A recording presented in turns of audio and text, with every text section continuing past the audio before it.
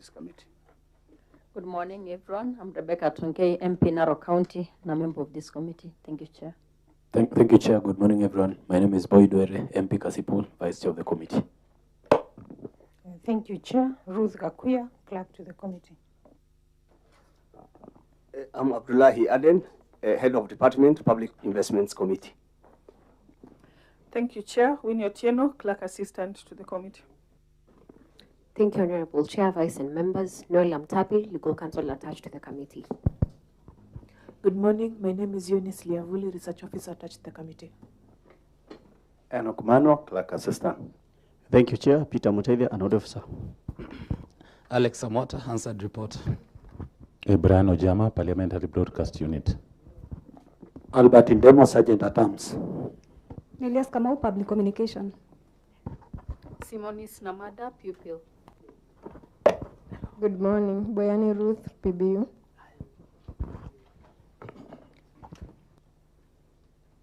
Good morning. Duncan Kiplagat, PBU.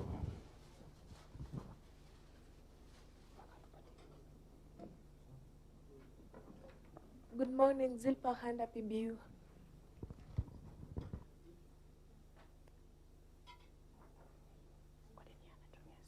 Itonge. Thank you, Chair. My name is Felix Itonge from the Office of the Auditor General, Liaison.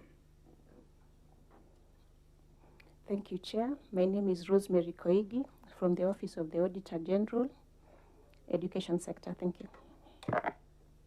Good morning, Chair. My name is Anne Molay from the Office of the Auditor General. Good morning, Chair. I'm Geoffrey Rongo from the Office of Auditor General. I'm a Deputy Director of Audit. Thank you. Good morning, Chair. My name is Helen Mandwa from the Office of the Auditor General, Senior Auditor. I think witnesses, you may proceed with introduction.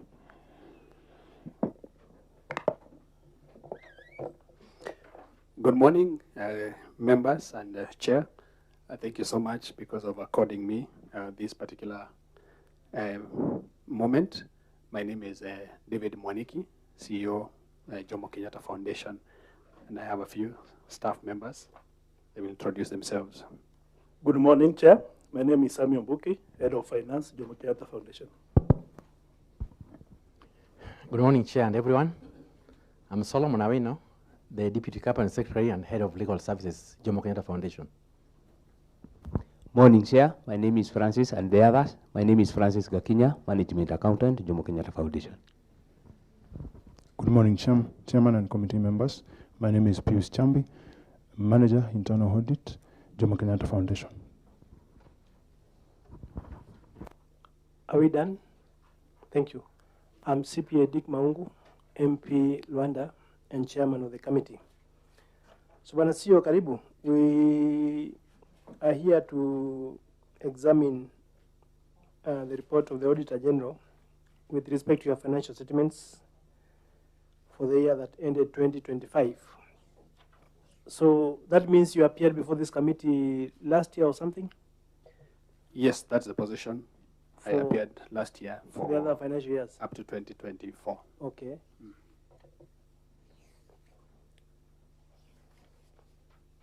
Yeah, I can see we have about 14 issues, and we have a qualified opinion as regards to what the auditor has captured. So, Auditor, are we good to go? Chairman, we are ready to proceed. Okay. Sir, so I think just before that, Wanasio, how long have you been there? Thank you, Chair. I have been in Jomo Kenyatta Foundation for about 25 years. I started as a junior person at the accounting office and became the CEO about 4 years ago. So the audit period is within your tenure? Yes, it is within my time.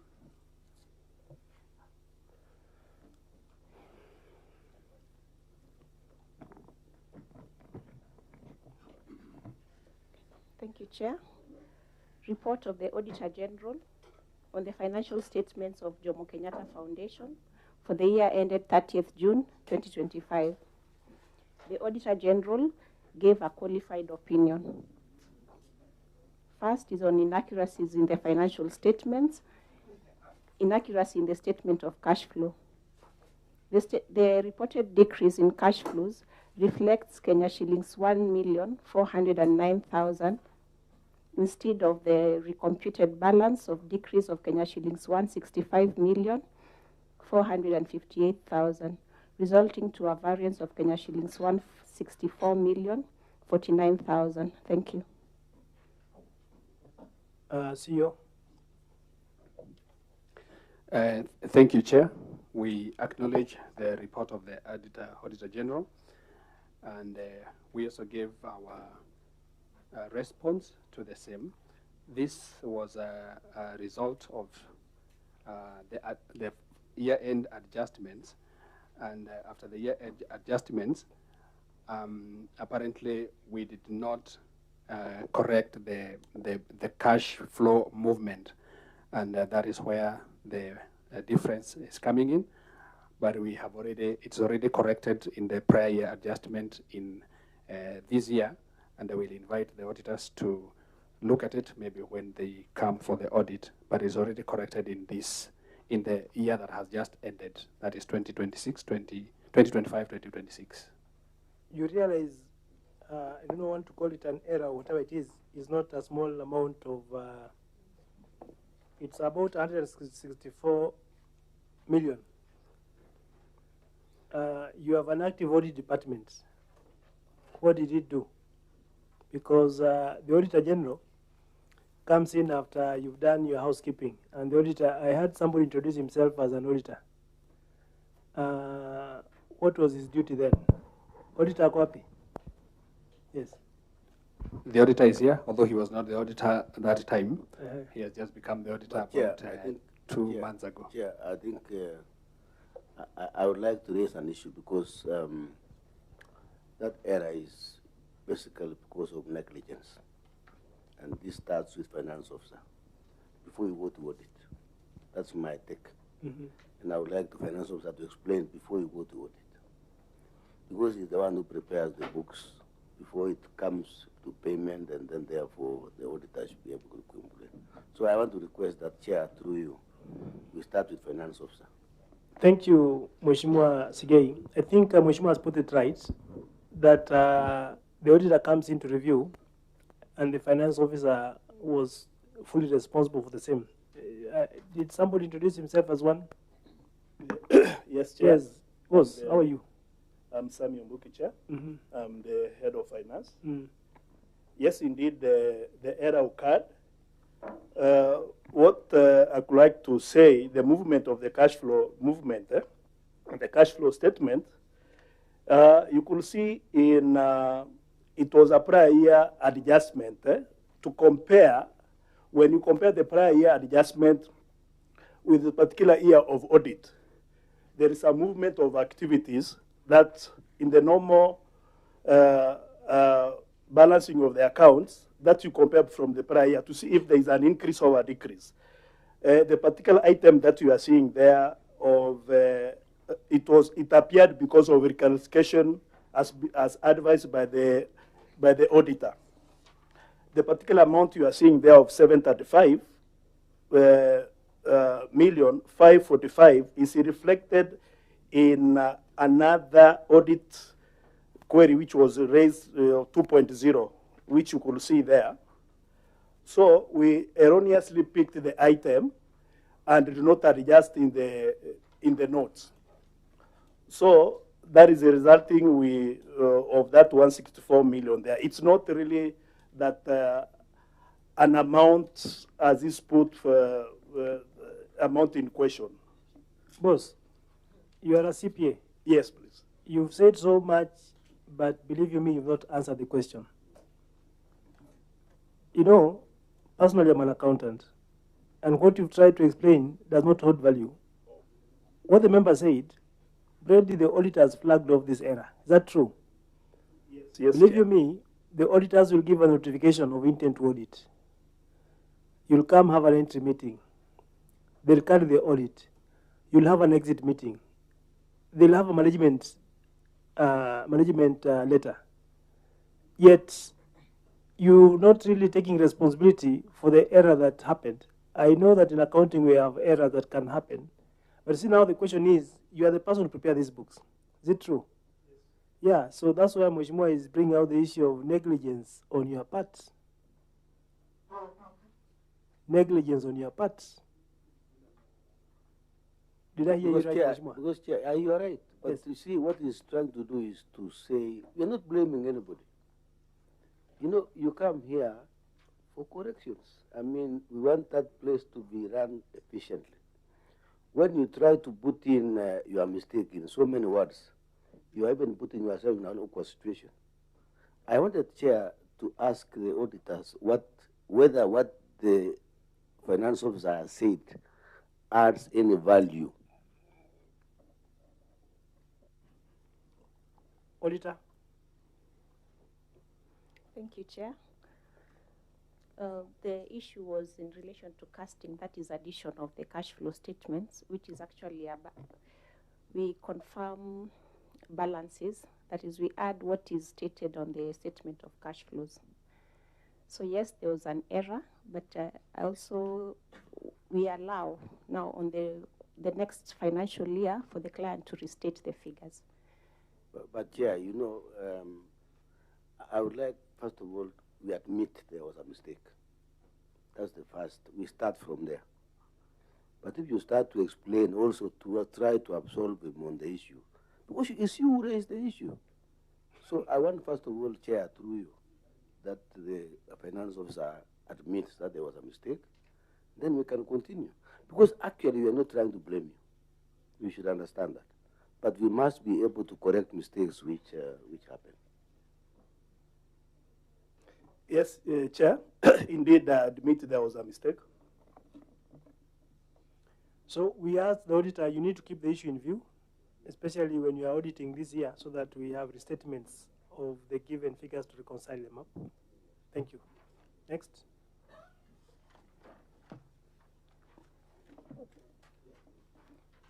The second issue is on inaccurate Elimu scholarship grant, and this one has been addressed, Chair. Thank you. Next. The third issue is on inaccuracies in cash and cash equivalents balance. Again, this issue has been addressed. In order.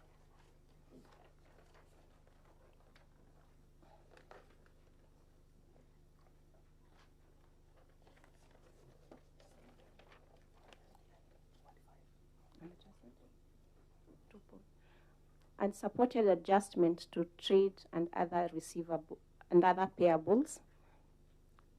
Chair, I can confirm this has also been addressed. Thank you. Next. The third issue is on long outstanding receivables. Included in trade and other receivables balance of Kenya shillings 175,104,000 is Kenya shillings 43,910,000, which had been outstanding for more than 1 year. Thank you. CEO. Thank you, Chair. I acknowledge the auditor's report on 3.0, that is long outstanding balances on receivables. That particular item has 2 or 3 aspects. The first aspect is very historical figures dating more than 15 years or so, which we have continuously brought before the board so that we can write them off because they are completely uncollectible by virtue of the debtors. Those were in relation to books. Debtors have either been deceased or the debt having been long overtaken by time. And then the other issue of about 27 million, this is an active issue with KICD. There has been a few issues that we are sorting with the KICD. We were supplying books to KICD in 2022 and before. And so it's a matter that is still active, although it has also taken long. The last matter is 7.2 million. Those are the ordinary debtors on day-to-day. We have already recovered a few, not much, about 217,000 to date, but they are all active. We are still working on them to recover. Just to find out, Barasio, do you have a policy on debts? We have a credit policy. Yes, so we follow the credit policy, but again, sometimes maybe the debtors are not forthcoming. So what we have done is that we have at times engaged a debt collector.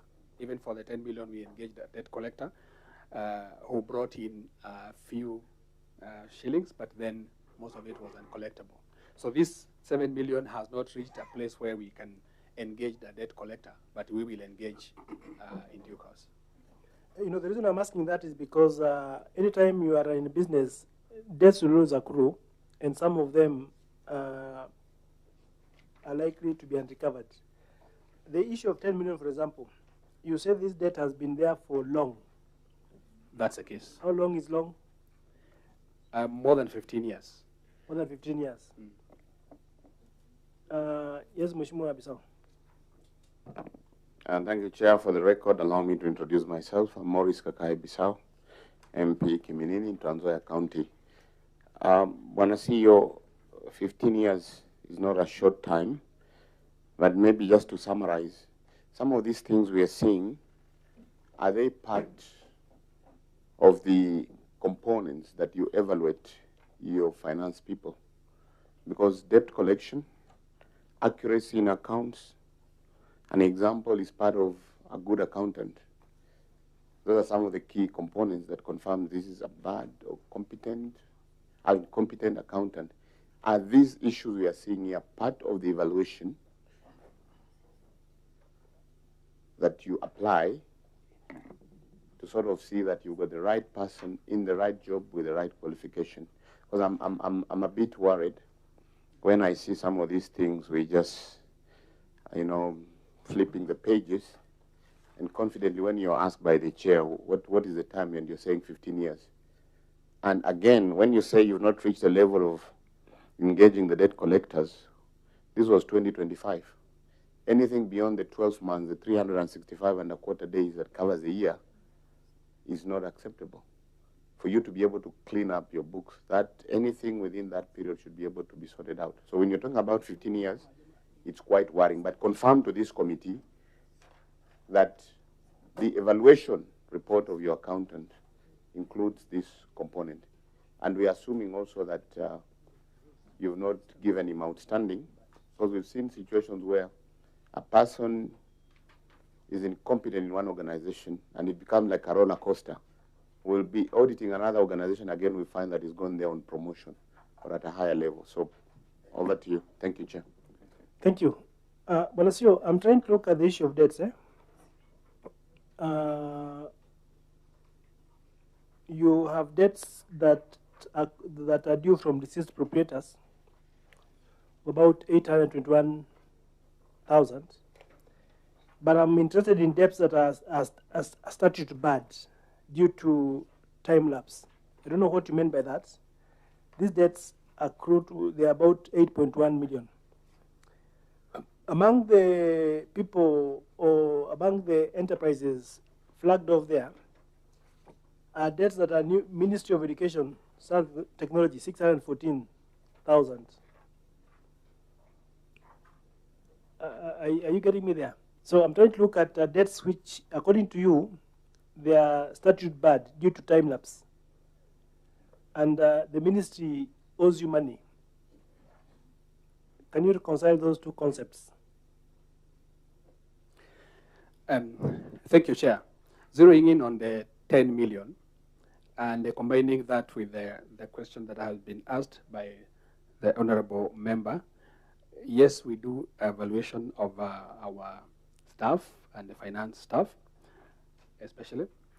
Now, the 10 million that we are talking about, which occurred 15 years or before, accumulated in the course of business. And all efforts were done, even including that time, including getting debt collectors on board. But they are time barred, and none of the current finance staff was there even 15 years ago. All of them have been here after the 15 years, or maybe the recent years. Now, there has been a lot of reports going to the board over the years for the writing off of these, because many of those debts that were incurred in the course of business, and we were doing books that time. And there could be a one-off customer who just comes, and then maybe after that you don't. I mean, you don't. The person either has a closed business or something like that. So I can actually say that that time there may not have been good controls in terms around the debt, but in the last maybe 10 years coming this way, we have not had any debts that actually that 10 million has been remaining that 10 million for the last maybe 10 or so years. We have not had any bad debts coming on board that we can be able to say that this one is because of negligence or anything.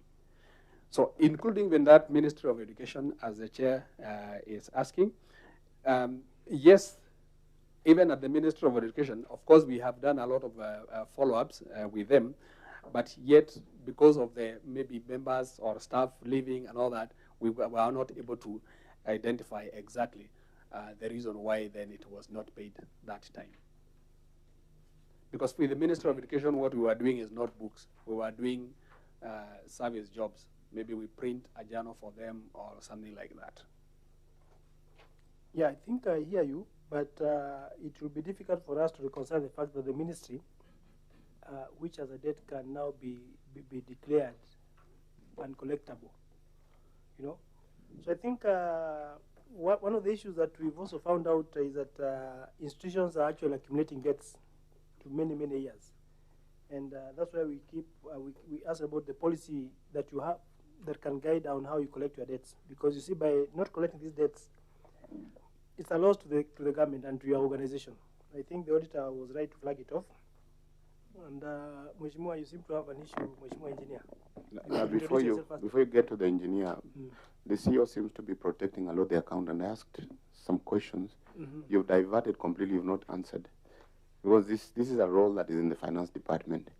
When you're talking about you, the evaluation, the accountant, being in the driver's seat on debt collection, on accuracies of of the accounts, you've completely veered off that question. Now I'd like you to really confirm that you're in charge and you're ensuring also that your accountant is actually performing. Thank you, Chair. Yes, as I indicated, we evaluate our accountants on an annual basis, and for that reason, they are the ones who have come up with those reports for the recommendations that went to the board, even for the 10 million for the write-off. But these others that are incurred in the last 4 or so years, we are actively following them. But it's true, we evaluate our staff. I don't know whether that is the evaluation. So if you evaluate, what rating will you give to your accountant from what we're seeing? Because he's been there when all this has been happening. I mean, you will not be surprised if it's outstanding. We looked at the actual evaluation. Okay, thank you, Chair. I bet we would be evaluating the accountant on so many items, and this one being one of them. So most likely then he would fail on this particular one. If I don't have the report here, he would fail on this particular one, but he will be evaluated on various many other items. Yeah, thank you. I think Head of Finance, your professional line has been put to question. I wouldn't want to open up to that space, because it may end up being murky. But all the same, when a CEO, one thing you realize is that you may need to liaise with Treasury. So with the possibility, your board will need to either seek, writing off such debts, but that can only happen with the approval of the Treasury. So that now the auditors cannot keep on picking that issue, because 15 years is a long time. 15 years is such a long time, and I think we would rather that you have clean books, and you need to be intentional. Let you present your paper in your board. Let your board agree with you. If they do, then seek treasury approval. Then you can write off that debt comfortably in your books so that it doesn't become an issue in your subsequent audits. Auditor? Thank you, Chair. Yes, just a minute, Mheshimiwa. Through the chair, I'm Engineer Zambia, member of Parliament, Kilome constituency, and a member of this committee. Chair, I would like I do not want to go back to the same discussion, but this 10 million is talking about, is talking of 10 years coming this way, there is no debt, it is okay. But let's talk about not those 15 years. This 10 million incurred because of what? I just want to know. Writing off is a procedure, it can be done, but how did it occur? The 10 million is talking about. I think those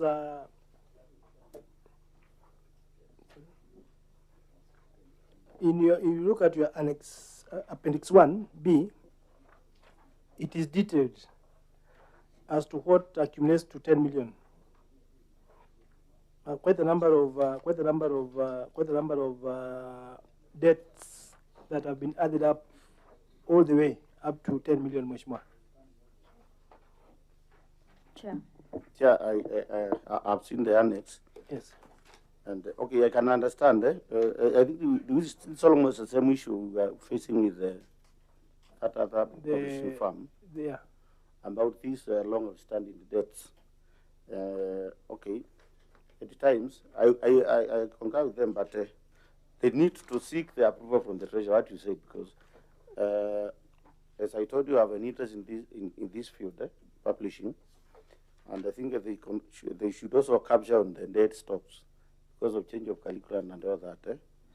So you can see some of the bookshops which have already closed it down, so you cannot expect to collect anything in this case. So I think, Chair, I concur with you that they seek approval from the Treasury so that they can clean up their books. Thank you. Thank you. Mheshimiwa Tonkei. Thank you, Chair. Chair, I was just looking at this money owed by KICD. I know this is government, so it's government to government. And the role that JKF plays is a very important role in Kenya. And I don't know, Chair, there's a time I said in this committee, and I said again, that I'm one of the beneficiaries of Jomo Kenyatta Foundation Scholarship. And therefore, the role that this institution plays is very key, especially to those young people who cannot even manage to go to school. And if a government agency owes this money, and then there must be a way that, Chair, this money should be followed up so that they'll be able to play that role. And I was suggesting, Chair, that since the CS is appearing before us, this can be also put to him so that he can tell us what they are doing to ensure that KICD pays this debt. And then again, probably, I don't know if you can tag along KICD to also appear. Thank you, Chair. Thank you. I think, Bwana CEO, one of the things that came out recently, we were having Kenya Literature Bureau or something, KLB, was debts owed by KICD. And I think we had asked our secretariat to find out, because KICD receives some good money. You can be sure, previously I was in education, and KICD is a beneficiary of good allocations. So you have also to go out of your way and lobby for your money. The propensity to write off should be minimal, but lobby with KICD and the like so that they can pay your monies. Because the moment you have that money, believe you me, you'll be able to sort out your obligations without much training. It's okay. So I think KICD is order. I'm not giving the mic to anyone. Mheshimiwa Sige's mic. Chair, I wanted to support, I wanted a ruling from you from what our colleague has said, so that KICD can appear along with the PS. Because, Chair, you and I, okay, although now you no longer sit there, but I sit in the Education Committee, and I've actually never seen these pending bills from KICD. So it means there is a problem somewhere. They're either assuming that they don't owe anybody money or something like that. So they must appear here to tell us what they are doing to clear these bills. Thank you, Chair. Engineer. Chair, to be in order that we get we get the list. We get the list from KLB. We get the list from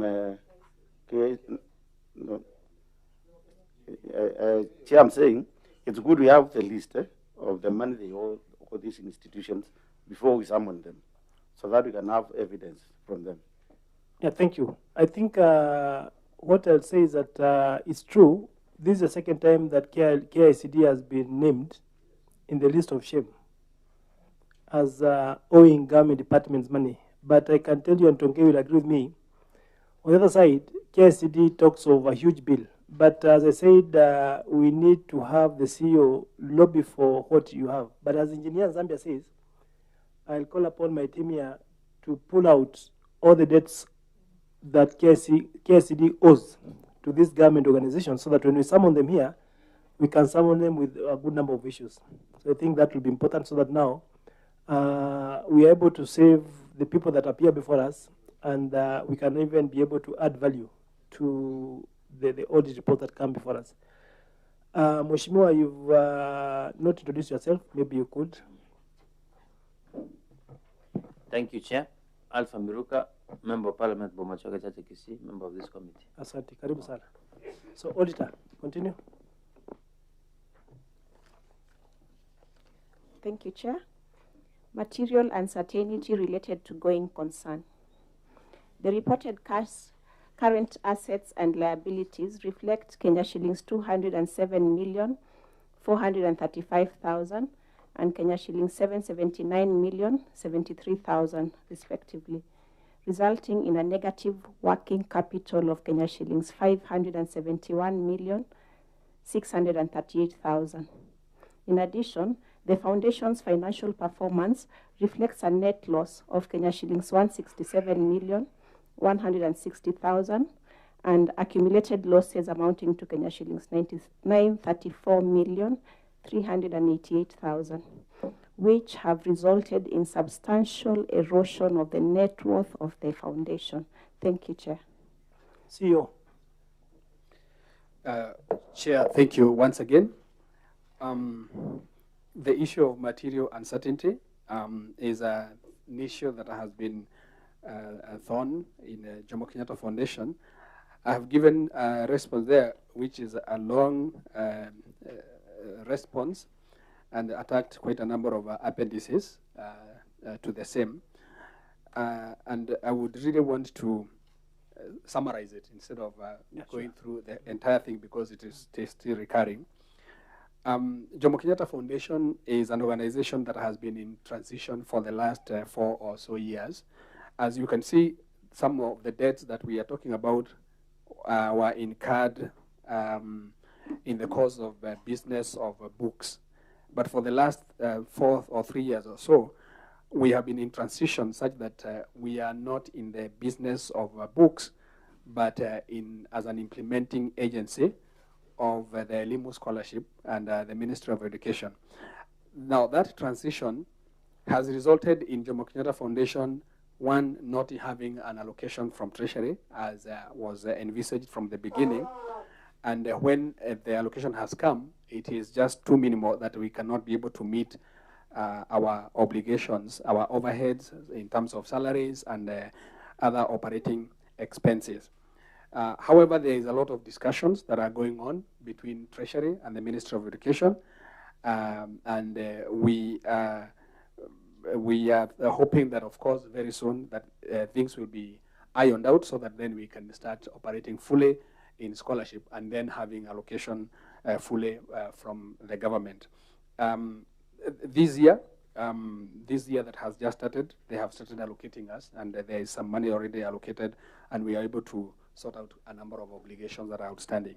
Otherwise, these stories that I have written here are in terms of the transition of scholarship, how we started with the 3,000, then we got another 11,000 in 2024, and in this year we have another 10,000. So we have 24,000 learners that are in various schools in the country. So the side of the support of the scholarship is going on, but on the operations, that is where now the main problem of the material uncertainty is coming in.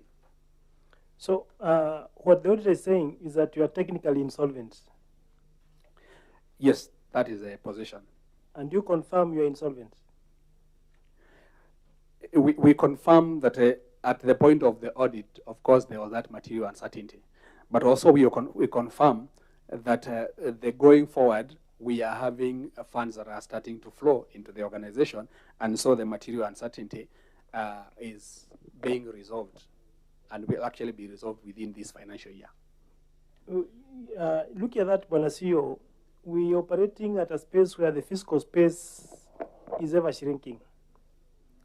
And you, the auditor is saying that JKF is almost going down, yet you continue waiting for resources from the same. Have you and your board thought outside the box, especially now that you are running a scholarship, because you could partner with many other people to ensure that you're able to draw funds. We have many people who wish to support those vulnerable children, yet your continued dependence on Treasury would have this kind of reporting come out. So, Mheshimiwa Chiforomodo. Just addressed my issue in another way, because just what I wanted to know is that generally, apart from this issue which has been raised by the auditors, what plans do they have? Because last year, I remember, when they were being audited, I was here. And I think they were in a big mess, more than we can see. So can the management convince us that something is not necessarily addressing this issue, but basically this organization, that's Jomo Kenyatta Foundation, the last time we met with them, it was not actually very good when it comes to their fiscal space. And we wish to hear, not reading the notes, but please convince us that JKF is not going into the docks when it comes to financial matters is concerned. Bwana CEO, we are worried. Thank you. Mheshimiwa Sigei. Chair, I'm actually very concerned, but as my colleague has said, the report this time is not as bad as last year. And the Chair, we would not want to see this organization going down. It's a very important organization, and I think most of the issues which we are raising here should be answered by the PS. How is the government trying to make this organization come back to life and stronger? They are playing, in my constituency, they are sponsoring students. And the history of this, I must say, the founder of this organization, the manager who was there in this organization, the late Langat, played a very clear role in Jomo Kenyatta Foundation. So really, personally, I would like to see how best we can be able to salvage this organization so that it can come back to life. Thank you, Chair. In the last audit, this organization had a lot of obsolete items. And one of the issues that made us question that time was when this Jomo Kenyatta Foundation was initiated, they were very big in terms of printing and, publishing. And now at that time, there was a lot of, outsourcing where these items were being done out there. But I see the audit report is very quiet on the obsolete items. Where did those obsolete items go? Why is the audit report very quiet on those items? Were they disposed so that it's a closed issue? Or what exactly happened? Like the old printing equipment that were non-operational, where are they? Mheshimiwa Miruka. Chair, thank you very much. Compared, I think this is the third time we're auditing this. It looks like every financial you must appear here. But this time around, we are slightly improving. But my concern is that if we are working on at a loss of 934 million, what are you trying to do yourself, are you comfortable that you are now going to be insolvent? Are you doing anything? Because no matter how things may be difficult, you must get a way out of those problems. I wanted to hear, Chairman, if they have a working program on how they are going to survive. Otherwise, it's going to be messy on their side. Thank you. Mheshimiwa Karibu. Thank you, Chair. Most of the questions have already been asked, but to add on top of that, you know, printing is a profit-making activity.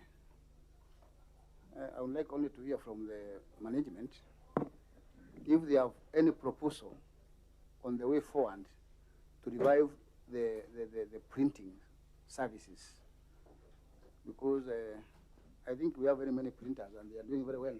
So I don't understand how can an institution which has a good history, good foundation, and even government support fail to be in profit-making business, so that you can have at least, you can supplement for what you are given by the government through the sales of your materials.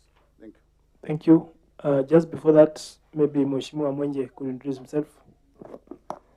Thank you. My name is Mark Mwenje, MP Embakasi West, a member of this committee. Apologies, Chair, I was out of town. Thank you. So, Banasio, you can see the importance. The members have a lot of premium on JKF, and they are concerned that your going concern is at risk.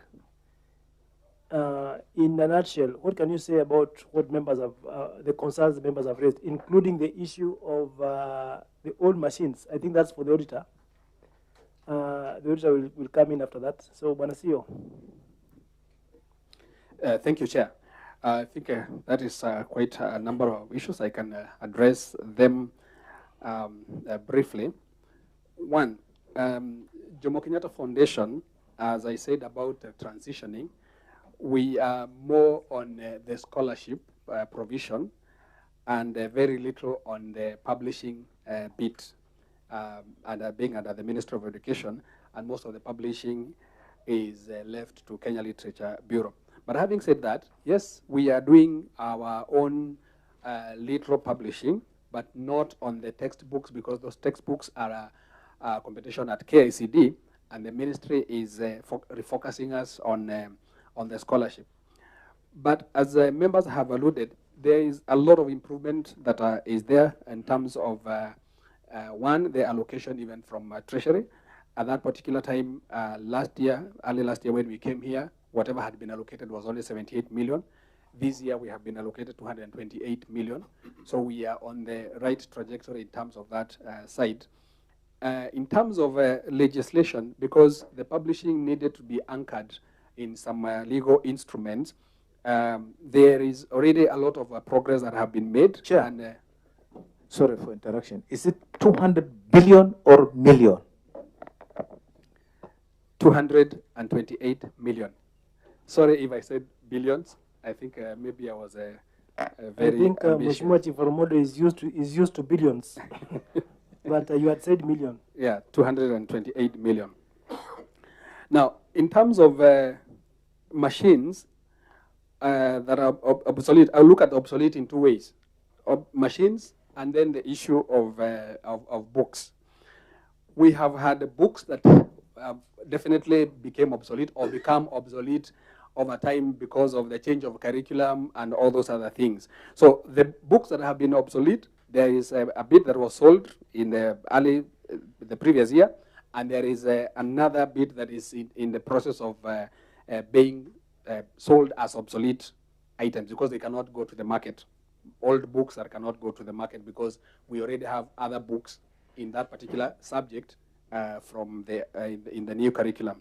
So we have old books in the old curriculum which we are disposing. Machines, we were publishing, yes, but we were not doing the actual printing. Even when we had we were doing the publishing. The machines that were there in Jomo Kenyatta Foundation were sold like 20 years ago. So we were not doing the actual printing. We do the publishing, and then you outsource the printing bit. I think the auditors can actually confirm that. So we outsourced the printing bit. Actually, some of the long outstanding payables that you have seen are in relation to the printing aspect of those particular books. Thank you. Yeah. So I wouldn't want to open up so much because we still have a lot of other people to call in here. And so, Auditor, Mheshimiwa Bisau did put a question to you, though the CEO has touched on it. Maybe as you move on, you could also say something and then continue with your submissions. Okay, thank you, Chair. I can see the issue was raised in financial year 2023, so we'll kindly request for time. We go and have a look at the stocks again and see whether there were any disposals done. But I can confirm from the current financial statements, not much was done. But Chair, with through you, you said it was raised in 2023. But if I heard the CEO very, he said the equipment was disposed of 20 years ago, right? So are you saying there is no obsolete equipment in your side? Because in the last audit, that's why I raised it, because my memory is still fresh. Because you say you disposed it of 20 years ago. So no obsolete equipment? Thank you, Chair. Even the obsolescence that was there was not in regard to equipment, even last year. It was in regard to books. We didn't have any obsolete equipment last year, and even right now we don't have any obsolete equipment. So you've disposed of all of them? They were disposed, all of them. Okay. Yes. Thank you. Auditor?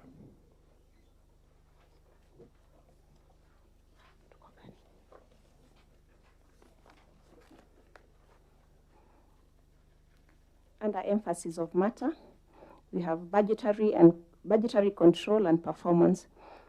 The final revenue budget and actual reflect Kenya shillings 1,673,000 and Kenya shillings 567,000 respectively, resulting to an under collection of Kenya shillings 705,488,000 or 48% of the revenue budget.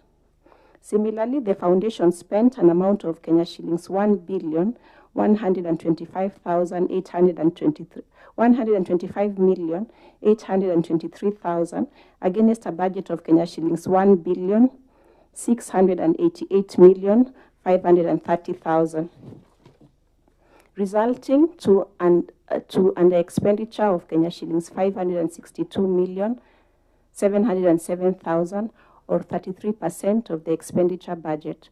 Further, the foundation spent a balance of Kenya shillings 1,125,823,000 against actual receipts of Kenya shillings 967,567,000, resulting to overutilization of Kenya shillings 158,256,000 or 16% of the actual receipts. Thank you. Thank you, Chair. There are about 2 or 3 issues on that particular aspect, and they are rotating around the issue of the material uncertainty, especially the one on operations. Now, by the time we were doing our budget, we were doing our budget based on our historical aspect of the printing and of the publishing, and of course we were expecting to do some sales, which definitely did not then materialize because of the movement into scholarship.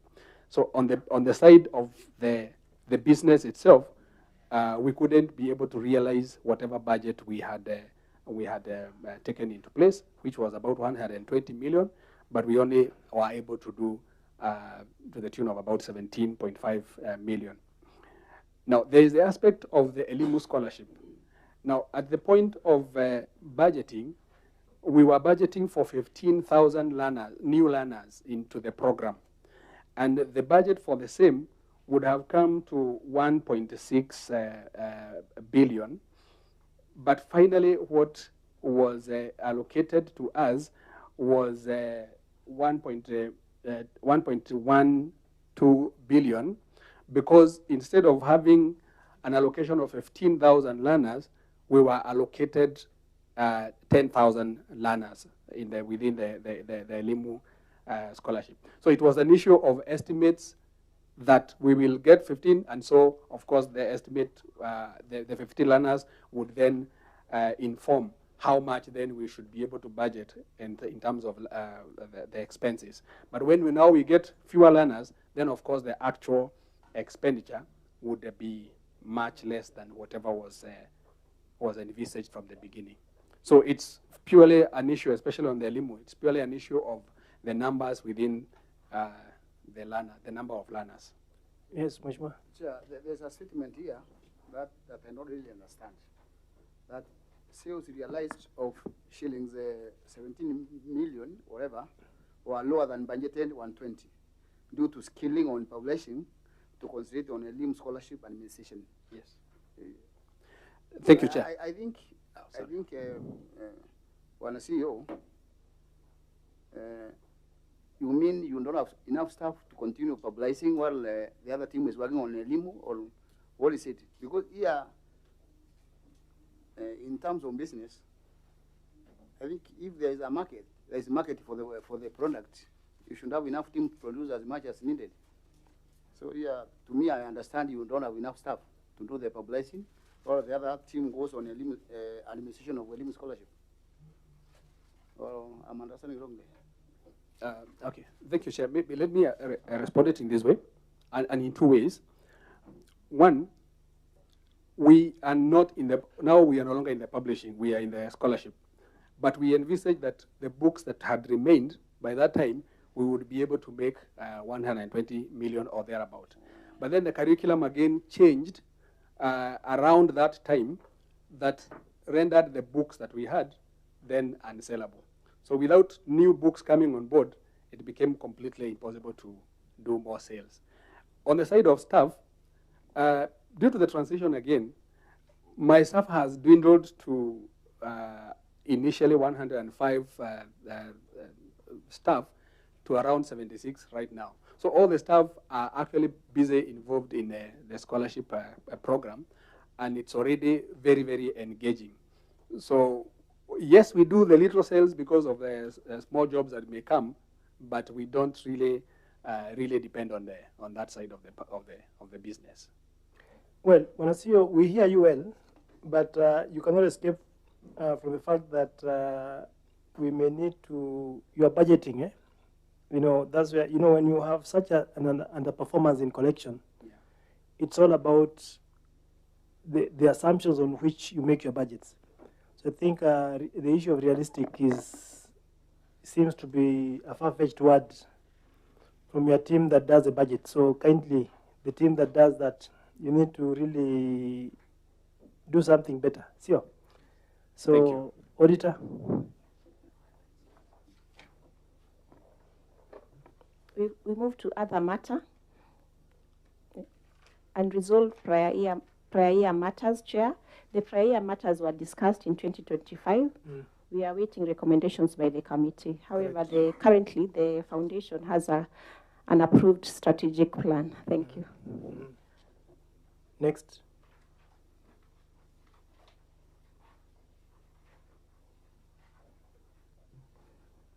Report on lawfulness and effectiveness in use of public resources.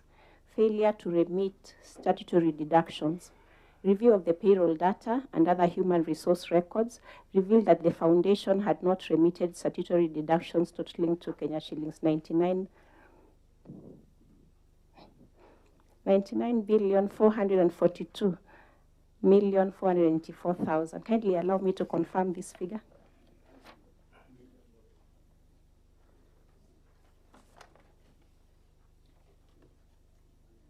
Sorry for that. This is Kenya shillings 99,442,484. Yeah, I was wondering with the billions, given that these are struggling entity. So, Barasio, the auditor is saying that you don't pay statutory deductions. That is KRA, that is SHIF, that is, what's the other one? Housing and such. So, Your take. Okay. Thank you, Chair. I want to concede, yes, it is true there is an outstanding amount of that amount by that year. Out of it, we have paid about 6 million, but again, we have incurred others, all by virtue of not having the budgetary allocations. So whatever little that comes, we're able to give only the take home to the staff for them to be able to continue with the scholarship program. However, Chair, I want to commit here that with the current allocation, now that we have an allocation, that we will give it a priority to sort out all the outstanding obligations of the statutory. Well, I hear you, and I want to direct that now that you're on record that you have an enhanced budget, it will be important that your first charge should be to offset this statutory deduction so that the obligations are settled. That in itself will be able to conclude on that matter. So next, Auditor. Chair, maybe on that, just to give us an action plan. When do you intend to complete it? Because we don't want to discuss that issue in the next audit. Thank you, Chair. Once the money is released from Treasury, I hope that it can be released in the coming month or so. So we want to commit that by December, we will clear the outstanding. Good enough. So the auditor is asked to keep it in view. Thank you. Next. Thank you, Chair. Long outstanding payables. Included in trade and other payables balance is Kenya shillings 548,115,904 that had been outstanding for a period of more than 1 year. Further, included in the balance of Kenya shillings 548,115,904 is Kenya shillings 3,856,206 in respect to unremitted withheld VAT. Thank you. CEO. Thank you, Chair.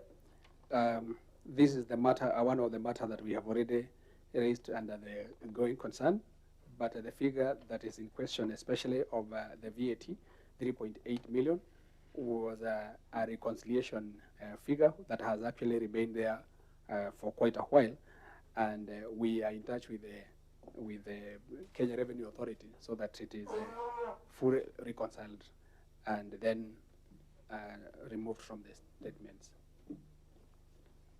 It is a contested figure by the two organizations, JKF and KRA. You're done? Yes, I am done on that. The others, the wrong outstanding ones, the ones that we have just talked about, and we tabled the bigger portion of the same to the pending bills committee, and we are waiting allocation of the amount so that we can be able to sort it out. We understand it's already allocated in this year, but we have not received the specific amount by Treasury. The estimates, I think, are yet to be printed, is it? Yes. Yeah. So I think we'll just encourage the auditors to keep it in view so that we update it. Next. Thank you, Chair. Non-compliance with climate change regulations. There was no evidence that the annual status report on performance and implementation of the National Climate Change Action Plan was prepared and submitted to the Council. Thank you. CEO. Through the chair, I think for this particular one, the matter was rather new to us, so we have already complied in the subsequent year on in terms of submitting the relevant reports. So I'm sure the auditors will want to check your current status when yes, they come over. I invite them to check. Thank you. Next. Thank you, Chair. Failure to conduct quarterly stock takes. The management did not provide quarterly reports. The annual reports were provided. Thank you. Chair, once again, yes, we did not have the quarterly stock takes that time, but we had the annual stock take. In our side, we use the annual stock take for any adjustments, but the quarterly stock takes we they take them as part of the day-to-day kind of business. So, but in this year, we have already done the quarterly stock takes after the budget. I mean, after the audit. Yeah, you see, what it is saying is that there's a law that is supposed to be used to help us do what we are doing, and that is, for example, that one, the issue of the Public Procurement Disposal Act, sections 162(2). You know, it's just adhering to the same. So I think it's important that you do your stock takes as and when required. I'm sure Mheshimiwa Bissau is a procurement expert who wish to comment on the same, but I'm tempted not to allow him. Just to encourage the supply person in the house? Sorry, we don't have the supply person. The ones that are here are accountants and auditors. Is that the reason why you're not doing your stock take? Because if you have a competent supply person, that will be part and parcel of the daily routines. Not really. Actually, we do a daily stock take, a daily stock count. Do you have a supply person? Yes, we have a supply person. Under which title, designation? He is called head of supply chains and logistics.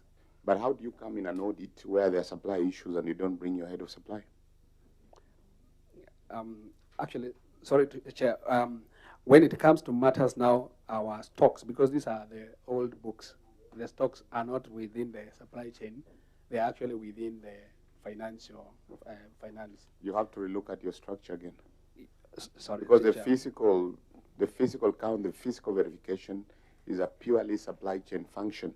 And again, Chair, I don't know why the supply person is not here. Should be encouraged when you come to such an audit, you ensure that all the key functions, especially where there are audit queries, you bring them along so that it can help you navigate through some of these questions. Thank you. A very important point. Yeah. Your head of supplies should have been here because I'm sure he's a technical person that adds value to your leadership. So it's important that you don't just come with accounts people, but also those specific heads whose decisions will actually reflect into your reports. So, Auditor. Point taken.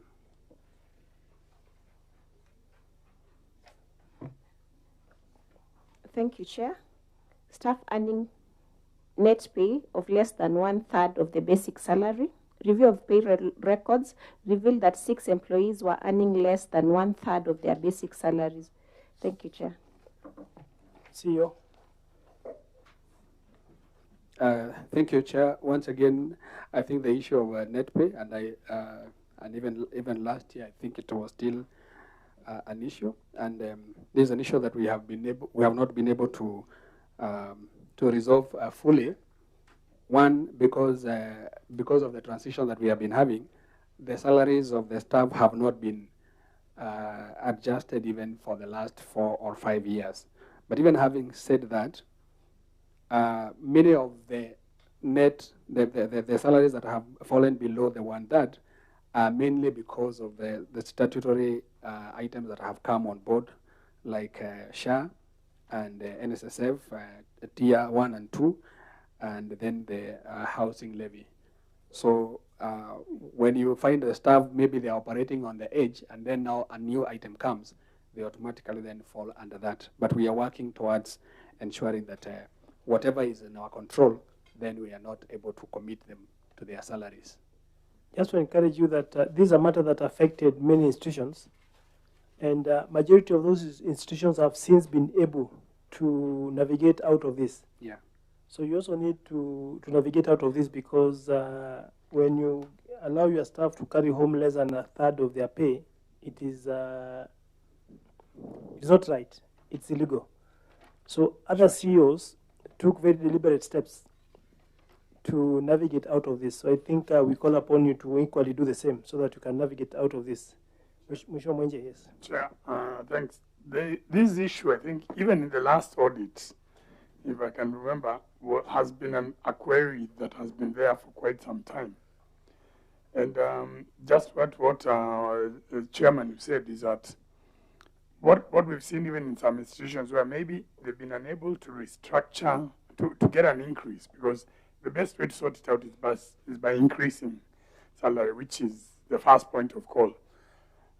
But if that has been completely impossible, then you restructure, because these deductions ideally is because you find the employee has committed maybe his salary to a loan or something else. So that is the second option of trying to restructure those loans on a case-by-case basis, because we're talking about 6 employees. If I remember last time when we did this audit, you had quite a number. The number was a bit more. So to avoid it recurring every year, I think you really need to think out of the way for that second option. But of course, the first option is better. It's better to increase their salaries so that it matches. It matches the 1/3 rule. Thank you, Mheshimiwa. Yes, Mheshimiwa Sigei. I think to ride on what Mheshimiwa Mwenja said, I would like to know the wage bill as at now, and whether you allow what Mheshimiwa Mwenja said, because I think if you need to bring the cost of running the institution, one area to look at is the salaries. Thank you, Engineer. Thank you, Chair. I think this being an audit query, it's also fair for the government not to ambush people's pay slips without a proper arrangement, because you cannot really pin down this organization, because you remember Shisha, those things, house levy and all that. Mheshimiwa, I may it not was an ambush. I may not. It was an ambush. The member to say Shisha. It was an ambush. Just a minute. Chair, what is Shisha? Order. Protect me, Chair. I'll protect But it's out of order. Okay. I cannot be out of order when you are just a member like me. Order, member. I wanted the Mheshimiwa to clarify. Yes. What is Shisha? That is what I want him to clarify. Thank you, Chair. I want to make it clear that the government just ambushed people's salaries without their knowledge. That is Shisha. There is this housing levy and all that. It is a big concern. We are members of parliament. Let us take things the way they are supposed to be taken. Not a matter of just justifying that the government has not done wrong. We are doing a proper audit, Honorable Chair. Chair. So when I'm on the floor, Chair, Order. and I am making my own submission, honestly, we are representatives of the people. So, Chair, I think as much as it is an audit query, that one should be noted, that in future, let the government not invade people's payslips. Even them, they are also suffering, but they cannot tell you. Thank you, Chair. Thank you. I think... Chair, let me add on something. Just ask a question. I think why we are questioning the question which my friend is asking, is because all these things which were done, like SHA, went through Parliament. Everything. So therefore, we cannot come and ask a question here, which was part of the decision making. I can see you are inviting me into a discourse that I wouldn't want to engage in, because very soon I'll start hearing the issue of terms. So let us focus on our agenda of the day. The issue of statutory deductions that went below, I think, is an issue that has cut across many. We have the housing levy, we have the SHA, we have the Tier 2, NSF, plus many others. So I believe what Mwenji has said, Warasio, and what I was saying, it's an issue that affected many, including us as members of parliament. We were equally affected. We passed the laws, yes, but believe you me, members were equally affected. What we are saying is that we need to have a proactive effort by your office to ensure that you remedy this. The first count will be to increase the salaries of your people. And I remember the president in one of the meetings increased the basic salary for the common cadre, which was supposed to caution them against the same. And I believe you may have been struggling, but that will be one of the ways in which you could remedy that situation, or have them negotiate their structures with their various other parties, be they circles, banks, so that for them to be compliant. Many guys have complied. So I believe when the auditors are moving in a few weeks' time, they will not have this issue recurring. So, Auditor. Chair, before you proceed, Mheshimiwa Bisau, I've not given you the mic, so you actually grabbed it. No, but okay. Since I have it. Continue. Thank you, Chair. Also, internal processes. The human resource has that responsibility to counter-check. An example, loans from circles. There has to be a mechanism where the HR also has to, or rather the payroll, to confirm, so that also you can mitigate that situation from internally. Thank you. Thank you, Chair. Yes, I think the points are noted, and maybe for the benefit of the committee, there is a lot that is being done, communication between us and the SRC and the Public Service Commission in terms of the grading structure, which will then boost the salaries. Very important. Yeah. Auditor. Thank you, Chair. Non-compliance with law on affirmative action.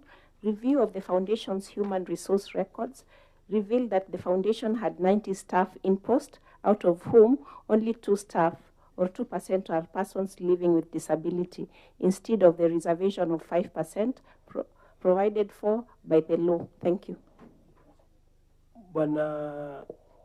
CEO. Thank you, Chair. Again, that I would call it quite a historical aspect. What we do is that every time we are doing the adverts, we allow persons living with disability, or rather we give that particular line so that persons with disability are able to apply. But on the other hand, once we don't get any, we may not have a leeway of really going out of our way. Now, those 2 that were there actually have been there for quite a while. And right now, even 1 has left. We have only 1 actually. But the number of staff also have reduced. That time we were 90. Now we are at 76. But we give it as a rider that every time we are doing the advert, we are able to go out to get to the learners with the, people with disability. According to your plan, when is your next recruitment? Thank you, sir. Our next recruitment may not be very certain. It will be driven by the allocation of funds and the allocation of the learners, so that then we can determine the number of staff that we need.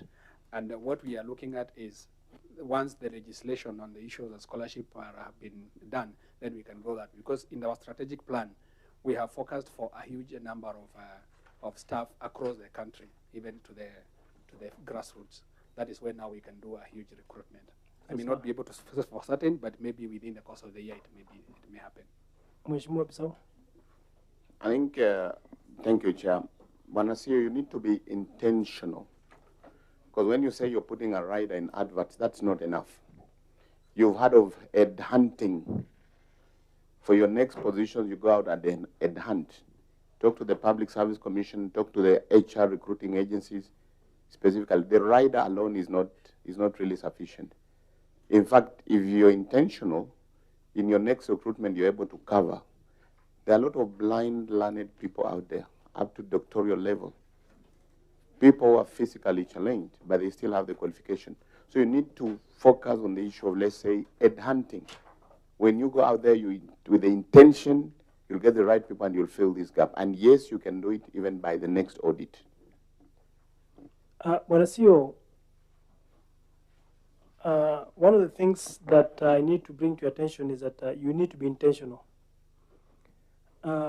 We are being beamed live, and believe you me, if the National Council for People with Disabilities maybe are following us now, they'll be dismayed by what you've just said, that they don't apply. When I know that we have a lot of competent people living with disabilities across, so I think you just need to comply with the NCSC Act of 2008, which gives those thresholds, be they in terms of gender, be they in terms of ethnic diversity or people living with disabilities. You just have to be intentional. So I think the auditors flagged that one off. We just want to call you on the same, that you have to be intentional and ensure that in your next recruitment, which you are not certain but will be, we are not certain as to when, but should it be, then you need to ensure that you are able to ensure those aspects of diversity are reflected in your staff. Much obliged, Chair. Otherwise, without much, we have come to the end of our issues. And just to bring to your attention that you had the number 14 issues that were here. You were able to address 3, 9 are not addressed, and 2 are partially addressed. So I hope that when the auditors move in, they'll be able to find your improvement or otherwise as to compliance. Others wish you well. Should we find that in our report writing we need more information, we shall still call you back to come and give us more. But for now, allow us wish you safe travel back home or back to your offices. Thank you. Thank you, Chair and members. We are so glad. Yeah, STD, right? I think it's good to remind them about that list from KICD so that we can pursue the matter. Very important. Yeah. Thank you. Safiri salama.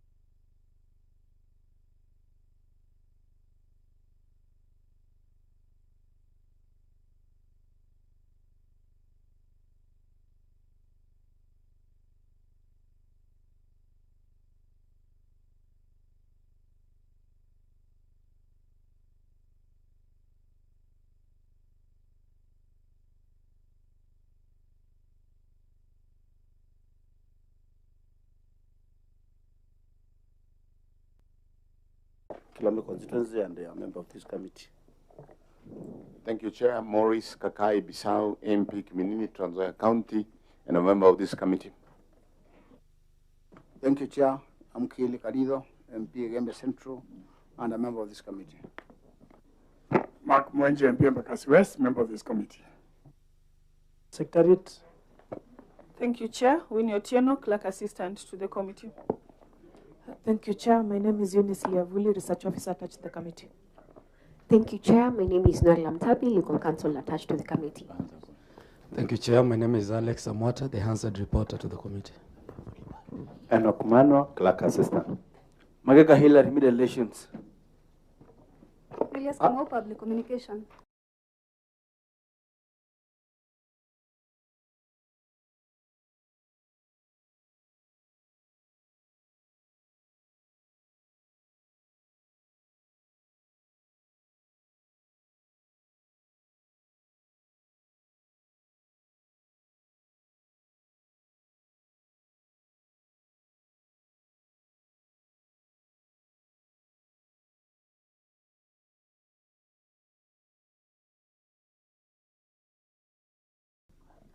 Good afternoon, Chair and members. My name is Helen Mwendwa from the Office of the Auditor General, Senior Auditor. Thank you.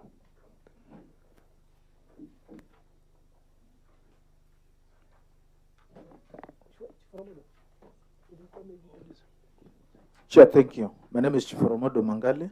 I represent the people of Lungalunga constituency, a member.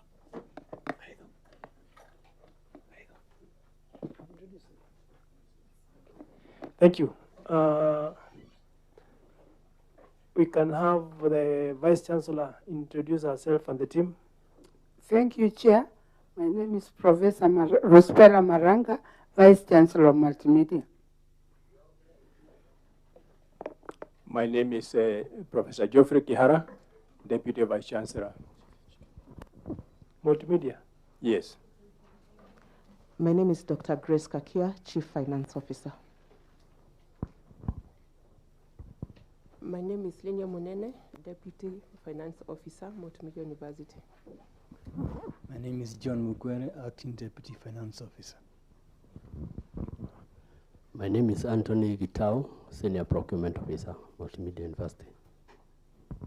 My name is Wilson Kagwe, In-House Counsel, Multimedia University.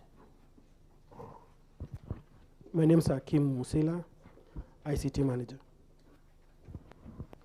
My names are Judith Zero, Acting Registrar, Academic Affairs, Multimedia University of Kenya. My name is Esther Nyaboka, Chief Intern Auditor. Naomi Karioki, HRM. My name is Paul Mwai, in charge of Estate Department. My name is Dr. Mojeje George, Acting Registrar, Administration and Planning. Are we done? There's this gentleman here. Yes, thank you. Thank you, Chair. My name is Walter Yawa, the former acting VC of Multimedia University. Thank you. You said former? Acting VC, acting CEO. Acting? Okay. 2014. When did you act? 2014. I was the principal and then became the acting VC. 2014 to when? 2012 to 2014. Early 2014. For 2 years. For 2 years? Yes. Now, just for clarity, when was Multimedia University, when did it become a fully fledged university? Was it 2013? 2013. Yes, I'm the one who transited them from. That is during your tenure? Yes, during my tenure. Okay. Yes. And between 2014 to date, how many visits have we had? How many? VCs have we had? I think there's there's my successor, Professor Maranga. I think Professor Kaberia, and then I'll allow that the current VC will give us status of the same. Okay. Thank you. Madam VC. Yeah, you kindly remind me. You said that Professor who? Maranga. Maranga. Maranga. Maranga. Pleasure. Thank you. So, just to know, how long have you been at the Multimedia? Since I was acting in 2014, I became full Vice Chancellor in 2025. 2024 I was acting, 2025 I was the VC. Now between 2024, I'm trying to follow some history. He indicated that he was in charge 2012, 2014, and he's here. So you also indicate that you acted 2024, but substantively took over in 2025. Yeah. So between, there's a whole gap there. Yes. We had another VC. We had Professor Kaberia, Ambassador. Kaberia. Which times are those? 2014, 2023. 10 years. It was 10 years. 2014, 2023. Yes. Professor Kaberia. Yes, sir. And then 2024, you took over. As acting. As acting. Yeah. Until November, October, I think. October 2024. Sorry? October 2024. That's when you took over? Yes. Substantively? Yes. To date? Yes. Good. So, briefly tell us, now, last time you appeared here, you appeared before this committee. Yes, I did. And you were sent back. Yes, Chair. What were the reasons? I was told to go and contact the former CEOs and ask them to come and answer some queries during their tenure. Yeah, so I went and wrote letters. I told them that they were delivered to them. I told them that anytime we will be called to appear before the Parliamentary Investment Committee. And when we received an invitation to come, we wrote letters to them And we send even emails and WhatsApp to them because they are far, and we inform them and they received. But here today we have one of the CEOs, former CEOs, who is Professor Weyawa, who acted during the period he has said. Then we have apologies from the other two. Professor Kabeli has just called 10 minutes ago, or 20 minutes ago, and he has told me he has taken his wife to hospital, MP Share, so he cannot be able to come. Professor Kulubi yesterday sent a message that is very far, he can't come today. Thank you. I'm sure you are privy to the discussions we want to have. Yes. And from where we sit, we expected to have a very deep engagement with your predecessors included, because we've gone through the report, and some of the decisions that this committee has already looked at, it would be unfair to listen to you without them, because but I've heard you say that you entered, whether you took over from 2024, so meaning of the financial years you're looking at, you've been there for 2 financial years fully. 24, 25, 25, 26. Now. One. Yes. 24, 25. Because she has been going by what she has said. She started acting 2024 October, meaning that financial year she was not there. So we consider 2025 to be like the only year she has been there. Since she said that she reported, she started acting October 2024. And you remember the financial year ended in June 2024. So we can only consider her for only 1 year. 2025. But Chair, when she was acting... Are you done? Mheshimiwa? Yes. Chair, when she was acting, I think she was in charge. Yes. So it cannot be 1 year. No, unless I didn't get the acting period, because she'll confirm. Madam VC, you indicated that you began acting in August of 2024. Did I hear you right? No. October, I started acting, yes, the whole of 2024. Kindly give us a month so that we can... I started acting in January, I think. 2024. 2024. Yeah, acting. Yes. And I finished acting. We need to be on the record. Just a minute, Mheshimiwa. January 2024, that's when you began acting.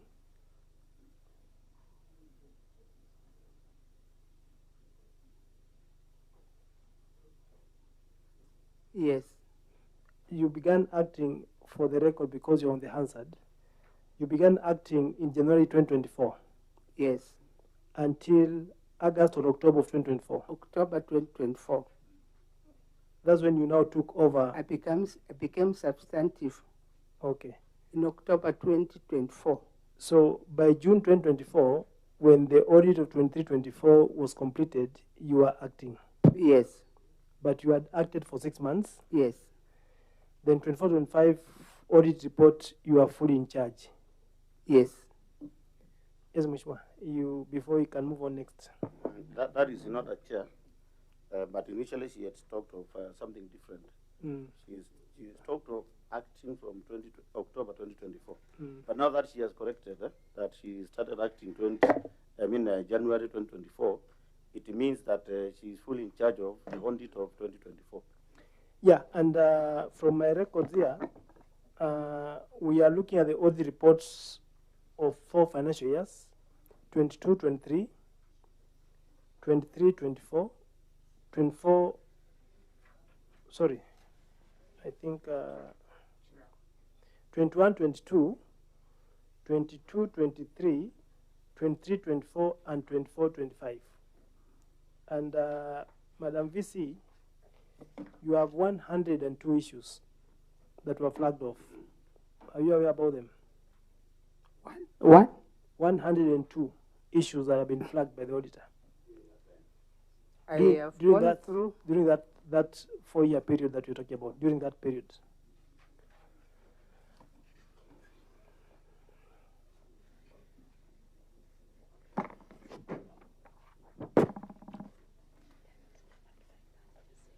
Chair, Yes. as she's looking at it, it's important to note that, Chair, based on her response, because she said from the financial year 24, 25 is the one she's fully there. For the financial year 23, 24, Professor Kaberia would have to be here, because even when the budgets were done and the issues on the budgets and all that, budgetary control, she was not the one in charge. It was Professor Kaberia. So, Chair, I'm of the view that we reschedule this meeting with this team.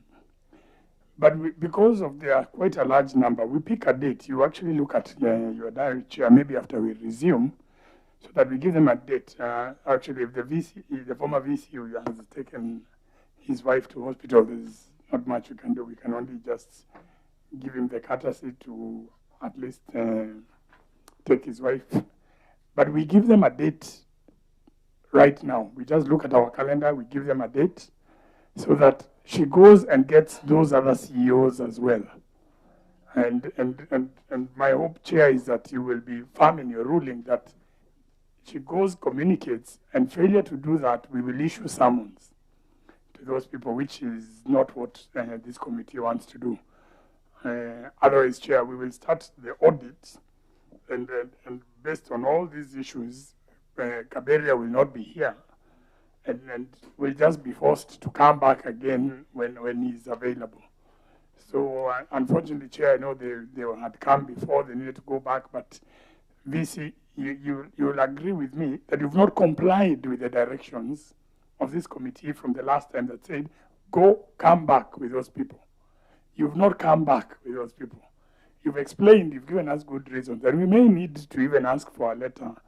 Maybe Chair might want to ask for a letter from the former VC just to confirm that he has not run away from coming. So we don't want to cast doubt, but we want to be certain that it is a genuine case, and if it's a genuine case, I think we are all human. We are not like some people out there. I don't want to say them, but I think we are willing to give latitude so that we give them an accommodation to come. But also those CEOs, they must come as well. So, Madam VC, my question to you, if we give you enough notice today, are you able to get that entire team to come? I think you can see us, we are full house, we were ready to proceed. If we were to give you that latitude, are you able to get the professor and the other two CEOs? Because I think you've said there are 3 CEOs who are to come, only one has come. Chair, Thank you. Chair. Just before, maybe some clarification. You know, as Mheshimiwa Mwenje has said, in your submissions you talked about Professor Kulubi. Yes. And you had indicated that Professor Kaberia was there from 2014 to 2023. Yes, sir. So how does Kulubi come in? Kulubi was there before Professor Kaberia. Oh, that is... He's the one who handed over to Uyawa here, Professor. Oh, that is before you took over? Yes. Okay. Well, sir. Chair, I wanted to... Okay. I agree with what Honorable Mwenje has proposed. But I want to, if you allow me to make some amendments, because of what the Vice Chancellor said. You know, she said, one of them said he is very far. I think that, so she said, one of them said he is very far. And in this respect, Chair, I would like you as Chair, through your Secretariat, to summon them. Because it appears now, if she's told they are very far, then it gives us an excuse of what we cannot allow. So I was suggesting, in my personal view, that we as a committee summon them through the Secretariat. I can just confirm to you, Mheshimiwa, no one can be far beyond the reach of this committee. Oh, no one can be far beyond the reach of this committee. The committee can do what is necessary to have the person availed here by whichever means. Yes, I think, thank you, Chair. Just to agree with the colleagues, some of the issues are overlapping from this CEO to that CEO. And I think looking at Professor Maranga, the period she's been there, is quite short. So I think Kaberia will be the man here, the 2023-2024, because it was part of it. And since there are also overlapping issues. For Professor Weyao, I don't know what period. Yes, it was 2011, Mm-hmm. end of 2011 to early 2014, so 2 years or so. Okay. And lastly, on this issue of a reason of Professor Kulubi saying he is very far, it's not a good reason. At least for Kaberia, we understand. Matters medical, we will no control. But again, through you, Chair, I think it is this committee to communicate. Otherwise, we're giving Professor Maranga a very tall order so that at least the summons can be respected. So the communication, yes, we postpone, but the communication to them should be through this committee so that, yes, summons, so that it can be effective. Yes, Engineer. Thank you, Chair. I think we want to be fair to Professor Maraga here. If only we can get the other CEOs. I think, thank you for coming. Actually, this issue of, okay, I'm far, I think it's not enough a reason. And the Chair, through your position now, can you just summon those two CEOs on behalf of Maraga, because we still get the same excuses. Remember, we also need to utilize our time properly, because if you look at this team, we're just coming and going back without being audited. It will be also unfair because of one person, I mean, the two CEOs who are not there. And it will also be fair because you've been there for only like 1 or 2 years, and the issue here, which have been flagged by the Auditor General, they are 102. They cannot all be during your tenure. So it will only be fair if you can get the other CEOs so that you can be assisted on the audit issues. Because at the end of the day, we would not like you to carry the burden which is not yours. So, Chair, that issue of I'm fast, I don't know what I can ask is how far is far?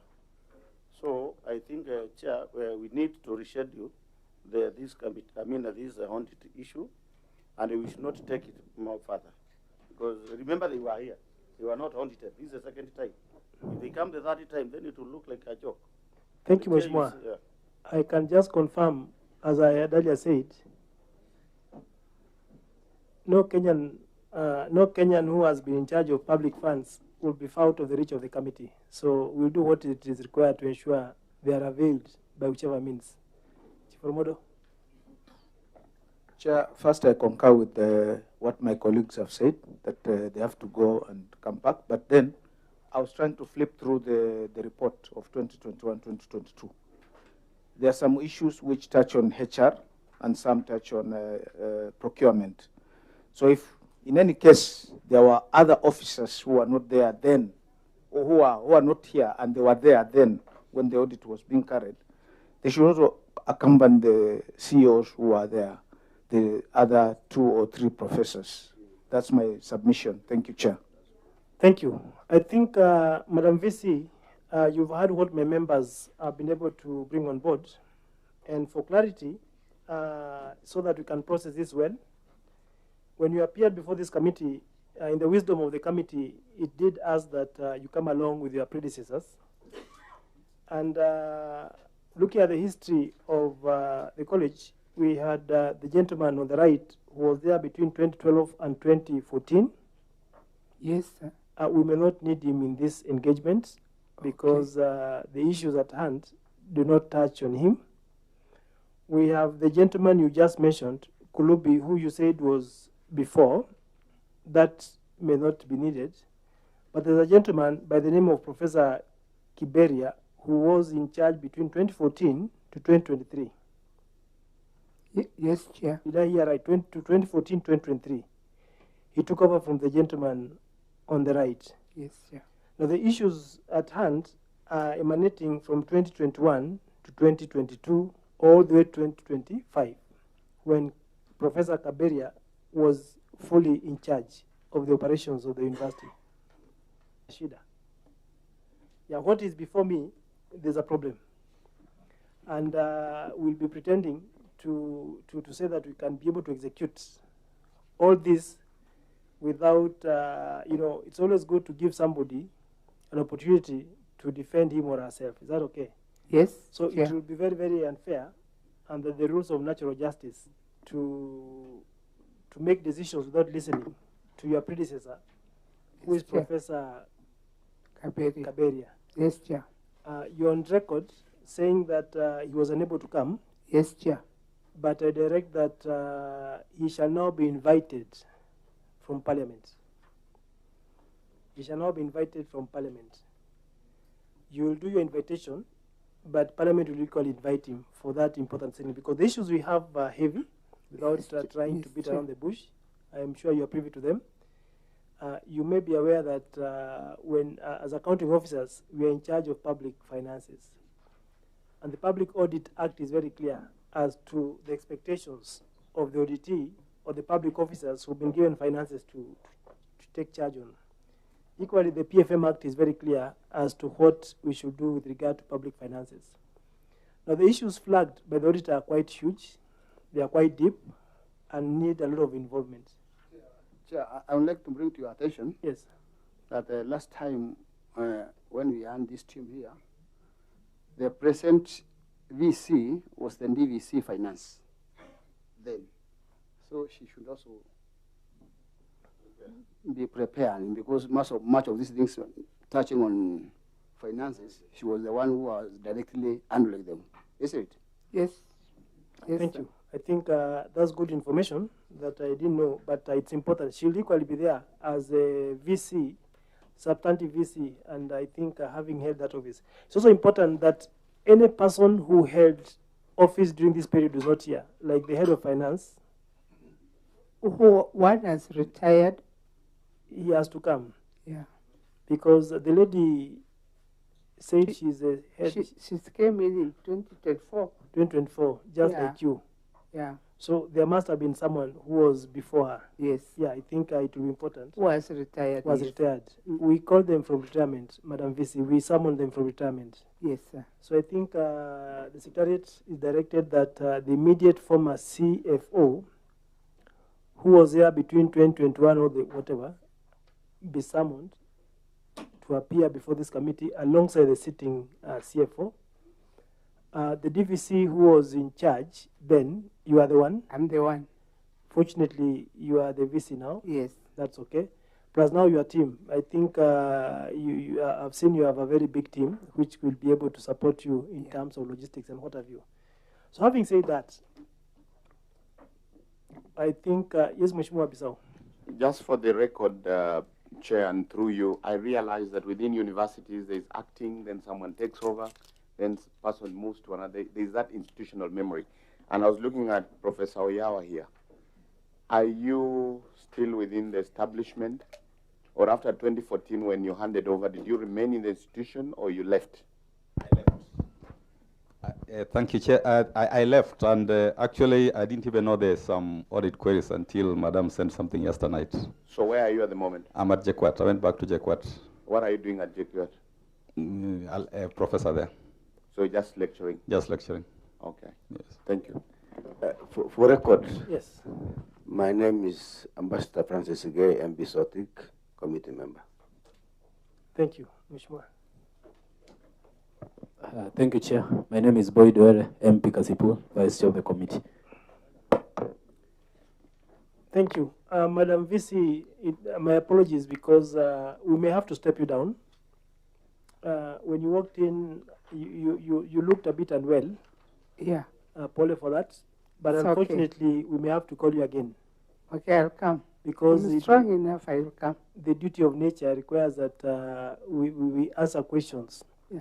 So maybe within 3 weeks, we'll give a direction as to the date, but you'll have to come. And when you appear,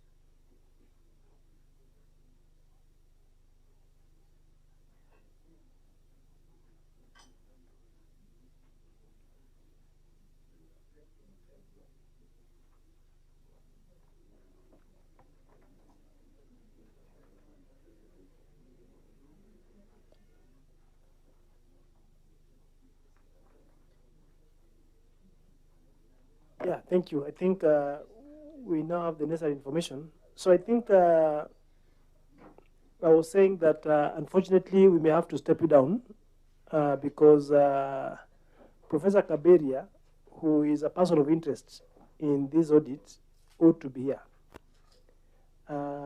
We have issues, for example, of 2018, which are still nagging us in 2021, 22, 23. So I think he was fully in charge. We'll excuse the gentleman, Professor Oyao, pardon me, Oyawa. We'll excuse him because his period was 2012, 2014. I think we will not, we may excuse him from there. But Professor Kaberia ought and is hereby directed that he must avail self. And I think, sorry.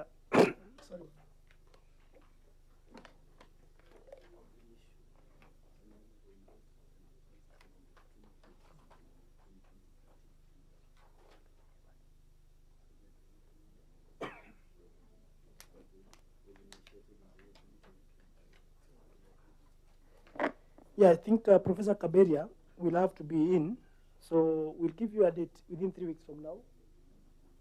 I will communicate whichever date it is, and if need be, we shall be forced to visit your university and verify some of the things by ourselves. But the meanwhile, I think will allow us step you down, and you appear in 3 weeks' time from now, and Professor Kaberia must be present. Understood, Chair. Thank you. So, ladies and gentlemen, thank you for your coming, and we wish you safe travel back to Multimedia University. Asanteni sana. Yes, Asanteni sana. Thank you. Yeah, thank you, Chair. And the members, thank you very much.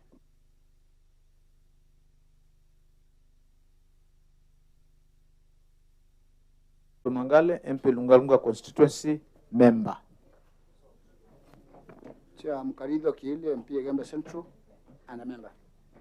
Thank you, Chair. Boyd Were, MP Kasipul, Vice Chair of the committee. Thank you. Thank you, Chair. Ruth Moyaki Kakuya, Clerk to the committee. Thank you, Honorable Vice and members. Noel Amtabi, Legal Counsel attached to the committee. Thank you, Chair. My name is Eunice Liavule, Research Officer. And my name is Alex Samwata, the Hansard reporter. Thank you, Chair. Peter Mutevia, an audio officer. Simonis Namada, pupil. Elias Kamau, Public Communication.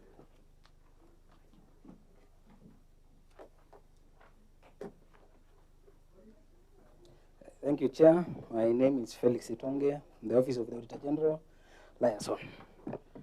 Thank you, Chair. I'm Charles Kenudia from the Office of the Auditor General. Thank you. Because this, thank you, Chair. This is a Kericho Regional Office covering Nyamira, Kericho, and Bomet. Thank you.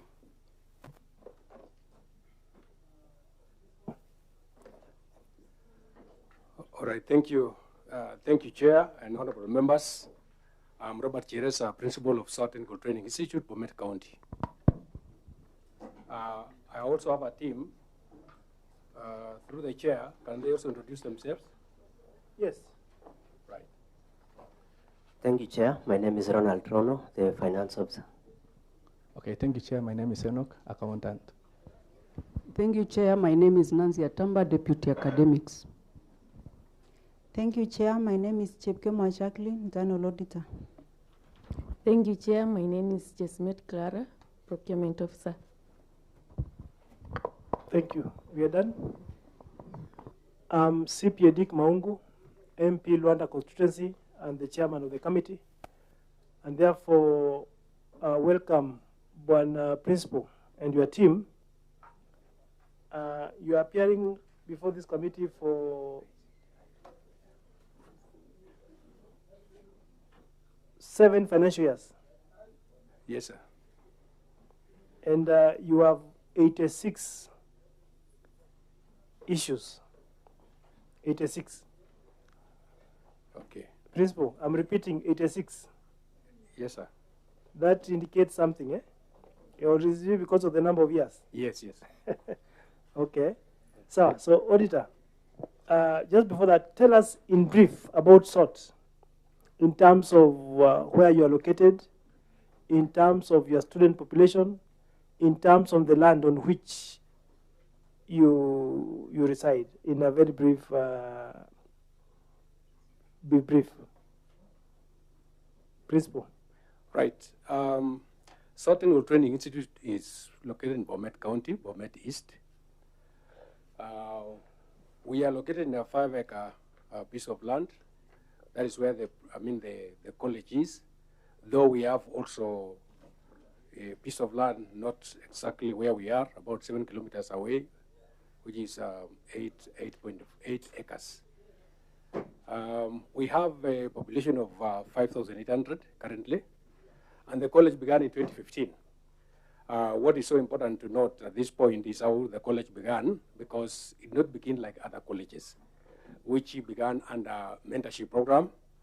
Ours began as a project of a constituency development fund of Bomet then. And that is why, that's when it began, that is 2015.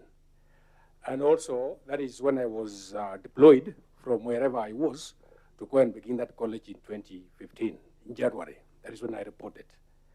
And so we had a first intake in May 2015 of 19 students, and then we have grown to 5,800 currently. We run programs in 10 departments currently. We have a teaching force of 180, thereabout, because of the new changes which happened recently during the recruitment. I want to believe that I've said enough in terms of introduction of our college. Yeah, other issues will emerge. Yes, Mheshimiwa. Just to clarify, you said you are deployed from wherever you are. Where is this wherever you are? Before then, maybe my history, first of all, I was trained as a teacher. I did B.Ed Science, Kenyatta University, and I was posted to Narok High School in 1994. In 2002, I was deployed to become a head teacher at Seaward Secondary School. Then I went for further studies. When I was through, I was posted to Kibabi Diploma Teachers College in Bungoma up to 2015, actually 14, when I was deployed to begin that college, SOT Technical Training Institute. Yes, sir. So Kibabi is your wherever you came from? Yes. We hear you. You're loud and clear. Yes, sir. Mheshimiwa Bisau, did you know about Kibabi before? You seem to have had some information that we didn't have. So, Auditor, we can start. Thank you, Chair. This is the report of the Auditor General on the financial statement of South Technical Training Institute. The overall opinion for 2018-2019 was a disclaimer, and the paragraphs are as follows. The first paragraph is issues to do with presentation of the financial statement and disclosures. Thank you, Chair. Principal. Yes, sir. This was the response. This was our first under review, and we made an improvement on financial statements, preparations, and presentations in the subsequent years. And I don't know if sometimes I'm allowed to add anything apart from what I you don't have to read what you have. You are the principal there. Yes. The way it is stated here that we actually made some improvement of subsequent years, that was actually our first audits to be done. I told you earlier that the college began in 2015, and when the college began, actually I was the only person who was there. I was the finance officer, I was the cook, I was everybody. Now, as the college grew, we were able now to maybe to engage more people. And of course, being a young institution, it is not easy to get even people who are qualified in terms of a preparation of such documents. So that is why that year was pathetic, and as you have heard, as you have known and you know it, that The opinion was actually disclaimed at that time. Well, Auditor, are you comfortable with that feedback? Chair, I want to confirm in the subsequent years the errors were not there. Thank you. Yeah. Next. But Chair, just for the record and to ensure that this doesn't happen again, Mr. Cheres, yes, sir. As a professional, how would you take an institution and it's a one-man show? Before taking up the institution, you said the bad beginning has got a bad end. At least at that time, before you took up the offer, you should have said, I need the minimum structure. HR, accountant. You can't say that you're everything. I mean, it's especially you as a professional, you should have guided the then MP. I don't know, who was that? Who was the then MP? Mr. Bernard Bett. Okay. I mean, you, as a professional, when you take up the responsibility, you need to give some minimum, sort of requirements. I mean, just for the future, and we are saying this because we're unanswered. I stand So that when you take up this institution, you need to be, you guide it, as a professional. I stand guided, sir. Auditor.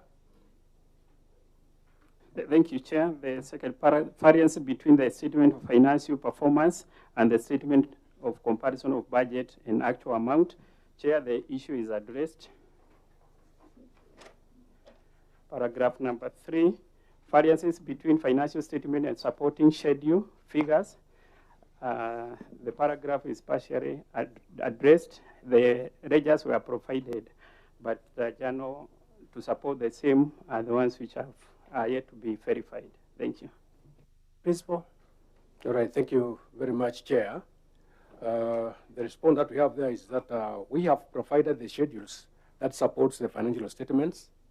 The ledger schedules earlier provided were erroneous. Printouts have also been provided containing the listing of the items in the ledger. That is the appendix number 2.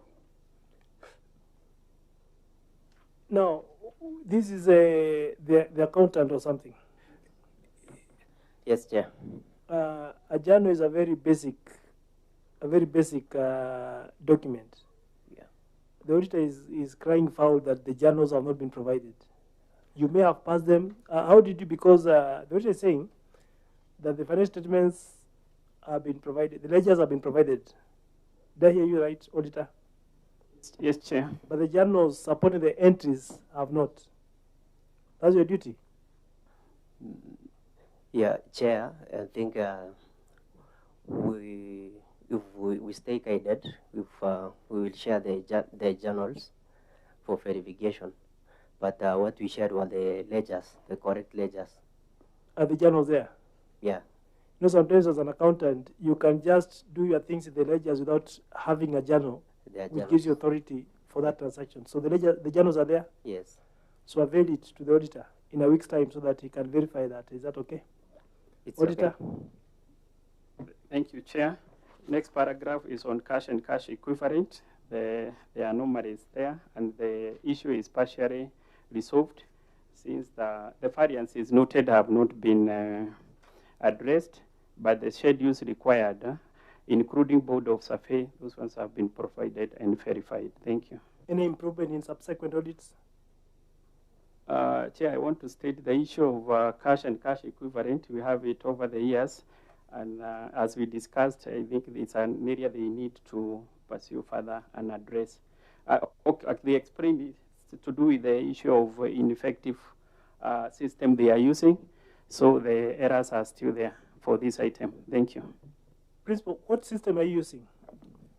Currently we are using ERP. How we began actually previously, we were using just out most of these issues, because when you have a good ERP, it should even assist you lighten your duties. So this issue of reconciliation, for example. Yes. I mean, gone are the days when accountants will have big books trying to reconcile manually. But now with an ERP, that should be done and dusted. But I take caption with what the auditor said. That issue is still recurring, meaning bado kuna shida. Yes, sir. And in fact, currently we've actually done a very serious audit on this system. And it's like we are giving another chance in terms of you know, when a system is being used, sometimes you may not be very sure if there is a problem with the system itself or there is a problem with us. So what we've just done, we've communicated to the offender, and then we have made a suggestion in terms of our training, again, to be done almost afresh in all modules, so that at least at the end of it all, we can call an audit again and check. If it is not going to serve us or work very well, we will take the issue to the Board of Governors, who will make a decision on the same. So otherwise, that is our stand as we are right now. Principal, I am tempted not to be invited in that line of discourse because many people appear here, and ERP softens, or rather it lightens their duty. Yes. So either the issue of your team, you know, in a system is you give in good job, it gives out good job, is it? Yeah. You give in something bad, gives you something. So it's about, I mean, you may need to look at how your teams interact with the system. But I think, Auditor, you keep the matter in view as you move on. Next. Yes, Chair. Next paragraph, receivable from exchange transaction, that is student debtors. The issue is also partially addressed because the accounts receivable have not been corrected. Thank you. Principal. All right. Allow me, Chair, to give to our finance officer to respond even to that one. Okay. Thank you, Chair. I think the same issue about the student debtors takes us back to the issues we had with the same system, where the system is not pulling all the ledgers of the students. So it's the matter that we are still pursuing, so that all the ledgers can be pulled. But what we provided a listing for that year. Now, Accountant, the audit you are discussing is 2018-2019. It is, the issue is recurring also. So there was a system issue. Yeah. Do you still have the system issue in 2024-2025, which is our last audit report? About student debtors? Yeah, we have. So for 5 years, you've not been able to delve in and look into that matter? In fact, we have changed two systems, but we have found almost the same challenges in the two systems we have migrated. Would the challenge now not be the system but yourselves? I'm seeing that's where the problem is. Because, you know, I am an accountant myself. I'm a CPA. Yes. I know what systems can do. And when a vendor is in the market selling a solution like an ERP, it is meant to sort many things. I've had the principal talk about the various modules, is it? But you see now, I'm looking at a system that's not able to, 2018-19, you've just said that we have recurring issues in 24, whatever. Principal, don't you think that the problem is not the system, maybe your team? Well, as I still indicated earlier, when it looks like we are having the same problem, we are also asking ourselves, is the problem with the system, or we also contribute to this problem? And that is why we wrote to the vendor. I love your honesty. Yeah, we wrote to the vendor, and Yes. then we were telling him, Yes. now, can you come again and take us through the same, all the modules, so that at least we check. I mean, if the problem will still persist, I believe we are people who can learn. I mean, I've got officers who can. Just hold your thought. Yes. CFO, how long have you been there? I've been there for 6 years. What's your qualification? I'm a bachelor. I have a bachelor in business management, banking and finance option, and I'm a certified public accountant. Section? Finalist. Finalist, yeah. Then this should not be an issue. You should not be an issue there. Where is the person in charge of procurement? Because I'm sure that's a module. Madam, what is your qualification? I have bachelor's in business information systems and diploma in purchase and supplies management. You people are highly skilled. So there's a disconnect, in other words. because the system is disturbing us. And you know, you did invest public funds in the system. Principal, are you seeing what I'm seeing? Yes. I will not say much, but hapo kuna mambo. Auditor, no, just a minute. Bissau had an issue. Still the procurement person, are you KISM or CIPS? Yes, I'm CPS PK. Were you there when this system was being purchased? Yes. Was a need assessment done? Yes. Need assessment was done? Yes. What about benchmarking with other similar organizations?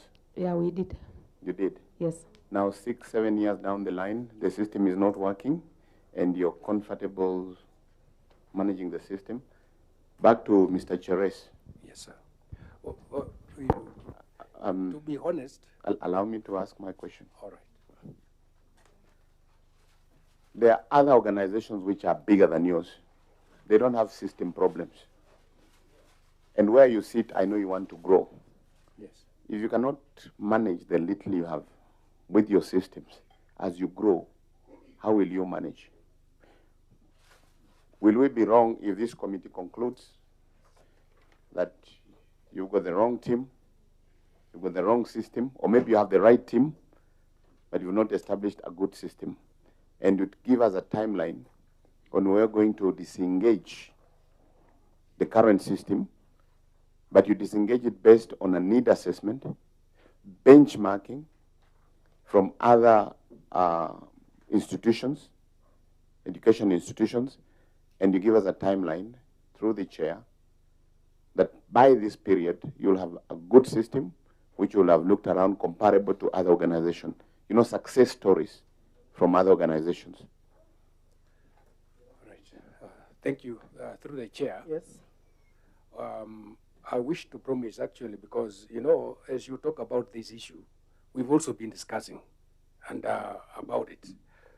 First of all, on my side, because I don't like things that looks like we are talking about, with something, and it's like we are not moving forward.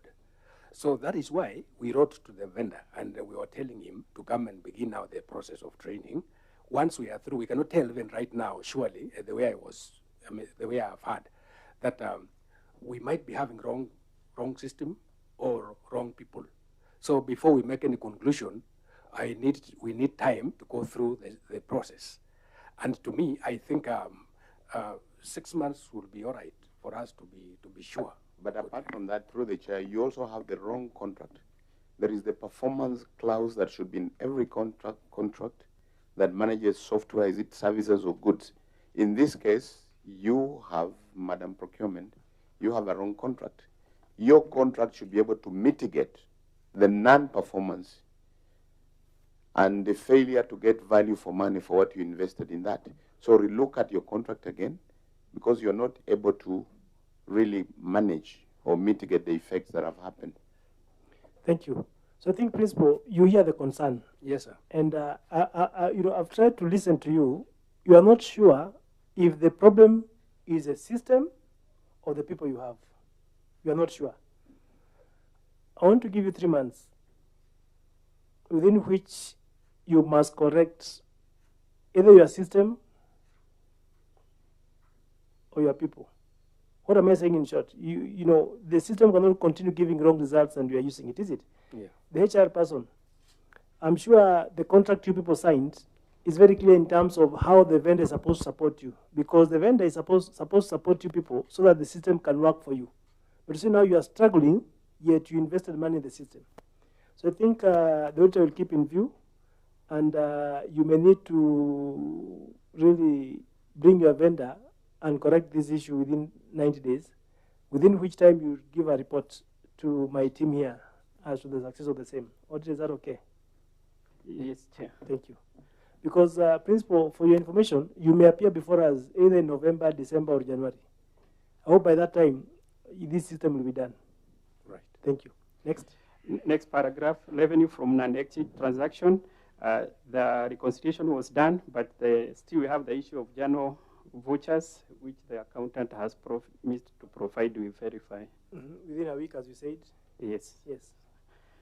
Next paragraph, unsupported work in progress. Chair, this one is addressed. Next one is budgetary control and performance.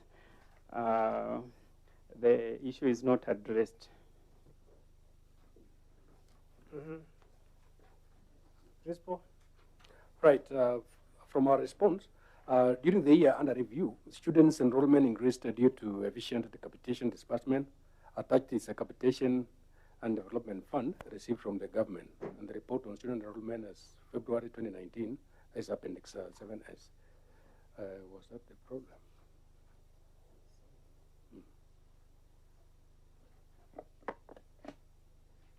Are you done, Principal? Yes. What did you say? I was trying to relate the two. During the year under review, students' enrollment increased due to efficient capitation disbursement. Attached is a capitation and development fund received from the government. And the report on students' enrollment as at February 2019, that is in Appendix 7. Chair, should this really be an issue, or are we trying to say there was no exit conference between the auditor and the institution? Because if this was sort of clarified and documents provided, it shouldn't be an issue here. Through the chair, the issue we raised here was, the issue of budgeting, whether they did the proper budget estimate. But as he explains about the student, I think this one was explained to the team during verification, and we want to concur with the principal. But then from where I sit, I'm saying it shouldn't have been an issue. Number of students increased, more income coming in, more receipts. I mean, that should be, if it's clarified during the pre-exit conference, it shouldn't be an issue. It shouldn't be an audit issue. Well, I think, Auditor, I just direct that the same issue is kept in your view so that you're able to follow up. But, Principal? Yes, sir. The matter of you should be able to strengthen your budget forecasting and planning so that now the issue of budgetary control and performance is kept within your view. Okay, sir. Next is the submission of financial statements. During in the subsequent year, I want to say they've submitted the financial statements on time. So I think they've taken heed of a recommendation on the timelines. Principal? I thought it was addressed. Yeah, being the first year of audit, we had challenges in preparing financial statements. But then we have made improvements in the subsequent years. Auditor, is this matter still existing? No, Chair, in the subsequent year, they are okay. Okay. Next. Next is lack of risk management policy. The policy has been, is there. Maybe what is lacking is for us to verify the implementation of the same during the current audit. Next is lack of IT strategic plan. The same is there. The strategic plan is already there. We will check on the implementation of the same. Correct. And the last one is lack of internal audit function and internal audit committee. The internal audit unit and the committee are there, and the issue is addressed, Chair. Thank you. But just for the record, Chair, through you, even with the existence of an IT strategic plan, with a proper ICT or, the ICT, how do you call it again, the software that captures this, then that plan is as good as non-existent. Because a good IT plan should be linked with a good software that manages the entire chain, from procurement, human resource, accounting, etc. Thank you. Auditor, next report. Report of the Auditor General on financial statement for the year ended 30th June 2020. The overall opinion was disclaimer. The first paragraph, that is inaccuracies in the financial statements, and the issue is partially addressed, but the there are some equipment which have not been captured, and also the value of flood. That's what is that is what has not been addressed, Chair. Thank you. Principal. On the issue of valuation, we did it later, and I think that one has already been addressed in subsequent years, especially for valuation of the land. And I think we've got evidence towards the same. Yes. The equipment? Maybe I can read the whole of it. The Institute received several You don't equipment. have to read word by word. Yeah, okay. You ought to have acquainted yourself with the contents of what you are going to read before us, so that you just summarize. Yeah, in fact, under the same report, even the equipment also were valued. Yeah, together with the land. But this equipment, when the ministry donates the equipment, yes, there's always a dispatch communication. Yes. That dispatch communication, because those equipments were bought at a cost. Yes. The cost is at the ministry here. Through the chair, it's like that has been a real issue, because even then, once the equipment was supplied, as we were not invited for such a forum like this, but for those who went for such a kind of a forum like this, they had the same problem.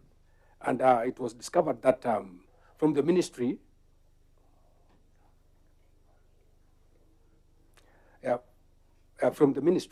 they could actually supply the equipment, but without the costings. Yeah, and when we asked for such, we were told you can look for the valuer. That is what happened. I think the CS is appearing before this committee tomorrow. One of the things he's coming for is the issue of equipments which are idle. Do you have any which are idle in your place? No. No. No. Yeah. So I think the Secretariat, you will flag up the issue of the costing of those equipments. They need to be reflected in the books of accounts of the respective TVETs. So I think that one we shall listen from the CS tomorrow. Next. Variances between financial statements and figures in the ledger. The issue is addressed, Chair. Good. The next one is revenue from exchange transaction, as discussed. Next one is compensation of employees. The issue is partially addressed.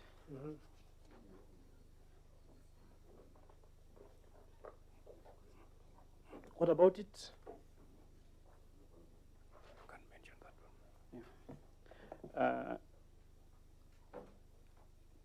Chair, let me read the human resource record. Okay, the HR officer has been appointed, and approved human resource policy were verified and evidence provided.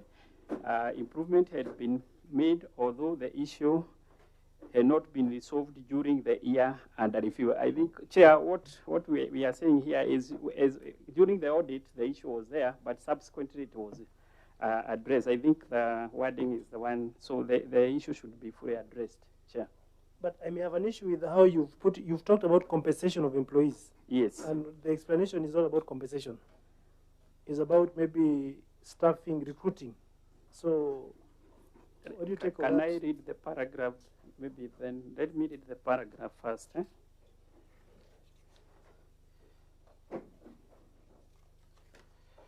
Compensation of employee. The statement of financial performance for the year ended 30th June 2020 reflect expenditure of Kenya shillings 22,143,655 incurred in respect of compensation of employee as detailed in note 10 to the financial statements. However, there was no approval from the board to hire employees who are involved in management and governance of the institution on contract basis. Further, as at 30th June 2020, the institution had 59 teaching staff and 83 non-teaching staff who were not supported with the staff establishment record. In addition, the institution did not maintain employee master data showing the personal details of each employees, which include the position held, job group, nature of employee, nor were there were no detail included in the payroll, making it difficult to ascertain whether the rates of the payment were as per the scheme of services. So, Chair, we were raising the issue of lack of establishment, yeah, and the other HR issues, which they have subsequently addressed. Okay, next.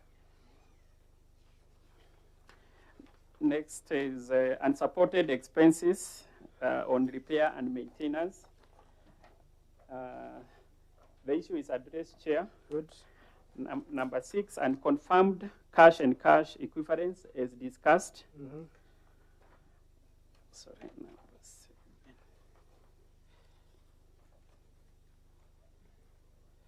Next is unsupported receivable from exchange transaction as discussed. Next is property, plant and equipment valuation report for assets. The issue is partially addressed. But we've discussed about that, is it? Yes. So next, Chair, is intangible assets.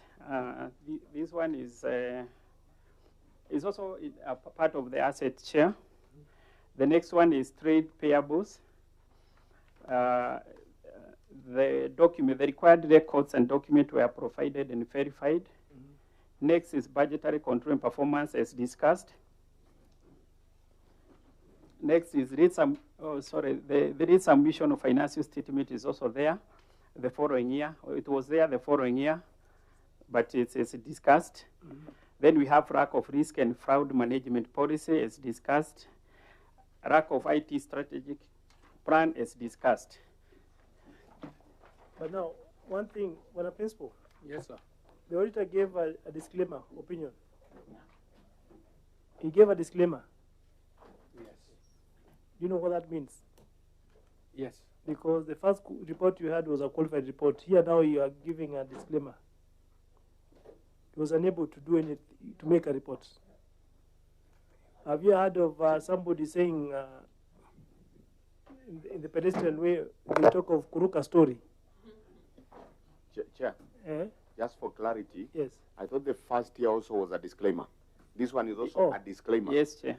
The first year was a disclaimer? Yes. Then that So omitted I'm me. keenly waiting to see the third one, if it will be a disclaimer as well. So a disclaimer opinion is, for lack of better words, ni Kuruka story. Somebody says that ubambane na hali yako.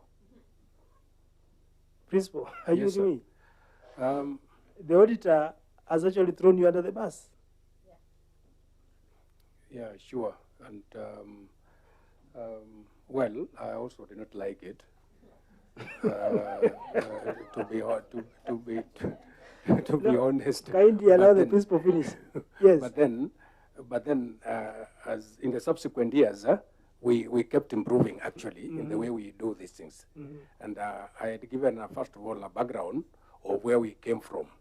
Yeah, I'm very sure from that third year going forward, and even where we are going, we will have better ones. Members, I would wish to protect the principal at this point and allow the auditor continue to the next year, because I've seen order, in good faith. order, order, in good faith, Chair. order, order. Mheshimiwa, let your mic be off first. Yes. Kindly allow me have your mic off.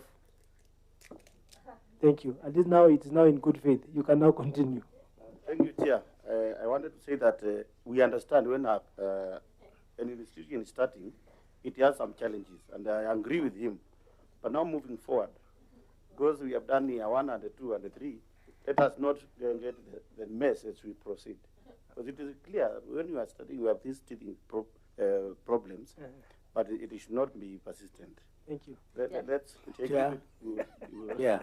The same matter moving forward. Allow Mheshimiwa Tonkei.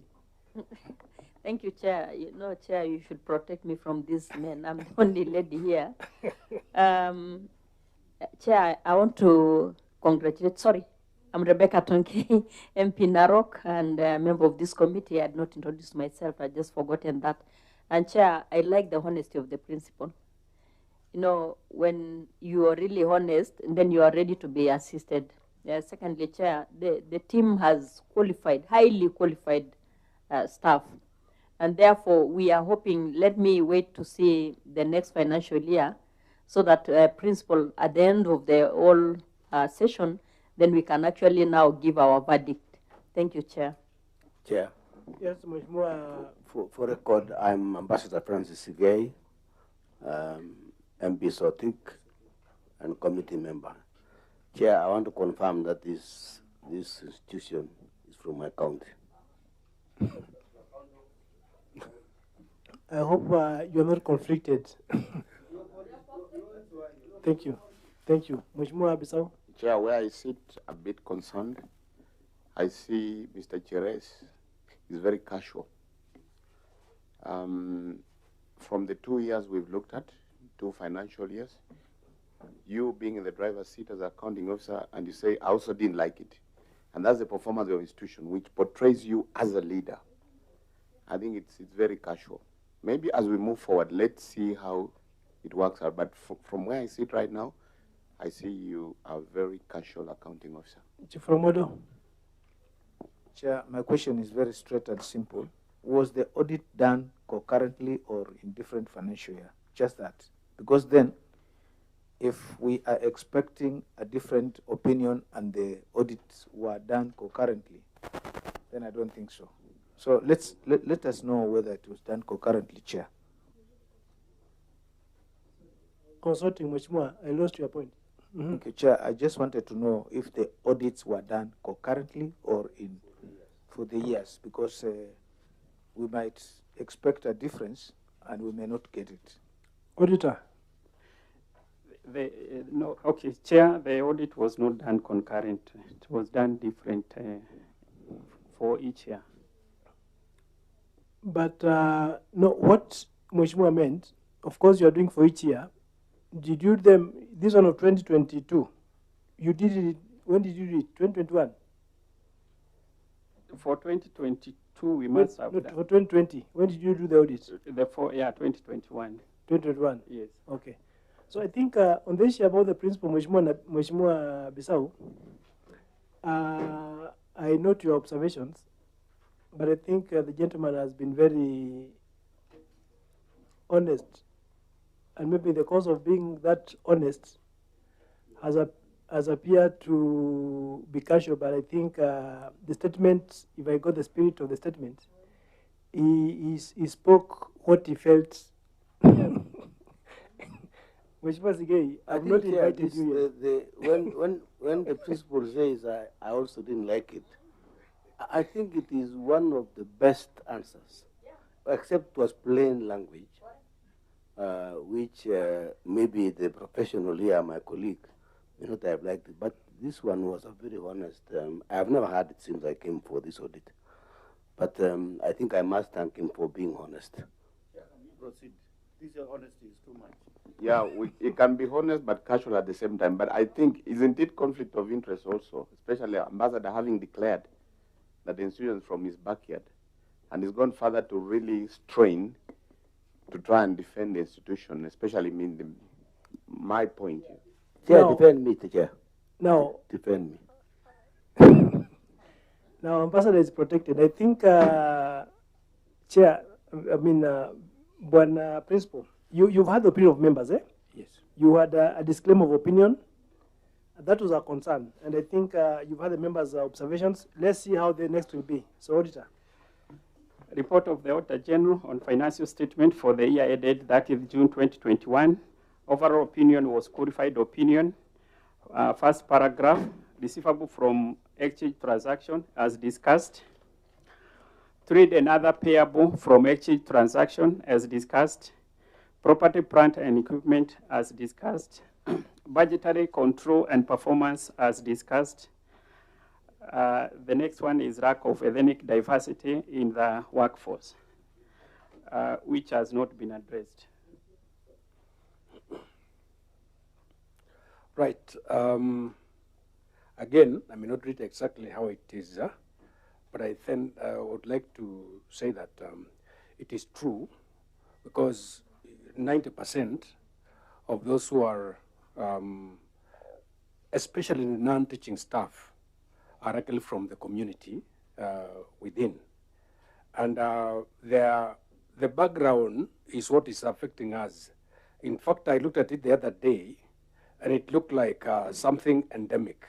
I mean, it's like it has persisted in a way because when the college began, we could afford to pay little for employees.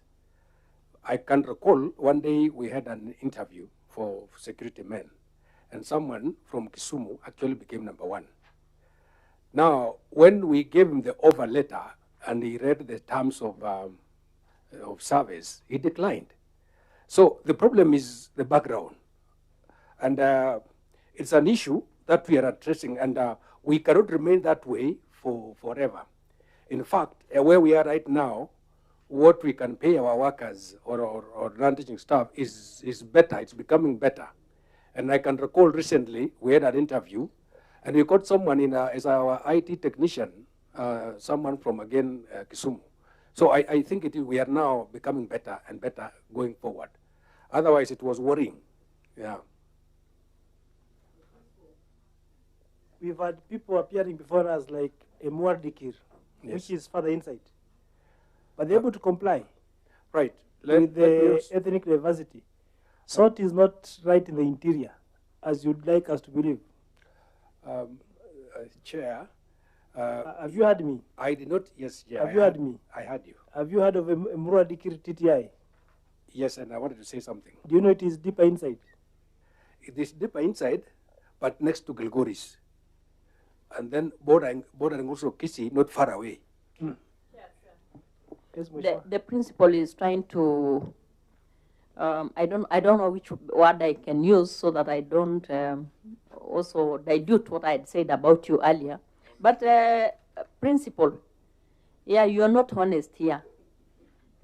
Because Bomet and Narok County are neighbors. How much is it from Narok to Bomet? So you should know that there are people who are seated here who come from your county and who are your neighbors. Because Kilgoris as well is your neighborhood. Narok County, Narok West, Mulot, you know Mulot is just the border. So you cannot tell us that it's because Emurua Digir borders Kilgoris. That's not true. Chair. So the fact is you've broken the law and you need to adhere to the law. There's no shortcut about that. So don't bring about the proximity of other constituencies or other institutions to where other ethnic tribes are found. Thank you, Chair. Thank you. Chair, I agree with my colleagues.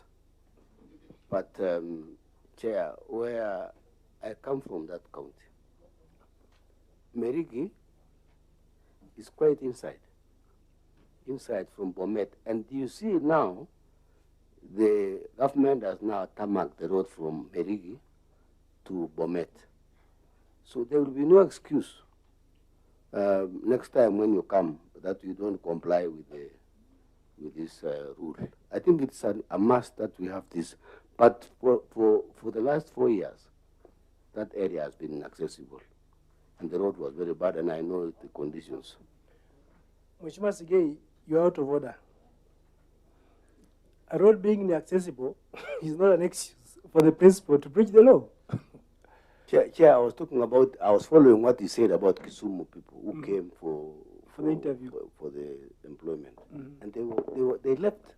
When they went for the interview, they must have seen the problems were accessibility of the area. So I'm just following. I'm saying, Chair, that the Constitution must comply with the law.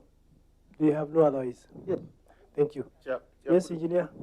Let's hear from the principal what the law says about the percentage. Are you aware of the percentage required of the dominant community? Yeah, 70%. 70%. Yeah. That's why I'm keen on this. Yes.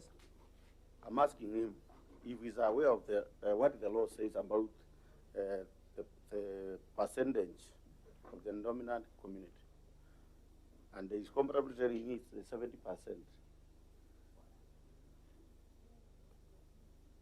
So, Principal, your take on that before we move on to the next.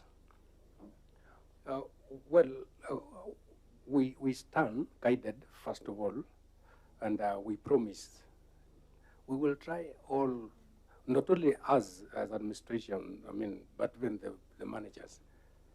Through the chair, Maybe, what yes. I'm asking the principal is what is the percentage required to comply to the law? And you've told me it is 70%, and already you have 70% here, and you have not complied. No, the HR person. Assist the principal.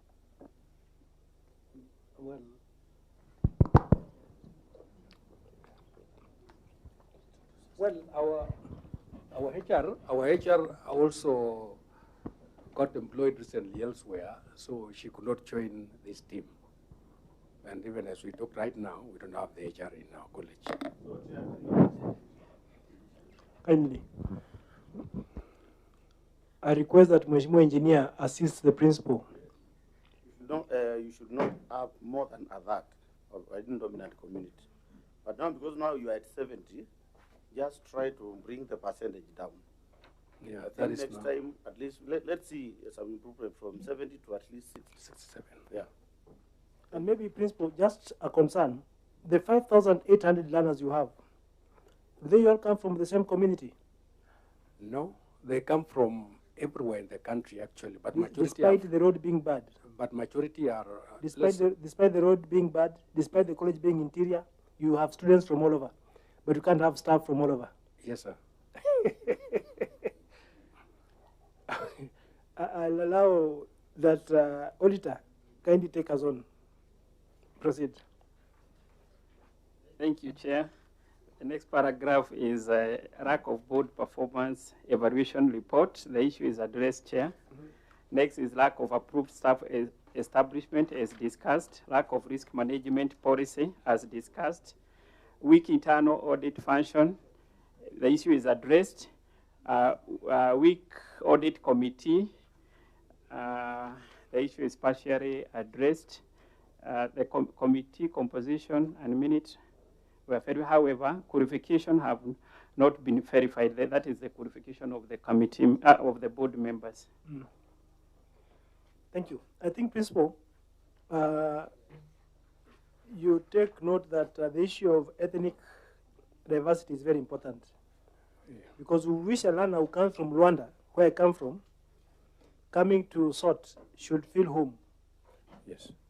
By seeing the face of Kenya. And this is what we are saying across. So the NCSE Act of 2008 is very clear as to what you should achieve in terms of threshold, so ensure that you comply. This committee last year gave 1 year for compliance. You only have 1 year to comply. The committee made a declaration that anybody who is not complying must comply by the end of next year.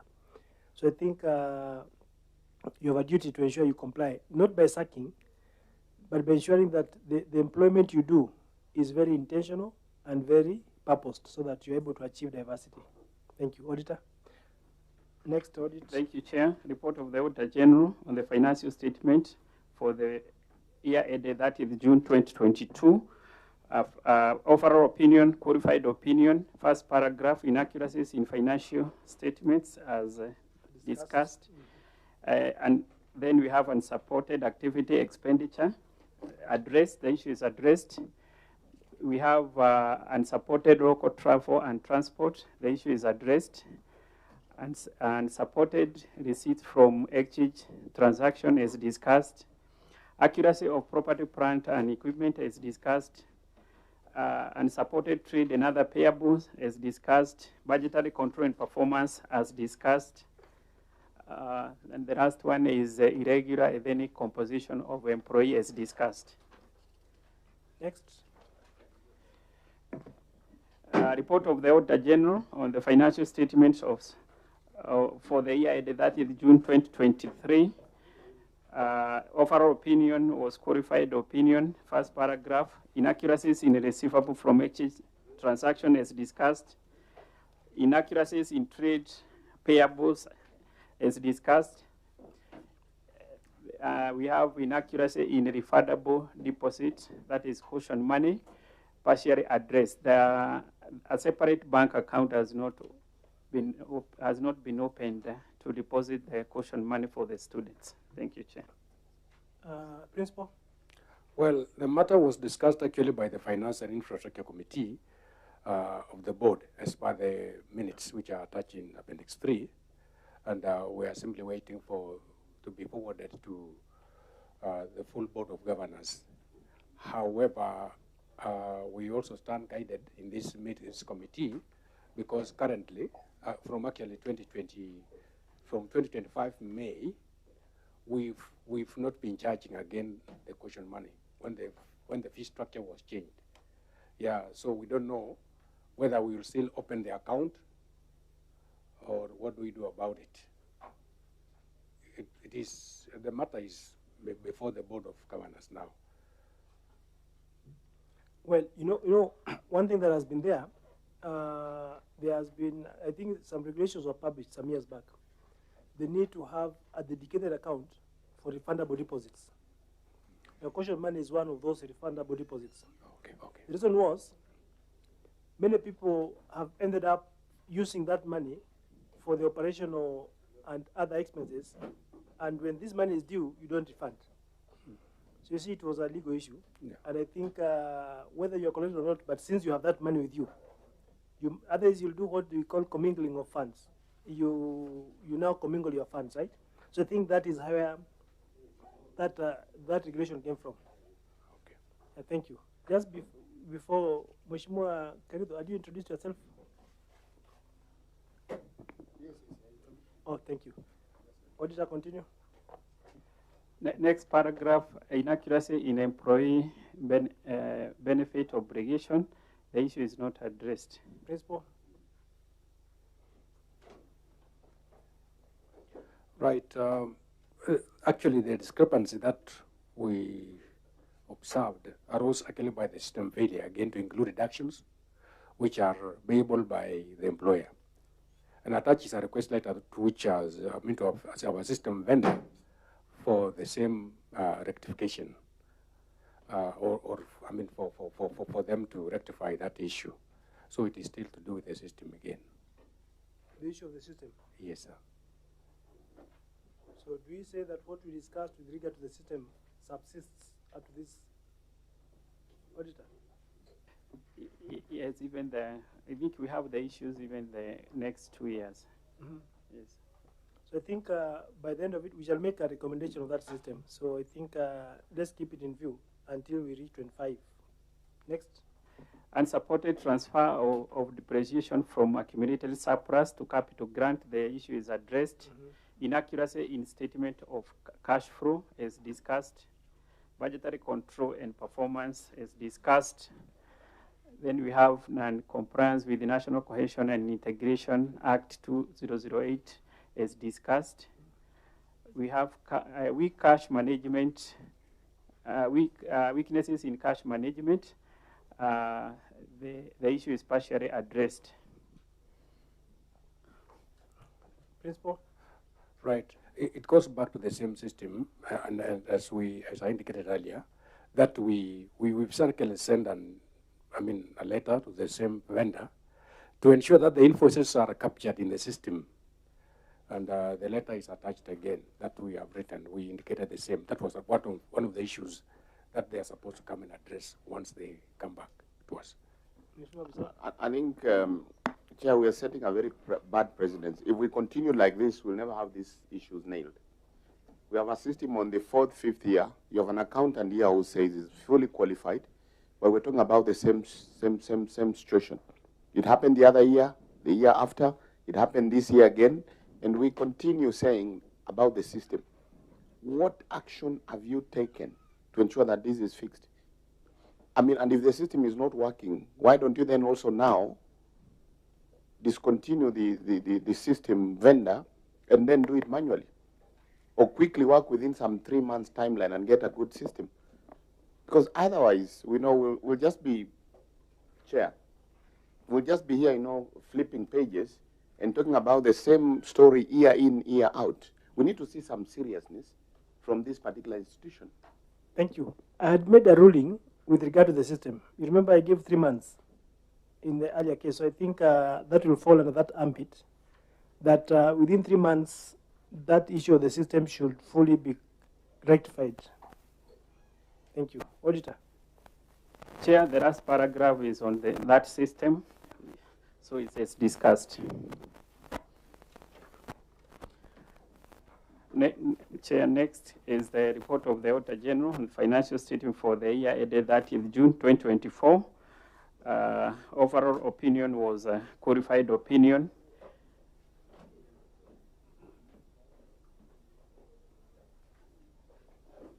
Yes. Yeah, first paragraph is on revenue from non-exchange transaction as discussed. Then we have unsupported use of goods and services. The issue is addressed. Unsupported debtors issue is addressed. Unsupported inventory issue is addressed. Unsupported refundable deposit as discussed. That is on cushion money. Unsupported trade and other payables as discussed. Then we have management of capitation issue is addressed. Unconfirmed cash and cash equivalent as discussed. Budgetary control and performance as discussed. Lack of training licenses partially addressed. Thank you, Chair. Had we looked at that matter? Yes, Chair. Had we looked at that matter? That is on the training licenses. We've not, is it? Principal? Right. On the issue of licenses, we are actually following up the issue seriously. What happened at some point, for those who are under Board of Governors, we have got no problem with those lecturers because the condition nowadays is you must have a license. Now, at some point in 2018, 2019, 2020, 2021, the recruitment was done by the public service. And then they could recruit actually people who are skilled in certain areas, not necessarily having the license. And they were given a chance to go to Kenya School of TVET, to get pedagogical skills. So those are the people we are still handling currently. In fact, during the year of review, we had about 57 who did not have the licenses. But now, as we talk right now, there are about 30-something, about 34, 35, who do not have licenses.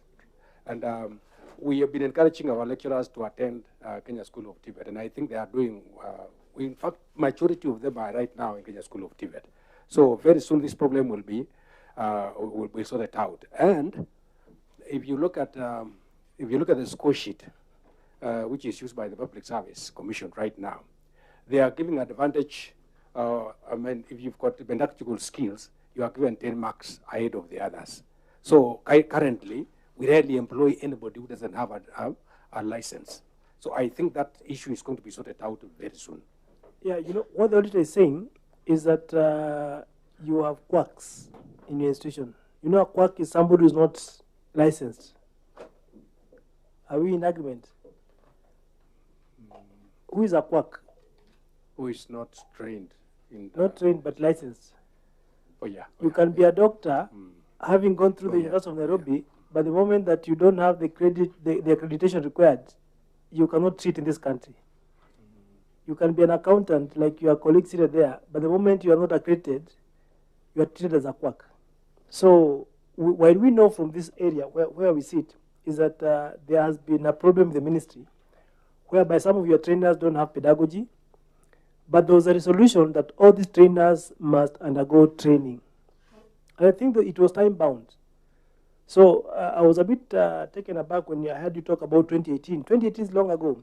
Even those who were employed last week, the letter that came out last week, they are encouraged. You may have been an engineer who would not have pedagogy, but now that you have been employed as a trainer, go to Kenya School of TVET, get the necessary skilling, and apply for licensing from TVETA, you continue. Yeah. So I think you need to encourage your staff so that we don't have this issue of others. They are qualified, but the auditor will flag them over as what? As quacks, is it? Yes. Yeah, so I think tomorrow I'm meeting with Waziri. I think that matter should also come out. because we need a policy guideline on how that should be eliminated. Next, Auditor. Next is non-maintenance of memorandum cash book. Chair, that year they didn't maintain a memorandum cash book, but in the subsequent year the issue is not there, so they must have. Next is lack of imprest register. The issue has not been addressed. Status now. Status now. In the subsequent year, we've not raised the issue, meaning they must be maintaining. Okay, next. Failure to prepare human resource plan, the issue is addressed. Failure to observe ethnic balance is discussed. Lack of fee policy, lack of fee payment policy, issue is partially addressed. Principal. Well, the Board of Governors in a board meeting that is the 20th of March of 2026, the minute is recorded there. The recovery of long outstanding fee debts deliberated on and adherence of the recommendation was actually, the issue is it was discussed in that board meeting, and then there were deliberations actually which were made concerning the same. And I think even the finance officer is aware, and then he can also say something on the same. Okay, thank you, Chair. Also on the same, the board, there's a draft policy that is awaiting approval. So when is the board sitting to approve? I think the next meeting is... Yeah, in the next board meeting, which is supposed to be actually next month. Yeah, Auditor will keep the matter in view. Next. Next is staff and establishment. The issue is addressed. Then we have lack of pre and post inspection of repairs. Issue is not addressed. Principal. Well, with that one, what I have here is that the recommendation actually was implemented in subsequent years. Yeah, and we can confirm in the next audit report. It was done. That one I'm very sure. The issue of pre-inspection and then also post-inspection. That one was implemented. Yeah, Chair, in the subsequent year, we don't have the issue. Okay. Then the last one is inaccuracies in tangible asset. The issue is addressed. Correct. Next. Report of the Auditor General on financial statement for the year ended 30th June 2025. Overall opinion was a qualified opinion. First paragraph, inaccuracies in statement of cash flow as discussed. We have other income. The issue is partially addressed. There were documents which were not provided to support revenue from tractor hire. I think that's the only issue that is pending in that paragraph. Principal.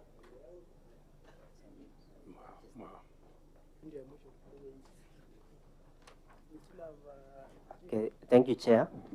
The document that was pending is the register for hire of tractor, which we were requesting to the committee to allow us to submit to the auditor for verification. Why didn't you submit then? Actually, before we didn't have, they were recommending that we must have an application for the hire of tractors. But initially, the applications were not there. So we had discussed that we design a form for the application. But in that year under review, you were recording in a register. Okay. Auditor, what do you think of that? Since during the current audit, we will check whether they've implemented our recommendation on application by those who are using their equipment. Okay, next. Sorry. Chair, sorry, I think that was the last paragraph for that year. Are we done? Yes, that was the last paragraph. No, we have 2025. Yeah, we have one more to go, Yes. 2025 years. Yeah. Is it not this one? Sorry, sorry, Chair. Sorry for that. I think we were continuing with 2025. Yeah, because we had finished 2024. Yeah, that was the second paragraph for 2025. There were, yes. That shows the auditor is also tired. I'm referring to many document. I think I got mixed up. Sorry for that. Okay. Okay. So the third paragraph is on unsupported trade and other payable as discussed. Failure to disclose work in progress. The issue is not addressed, Chair. That's a new one. Principal? Now, for the work in progress, the amendments will be effected actually in the subsequent financial year by passing a journal from buildings acquired to work in progress. That is what we promise that we will do it. CPA, you are the one who didn't do what was supposed to be done. Yes, Chair. That's why we are promising to pass a journal. The omission was noted. Just a concern, how long have you worked as a CFO for this station? 5 years. 5 years is enough experience. Yeah. Because when we began our first 2019-20, the issue of journal JVs came up. Yeah. It's now coming up in your last year again. So you see now, inakaa kana kwamba it is bringing to focus your professional. Do I say what I want to say? No. Okay. It's okay. I think Auditor. Chair, next is unsupported receivable as discussed. Then we have budgetary control and performance as discussed. Of a correction of revenue from non-exchange transaction, the issue is addressed. Lack of training licenses as discussed. Failure to prepare bank reconciliation statements addressed. Issue of ethnicity as discussed. Lack of effective information system and IT capacity as discussed. Delay in completion of data unit not addressed. Principal? First of all, okay, let me just state what is here. Chair, the major contributing factor to delay in completion of the dairy units is the delay of disbursement of funds by the government.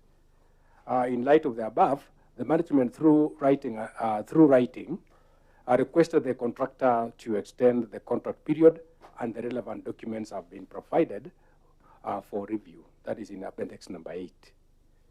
And yeah, I think that is very clear. Auditor, are you okay with that? Chair, the issue here, I think it was the response which was given initially before we did the briefs. So we are in agreement. Okay. Yes. Next. So the last one is delay in completion of spare part stores. The project is complete. What is remaining for us to verify the use of the same, whether it has been put to use during the current audit. Principal, is that facility in use? Yeah, yes. It was commissioned? Right. Right. It's in use? It is in use now. Okay. Yeah. Thank you. So that brings us to the end of that report. But Principal, just to bring to your attention that we've come to the end of your submissions, and you had quite a number of issues, 86 of them, quite many. But I want to appreciate the fact that there has been some incremental improvement. I hope in the audit that is currently taking place, you will not again go back to what you already gained. The CPA ensure that those clerical mistakes don't happen, because you see they just add to the number of issues that you have. Otherwise, I want to wish the principal and your team safe safari as you go back to Bomet County. Before they leave. Yes. There's a schedule here about driving school class register, which I'm not understanding about it. But if you look at the signatures from different people, it looks like it's been signed by the same person. There is a schedule here, and I think it's good to understand it is for what.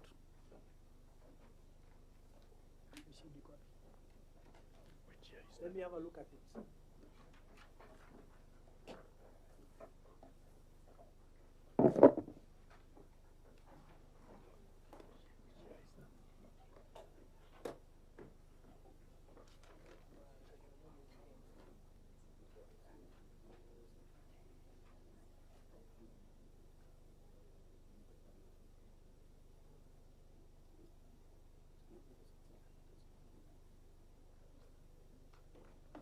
No, thank you, Mheshimiwa. You flagged off an issue here that driving school class register.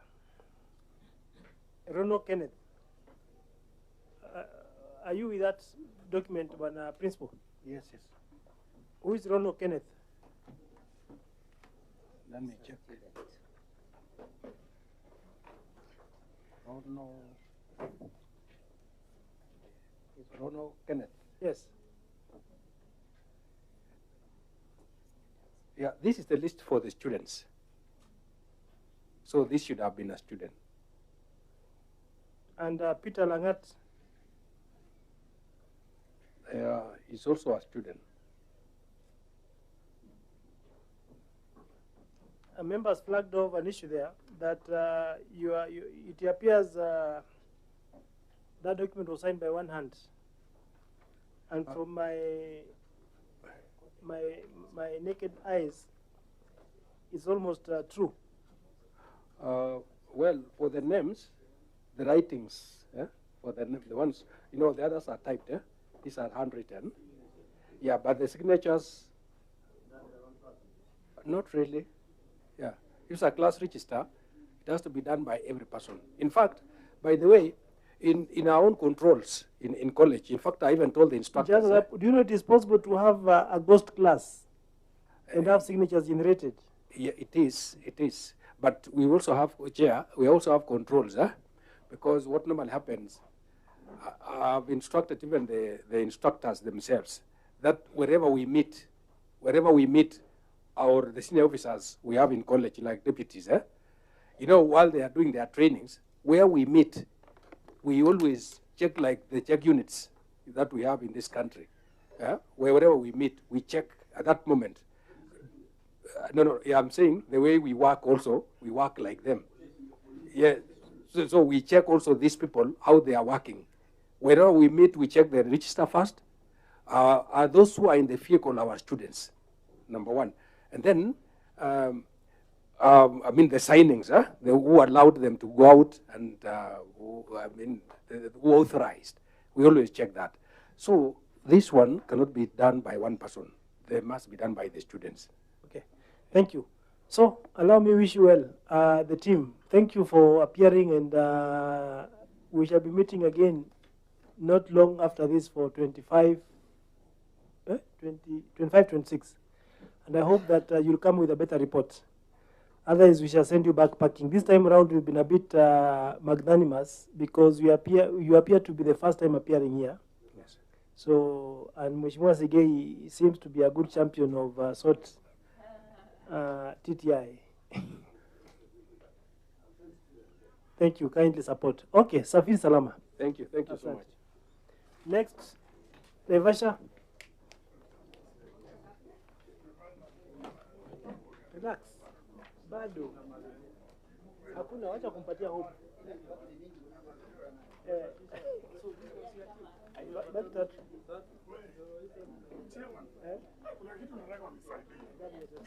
This thing called eating,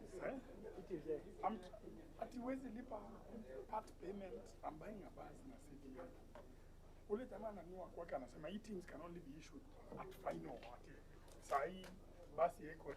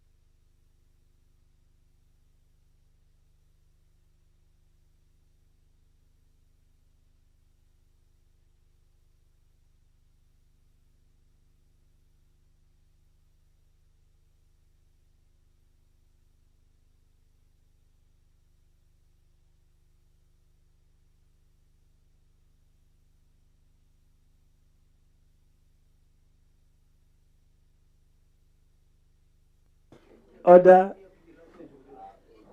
Principal, that was a commercial break, so in case you had anything, just ignore what you had. It was meant for politicians.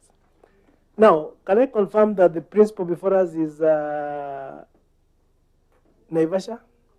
Yes, sir. Naivasha? Yes, sir. Okay, thank you. So let's have introductions. Maybe Mheshimiwa Mark, you could begin from there. Hi, good afternoon. My name is Mark Mwenje, MP Embakasi West, and a member of this committee. Chair, my name is Foromodu Mangale, MP Lungalunga constituency member. Thank you, Chair. I'm Ambassador Francis Sigay, MP Soti, committee member. Welcome. Chair, I'm Karido Kieli, MP Gembe Central, committee member. Good afternoon. I'm Rebecca Tonkei, MP Narok County, and a member of this committee. Thank you, Chair. Good afternoon. I'm Boy Doere, MP Kasipul, Vice Chair of the committee. Thank you, Chair. Engineer Zambia, Kalome constituency, and a member of this committee. Thank you, Chair. Ruth Kakuya, clerk to the committee. Thank you, Chair. Winnie Otieno, clerk assistant to the committee. Thank you, Honorable Chair, Vice Members. Noel Amtabi, Legal Counsel. Thank you, Chair. My name is Eunice Liavuli, Research Officer. Chair, my name is Alex Amwata, the Hansard reporter. Thank you. Thank you, Chair. Peter Mutevi, Anod Officer. Enoch Mano, clerk assistant.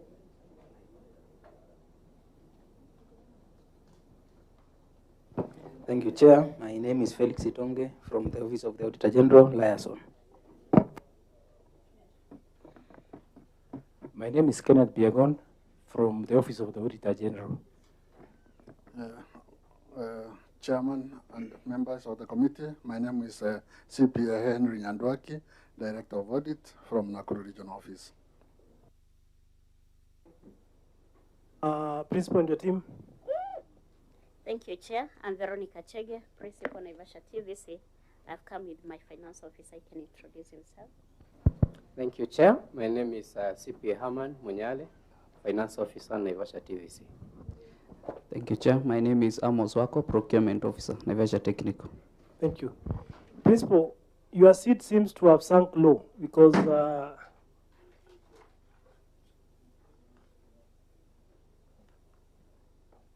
I'm only seeing a fraction of the head.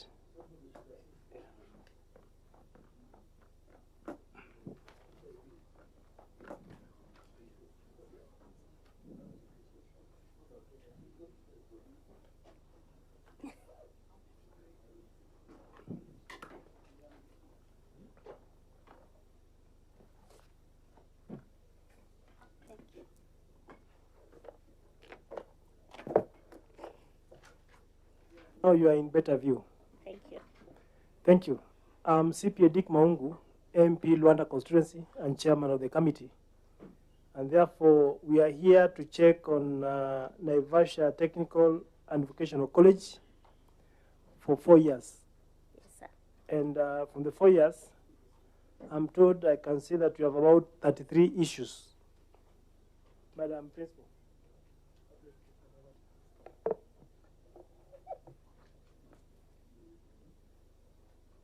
I can see you have 33 issues. Yes, Chair. So tell us something about Naivasha TTI. All right, I will start by saying that Naivasha TVC is a public institution that is located at Logonot in Nakuru County. We have a population of around 500 trainees, but the former boss had appeared. Okay. Yes, sir. Auditor? Sir. Thank you. We are free to go, Chair. Yeah, kindly take it up. Okay, Chair. We are going to start with the year 2020, the chairman's report for the year 2022. And the first paragraph is on inaccuracies in comparative retained earnings. The issue has not been addressed. The statement of financial performance reflects comparative retained earnings balance of Kenya shillings 2,612,470, while the statement of changes in net assets reflect an amount of Kenya shillings 4,465,220, resulting in an explained variance of Kenya shillings 1,852,750. Principal. Yes, Chair. Chair, allow me to invite my finance officer to respond to that question. Thank you, Chair.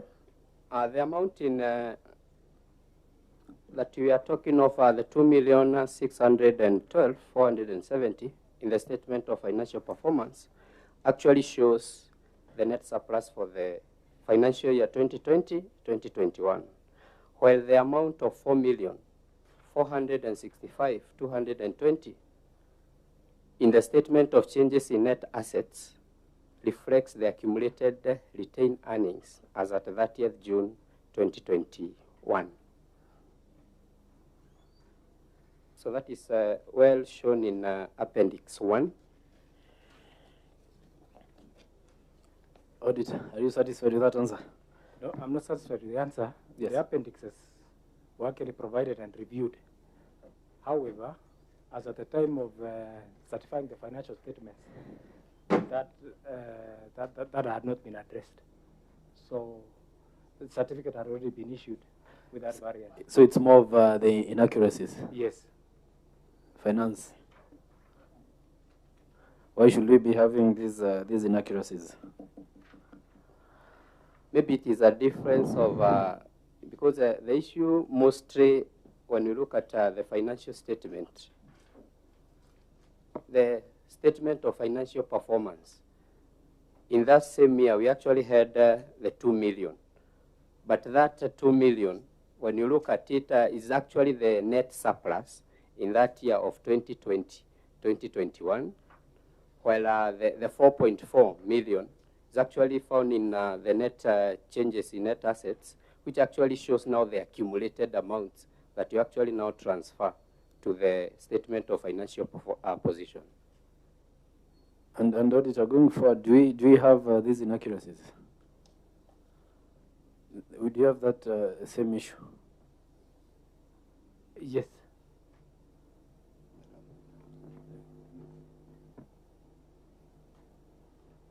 Chair, I think in the 2022-2023, the issue was not actually there. The issue about the retained earnings. But you know, finance, you know, you're qualified, and I don't know why should we be having this type of errors, yet you're qualified in what you're doing.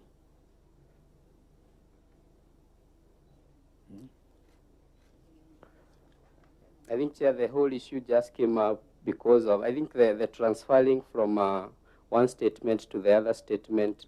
That's where the issue actually emanated, which I'll actually be in a position to have collected in the next years. Yeah, because, you know, Auditor, since the certificates were already issued, we can keep in view as we proceed. Yeah. Thank you, Chair. Training Institute.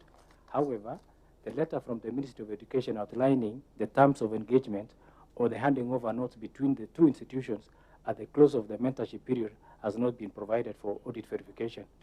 Further, it is not clear what assets and liabilities that the mentored institution still holds for Naivasha Technical and Vocational College. So, Chair, that matter is still outstanding. Principal. Thank you, Chair. The management sent a letter to Kabete National Polytechnic, letter dated 21st November 2023, requesting for an official handover, but in their response, they stated they had no counsel, hence the handover could not take place. Later, when the BOG meeting held on 22nd April 2026, the BOG directed the principal to liaise with the principal of Kabete National Polytechnic so that an official handing over can be conducted by September 2026, which is evidence in Annex 5, where we did a letter to Kabete National Polytechnic, and they have responded that we are going to do it by 6th of August 2026. By 6th of August? Yes. So that's in order. So we'll give you 2 months to ensure compliance. Thank you, Chair. Auditor. Okay, the other paragraph is on budgetary control and performance. That was partially addressed. There was an underfunding of Kenya shillings 2,861,680, or 19% of the budget. In the circumstances, the underfunding affected the planned activities and may have impacted negatively on service delivery to the public. Principal. Thank you, Chair. The underfunding was as a result of government's failure to remit the fourth quarter capitation for the financial year 2021-2022. The overall budget underperformance was as a result of government's failure to remit the fourth quarter capitation for the financial year 2021-2022. Hence, expenditure had to be scaled down. It's okay. So it's all about capitation. Sure. So as a committee, we'll be meeting the CS tomorrow. So I think it will be part of the issues that we'll discuss with him. Thank so I think you, Auditor can proceed. The second year, 2022-2023, the first paragraph was inaccuracies in the financial statement. That was addressed. Proceed. Variances in the basis. Madam Mushma. Was it qualified? It was a qualified opinion. Yes, it was opinion. It was a qualified opinion. Okay, proceed. So the first paragraph was inaccuracies in the financial statements. That has been addressed.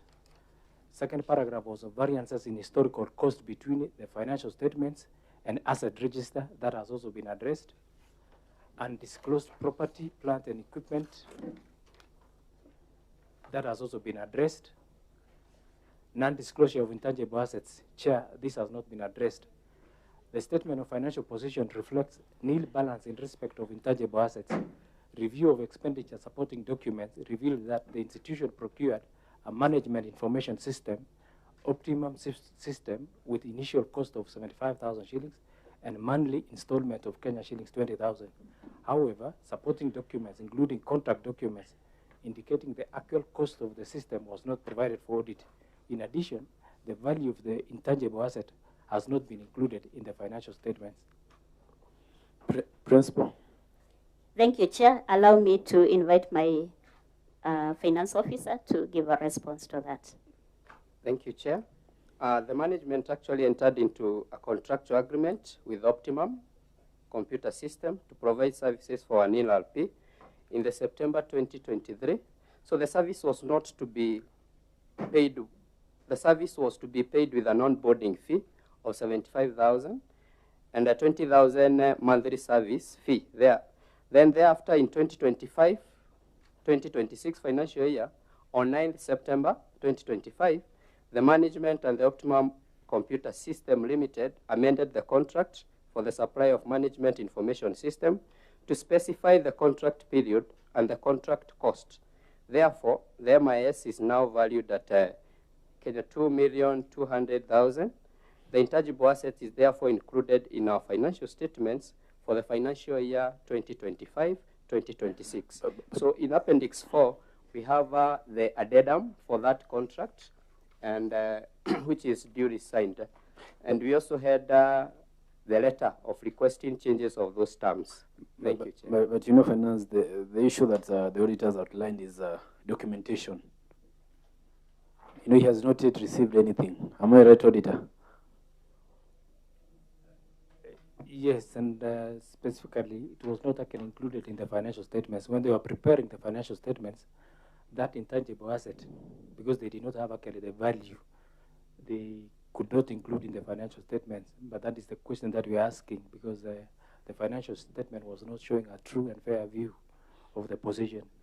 And it can't be amended. And it can't be amended because a certificate has already been issued. And as the institution, as the principal, the institution furnished you with the documents they're indicating. But Chair, it can be amended. Yes. You can do a pre-year adjustments to just recognize the expenditure then under the asset, Yes. then depreciate it from that time to the current. Yeah, I think, Finance, you need to liaise with the auditor so that you can furnish and make the necessary amendments so that the issue shouldn't recur in the next years. So I think I direct that you liaise with the auditor. Yes, sir. Within 1 week, at least to ensure that it's amended and you furnish the auditor with the necessary documentation. Yes, Chair, I'll do that. Auditor. Yes, Chair. Paragraph number 5 was on outstanding receivables from exchange transaction. This issue was also not addressed. The statement of financial position reflects a balance of Kenya shillings 560 in respect of receivables from non-exchange transactions. The receivables have been outstanding since 2018. There was no policy on the impairment of long outstanding receivables, casting doubt on the fair statement of the accounts and recoverability of the receivable balance. Thank you, Chair. Principal, what measures have you taken to ensure that these amounts are collected? Thank you, Chair. Allow me again to invite my finance officer to respond. Thank you, Chair. The amount relates to the unremitted amounts by our mentor, Kabete National Polytechnic, in the financial year 2018-2019, when the college was under mentorship. The management had written a letter to Kabete National Polytechnic, and they responded in financial year 2024-2025. The matter was presented to the Board of Governors for ratification, and copies of the letter and the minutes have been provided under Appendix 5. So we have those letters, whereby in the year 2018, we had requested for a loan so as to actually have Kenya Power to actually procure a transformer, which was amounting to 1,060,960. Transformer, I'm not getting where, you're talking about receivables. Yes, it is part of now that I'm trying to answer where the 560 came from. Okay, proceed. Yeah. So, because money, the capitation money was actually being wired through Kabete, and we had requested for an assistance of this amount to be paid to Kenya Power. They actually did that, and they paid for Kenya Power. So when we asked about now this amount, their answer was the 560. We are saying that they actually owe us. They actually said the amount that they had given us was actually part of this 560, because they actually procured this transformer, and they never asked any other coin from that. So the amount was actually cancelling out, because we are asking them to give us 560, but on the other side, they're also asking us, we actually give them the 1 million. And being the mentor, so I think that's where the issue came. But Auditor, does that even make sense? Because, you know, finance. Yeah, that one does not really answer our question. Yes. Because if it was capitation, they have to receive it first and then expense it. Even if they don't receive it in cash, they can have documents to receive it that the Kabete received on behalf, and they paid on their behalf, so that it can be reflected in their books. But and again, capitation comes for specific students. Yes. So was that account, state student accounts posted with that income? Am I still outstanding? Finance. Chair, I actually stand to be guided, because by this date, actually the college, all this amount, all the capitation in that financial year was not passing through our account. It was actually passing through Kabete's account. So I would ask actually to be guided on this, on how to actually tackle it, because now when I wrote to them, that was the response that I received. Yes, Mheshimiwa. Thank you, Chair. I think the matter here is about the mental institution. Madam Principal, you need to visit that institution, that is Kabete, Yes. together with your finance officer, yes, sir, so that you can reconcile. Then you engage the Auditor General, because we know the role played by these mental institutions, and we cannot wish them away. What is very important, make sure you reconcile. Sure. Moving forward, Chair. I think, and I think we should give timelines for that to ensure compliance. So I think, Principal, Chair, yes, yes, Mheshimiwa. I think this institution have a right to get a reply from the mental institution, because the money was paid through them, and therefore they must account Kabete. Because, you know, they are right that they are unable to answer the question. Why can't the auditor also, through the office, Chair, ask Kabete to respond to this, if it is true? Also, Chair, yes, because now the management says the competition for the whole year went to Kabete. So they were the ones who are managing that money on their behalf. Yeah. I think when we have Kabete on board, they should be able to shed light on this. I think basically, Chair, because Kabete were before us, yeah? Probably when they will be appearing next, we engage them. But before then, I think this is an issue they can sort out. Yeah, before that, yes, as you have indicated, Mheshimiwa, you know it's your responsibility, Principal. Yes, you have to ensure that this amount is accounted for. Chair. So it's for you to visit Kabete and ensure that this amount is these figures are reconciled. I'll do But that. if I recall, Chair, Chair, if Yes, I heard him right, I think he said they wrote to them. Did I hear that they wrote to them? Yes, but and there was no response. But you can visit the institution physically, Principal. Yes, Chair. Yes, Mheshimiwa. You know, Madam Principal, okay, for the record, let me introduce myself. Maurice Kakai Bissau, MP Kimini, Trans Nzoia County. Let's be practical, Madam Principal. Yes. I'm sure you meet in your forums. True. As principals. True. When did last time you met, is it Mr. Nganga, what was his name again? The principal? Mr. Mushemi. Mushemi? Yes. When did you meet him last? Last Monday. Last Monday? Yes. So if you're serious, did you raise this issue? Or you prefer doing letters and keeping quiet? Did you raise this issue with Mr. Mushemi? this, I didn't raise it. The one that I raised is for the handing over. But this one, according to the finance officer, it was settled because the board had agreed to cancel that. Okay. Because of the Kabete National Polytechnic bought the transformer for the institution that was costing even far more than 561.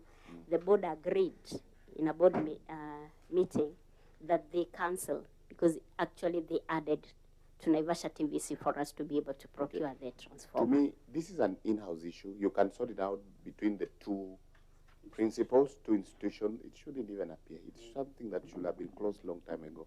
I So agree. let's just be practical and close this issue.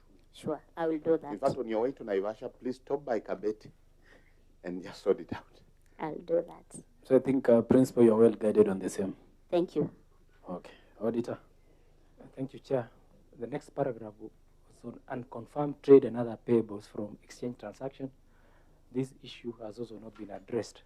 The statement of financial position reflects a balance of Kenya shillings 965,868 in respect of trade and other payables. However, the trade payables were not supported with invoices, delivery notes, and local purchase orders, which did not have dates and serial numbers. Finance. Thank you, Chair. And you can also state the current status of the payables. Currently, we have 0 payables in this last financial year, that is 2025-2026. Then the amount in question was actually 965,868 relates to trade payables of 563,411 and prepayment of 402,457. So the management have provided the schedule showing the payables and the supporting evidences. I think the major issue in this was some of the payables actually never required to have serial numbers because some of them were salaries and also kitchen budgets. And the ones that actually required the dates and the serial numbers and the receipts were actually provided. Were provided, you know, the auditor is not in receipt of the same auditor. Were the documents provided? Yes, Chair. The invoices, the delivery notes, and the local purchase orders were provided, but they were not dated. They were not? Dated. Dated. That was the issue that was raised, even in the certificate. Source of finance, if they were not dated, are they genuine? Not really. Then how do you provide documentation without dates? Management, I think Chair, through Chair, I think the management cooked the vouchers. Because how on earth were they not dated? Yeah, because if they are not dated, we'll just assume that they are not genuine. Kindly, Chair, maybe allow me, I get the original copies. Yeah, they are there. The dates are there. Chair. Yes, auditor. You know, the management is actually given an opportunity to respond to some of the issues that are raised, starting from the queries that were issued, the management letter, the draft report, and finally the certificate. And before an issue is put actually into the certificate, the final certificate, then it means those documents, as at the time when they were provided, did not have those things. If Chair, through you, if I may ask, how will the original have the date and the other documents don't have the date? Because I'm sure the auditor, even there was the pre-conference, or even before the pre-conference, asked for those documents. By him capturing that in the report, it means that the document that he was given actually not have the date. So why, again, head of finance, you're telling this committee that your documents actually have a date, and the other documents in the possession of the auditors when they're auditing do not have the date? Are they the same documents? Yes, they are. But because how come one doesn't have the actually, date? maybe through the Chair. In fact, by this time, we used to have the PVs. And those PVs actually were the original in terms of the documentation. You know, payment vouchers, I mean, don't use acronyms. Not everybody understands that. Just try to, so that everybody can follow. So you mean payment vouchers, right? Yeah, the payment vouchers. Okay. So what happened to the payment vouchers, you're saying? They are still the same one that I had provided to the auditor when we were actually doing the audit for that financial year. And those ones had the dates?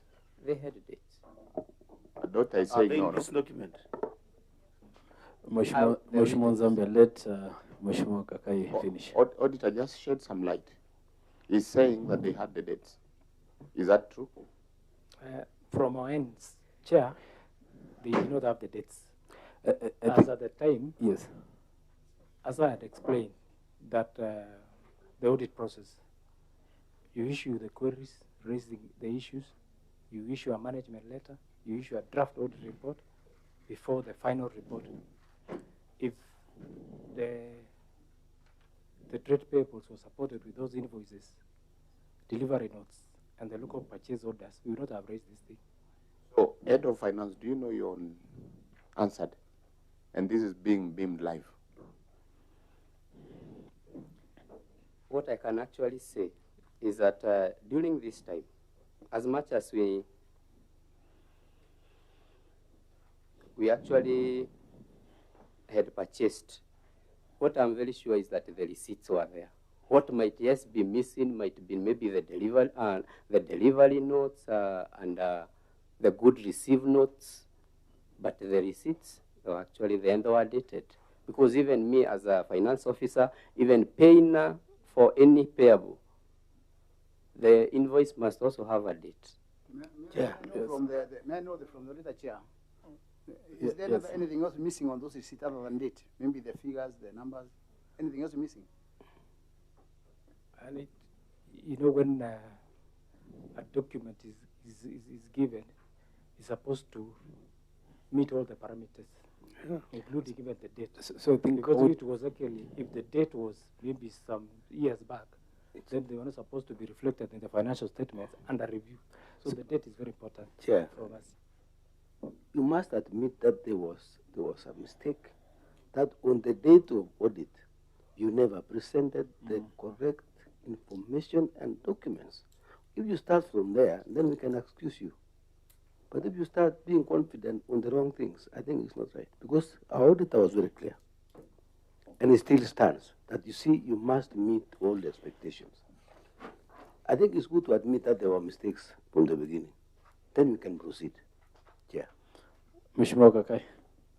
In fact, a document without a date is invalid, number one. Number two, you've introduced another issue.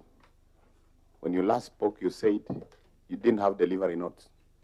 Now, you as an accountant, in the payment cycle, a delivery note or the receipts is a critical document. How did you pay without those documents?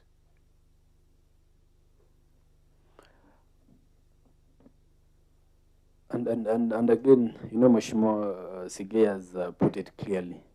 You know, as it stands, you didn't provide the documentation as per the request of the auditor, because if, according to you, the documents that you're having have the dates, but you know, according to the auditor, it doesn't have the dates.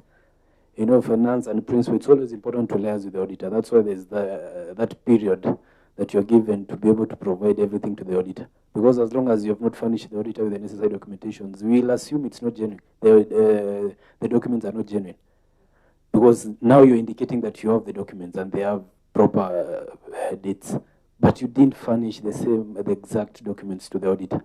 So how are we supposed to confirm that they are genuine? Auditor? Chair, I just want to be specific that the audit issue was about, however, the trade payables were not supported with invoices, delivery notes, and the local purchase orders, which were not dated and with the serial numbers. So these are the documents which were not dated and did not have the serial numbers. So the payment vouchers may have been dated, okay, but the invoice attached to it was were not dated. Finance, do you have the exact documents? with the correct dates. And in addition to that, Chair, he even said himself, did you have the delivery notes? Apart from the invoice, did you have the delivery note? Did you have the receipt completing that supply chain cycle? Do you have the documents? Chair, maybe let me be very truthful on this. On this period, I'm not trying to digress, but this is a period which we never had a procurement officer. So I was doing all the work as a finance officer and also procurement officer. And we are trying to build a system. So finance, are the documents there? You know, we so just the only document that I have is the payment vouchers and the invoices or the receipts. That is the only thing that I had. Yeah. So, question is, how do you confirm to this committee that actually the goods or services were received, minus the delivery note for someone to take responsibility that the goods or services were received? How we as a committee, how do we know that actually we were paying for a service provided and getting value for every shilling that was spent? And you don't have the LPOs? Let me check.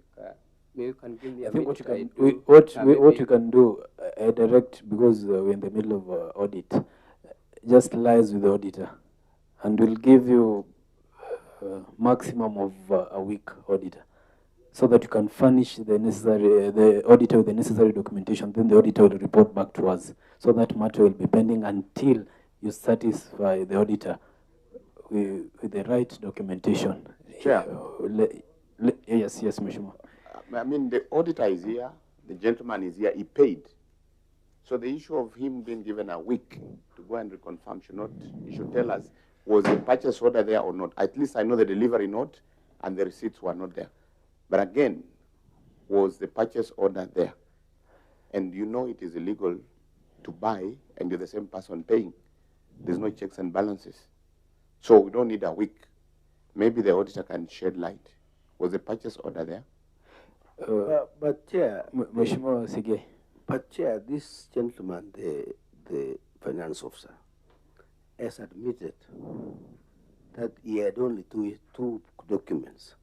The rest he didn't have. I think by that, I think we can be able to ask the auditor to go and legalize whatever was Yeah. a mistake. Yes. So I think we can proceed. So auditor, finance and lies with the auditor, so that you can provide every single documentation and proper documentation to the auditor. Then the auditor will report back to us on the specific issue so that we can clear it. Is that in order? Yes, Chair. Auditor, proceed. Okay, next paragraph is on budgetary control and performance. There was underfunding of Kenya shilling. We have discussed. Yes, we've discussed. So as discussed. Okay. And resolve prior year matters. As discussed.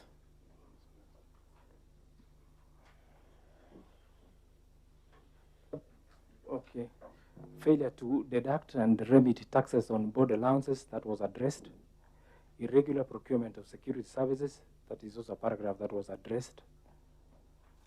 Failure to hold optimal number of board meetings. This issue has not been addressed here.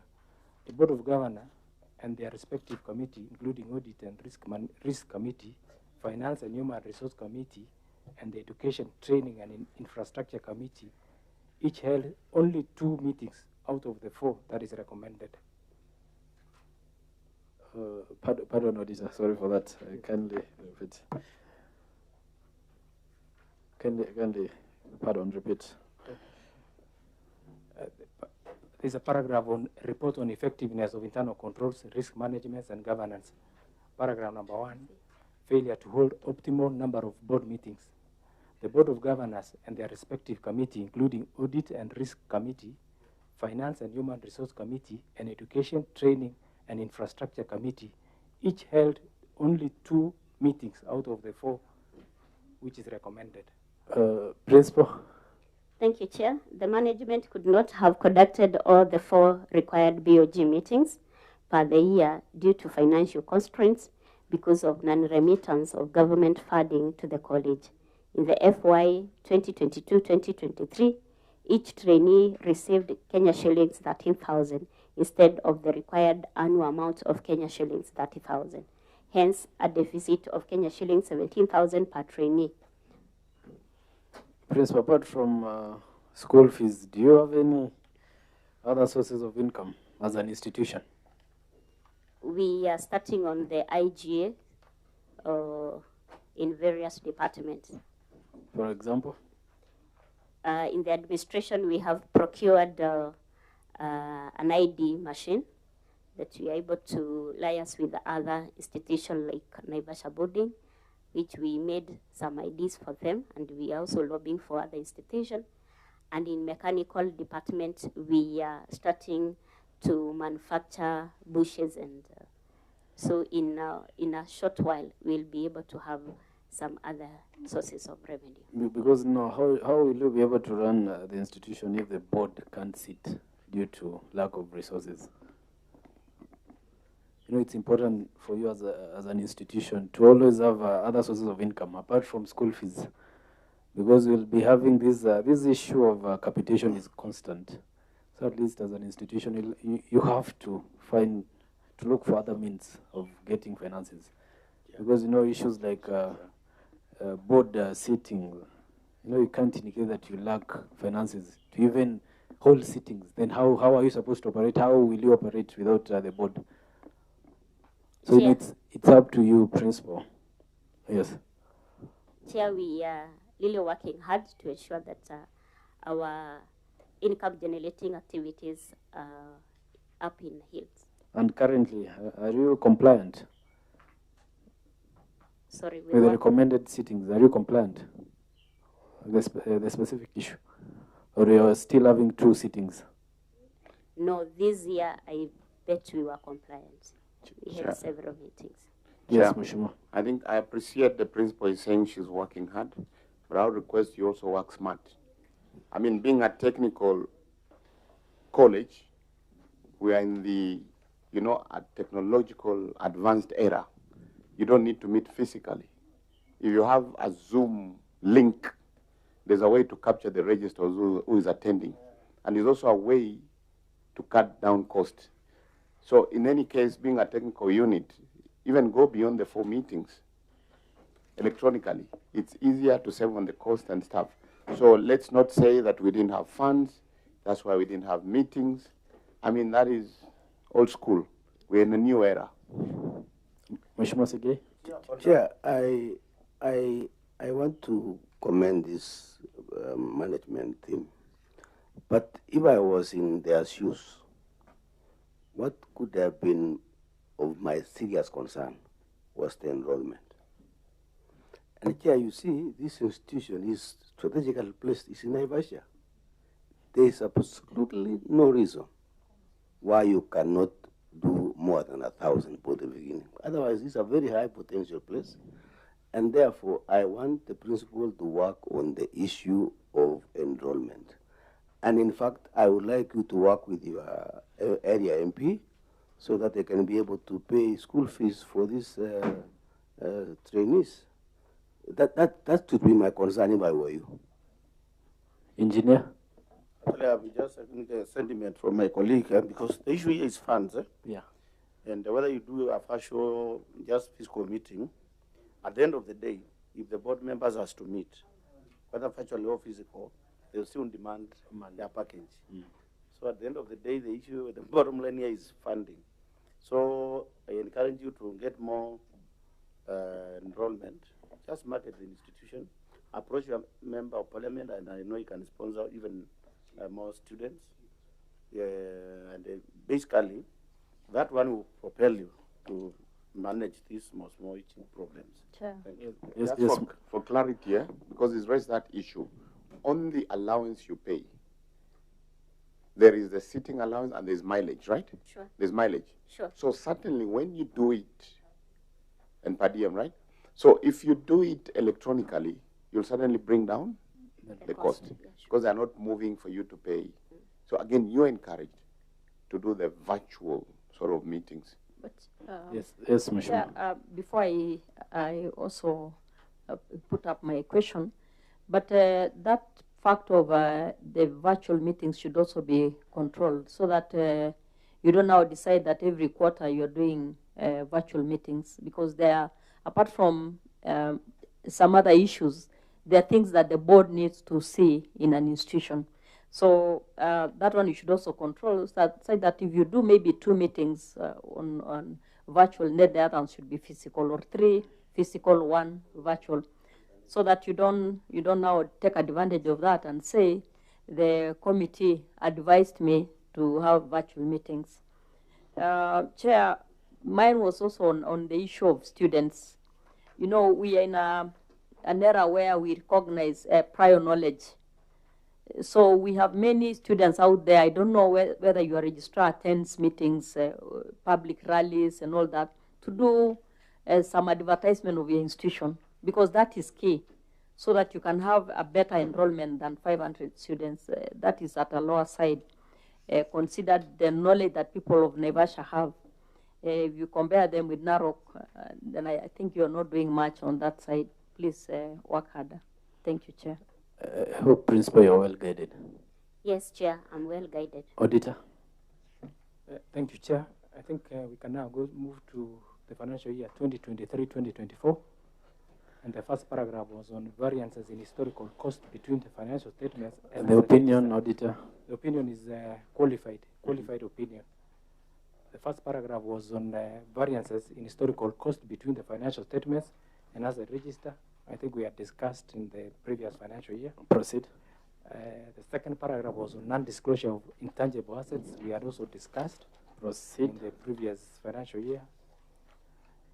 The third one was on long outstanding receivables, which we had also discussed. Yes, as discussed. Proceed. Budgetary control and performance under funding, I think we had also discussed. Proceed. And resolve prior matters remain I think we had also discussed. Yes, as discussed. Yes, proceed. Failure to use e-procurement, that has been addressed. Proceed. And suboptimal committee meetings. I think this is what we've just discussed in the previous financial year. Proceed. Let's continue with it. So next financial year is 2024-2025. The opinion is a qualified opinion, and the first paragraph was inaccuracies in the statement of comparison of budget and actual amount. That has been addressed. Proceed. Unsupported rendering of services, fees from students, that has also been addressed. Proceed. Unsupported traveling and accommodation. Chair, this has not been addressed. The statement of financial performance reflects use of goods and services expenditure of Kenya shillings 14,324,436 as disclosed in Note 15 to the financial statements. Included in the expenditure is traveling and accommodation expenses amounting to Kenya shillings 3,220,599. However, the expenditure was not supported with evidence of travel to destination, authority to use private vehicles, and attendance sheets. Principal or Finance? Chair, allow me to invite my finance officer to respond to that. Finance. Thank you, Chair. The amount in question of 3,220,599 for traveling and accommodation expense relates to 3 sub-vote heads. That is daily subsistence allowance, which amounted to 2,052,339. We also have transport and lunch facilitation of 619,120. And lastly, transport facilitation of 549,140.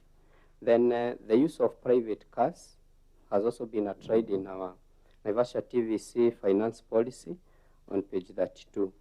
So, sir, when we look at that categorization, I think the whole issue came on the issue like the transport facilitation, which is amounting to 549.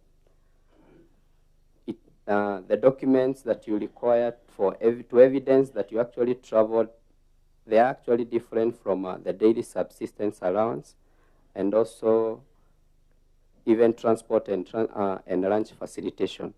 So that documentation, some may lack some are actually lacking, like in transport facilitation only, you may not actually have like attendance register for where you're actually going. But now when you come to the category of the per diem, which is the daily subsistence allowance, the documentation that are required is the invitation letter, the program, the attendance list, back to office report, and approved facilitation schedule. But now when you also come now to the transport and lunch facilitation, you only require now the approved transporter and also the evidence for attendance. And also when you now come to the transport facilitation, you require the transport requisition form and the evidence of travel. So, I think we need to have the schedules. Did you provide the auditor with whatever you're saying, the documentations? Yeah, when I was doing the response, I did provide the schedule categorizing them in the three. But when he was actually doing the audit, by then, I hadn't.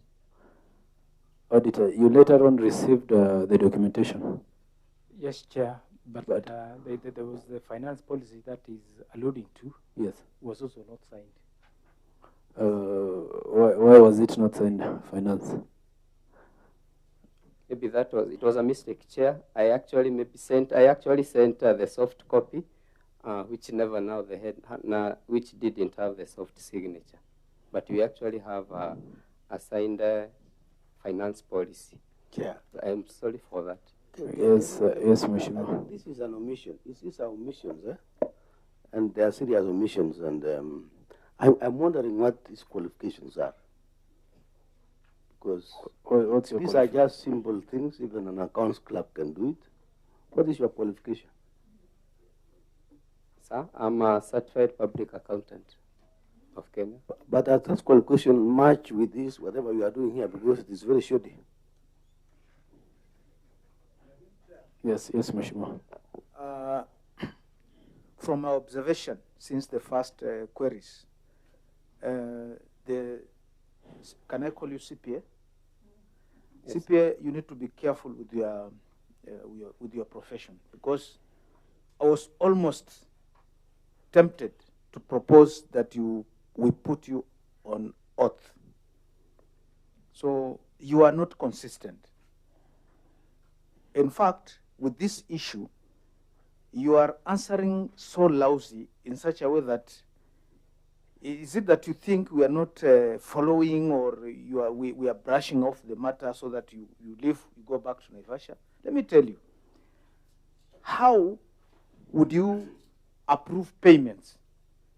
And then now, when the auditors come, you say the documents are not there. How are you running the process? Because out of the process as it began, there must have a plan, a budget, they voted, as you've mentioned. Then what was the big deal of not having the documents at the very time when the exercise was on? Of course, somebody cannot attend a meeting without a calling letter. And in the process, there are documentation which are being prepared as you attend. And when you come back, there are attendance registers, attendance lists which are signed. What's the big deal? When the auditors are there, and now you are telling us that you did not have them now you got them sometime. You know, you are not consistent. We may be forced to put you on oath so that maybe we pronounce ourselves otherwise. Because this is a lot of money, and we feel like we may, you seem to be fit to pay back the 3 million. We are not there, but be careful. Thank you, Chair. Chair, yes, yes, Mheshimiwa. Chair, can the finance officer tell us whether these documents are available and why they were not available during the audit period? So do you have the documents? Because the thing is, there were no documentation to show that these people attended that they traveled, whether it was a workshop or whatever it was. Do you have the documents now? Sir, let me answer. The issue was, when the auditor was actually raising the question, he actually considered the whole amount of the 3 million, that they were missing all those evidences, which was not the case. And that's now when I now went ahead now to categorize. Chair. On inter, okay, sir. Chair, is the officer right to doubt or to cast aspersion on the work of the auditor?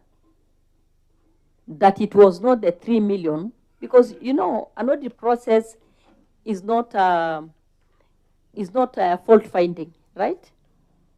It's a process, and I believe it's a friendly process, whereby you told this is an audit query, give us a documentation to that effect, and you provide those documents. So he's not going to tell you that I'm doing this, I'm doing this. If there are a few, or let's say one, travel documents and all that, but you cannot tell as officer that the auditor did not look at the entire amount. I mean, was looking at the entire amount and not a specific amount. You're not guiding the auditor. It's the auditor to guide you on what documentation they want.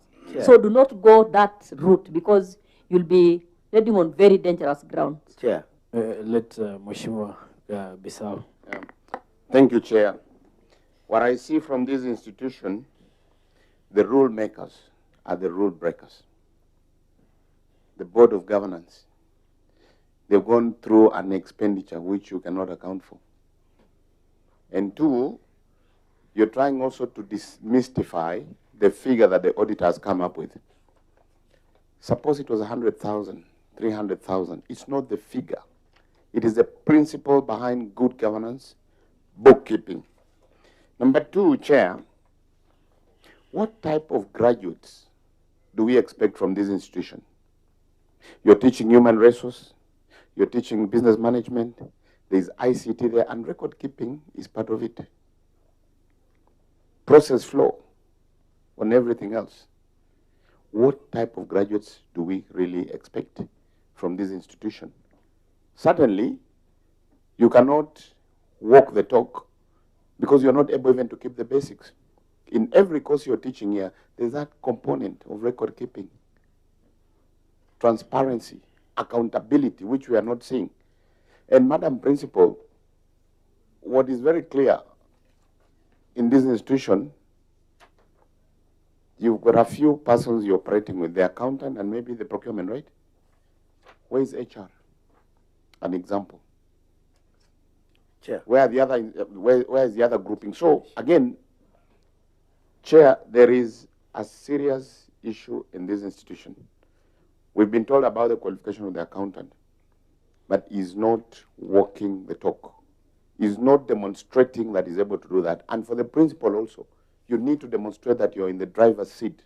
You are in control. That control, we cannot see it. Suppose, through the chair, we asked all these board members to come here and show them these expenditures. Can you confirm to us that they'll confirm that they actually received this money? Chair. Yes, Mheshimiwa Sige.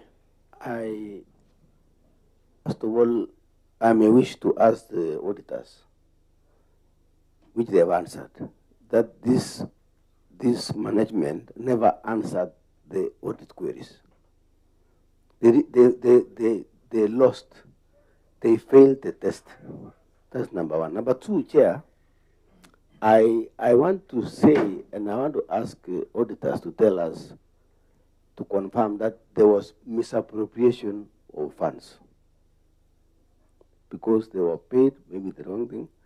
And then, Chair, we need to find out who is culpable for this loss of money and who is supposed, because this money is for public money and it must be paid back. You know, Principal on Finance, you know, the constant thing here is late submission of documents. And, you know, as earlier the auditor explained the whole audit cycle, whereby you as an institution, you're given time to answer to respond or answer to the audit queries and provide even supporting documentation of the specific queries. You know, when it comes to these travel and accommodation expenditures, the documentation that the auditor requested for, which you submitted late. Auditor, the documents were submitted late. That's what you have indicated. Yes, Mheshimiwa. So that you can answer together. I want to confirm from the Auditor General, in your view, was there any money lost in this case? I don't think we can really say that money was lost, but the money that was spent on traveling and accommodation was not supported with the requisite documentation. Here is the submission of proper documents, because according to the Auditor General is saying that they cannot confirm whether there was any money lost. Yes. So I think the ball stops at you. I think it's good you keep proper records to avoid all these small issues and the signing of documents and the time submission of documents. I think, Chair, yes, if that one can be done, this small problem will not rise. Because obviously, this is the money which was spent, and the problem is documentation.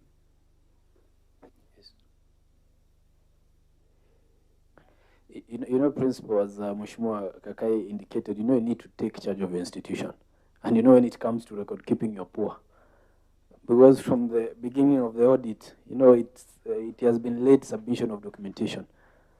So, Finance, were you able to submit this required documentation to the auditor? What he requested for? Chair, I think it's actually my mistake because in this financial year, our college has been growing, and in that office I was actually alone. So you can imagine all the work I'm the one who was actually doing. So the documentation, I agree, it was not in proper keeping, and so the ones that I actually provided was not satisfactory. Yes. Chair, I think Chair.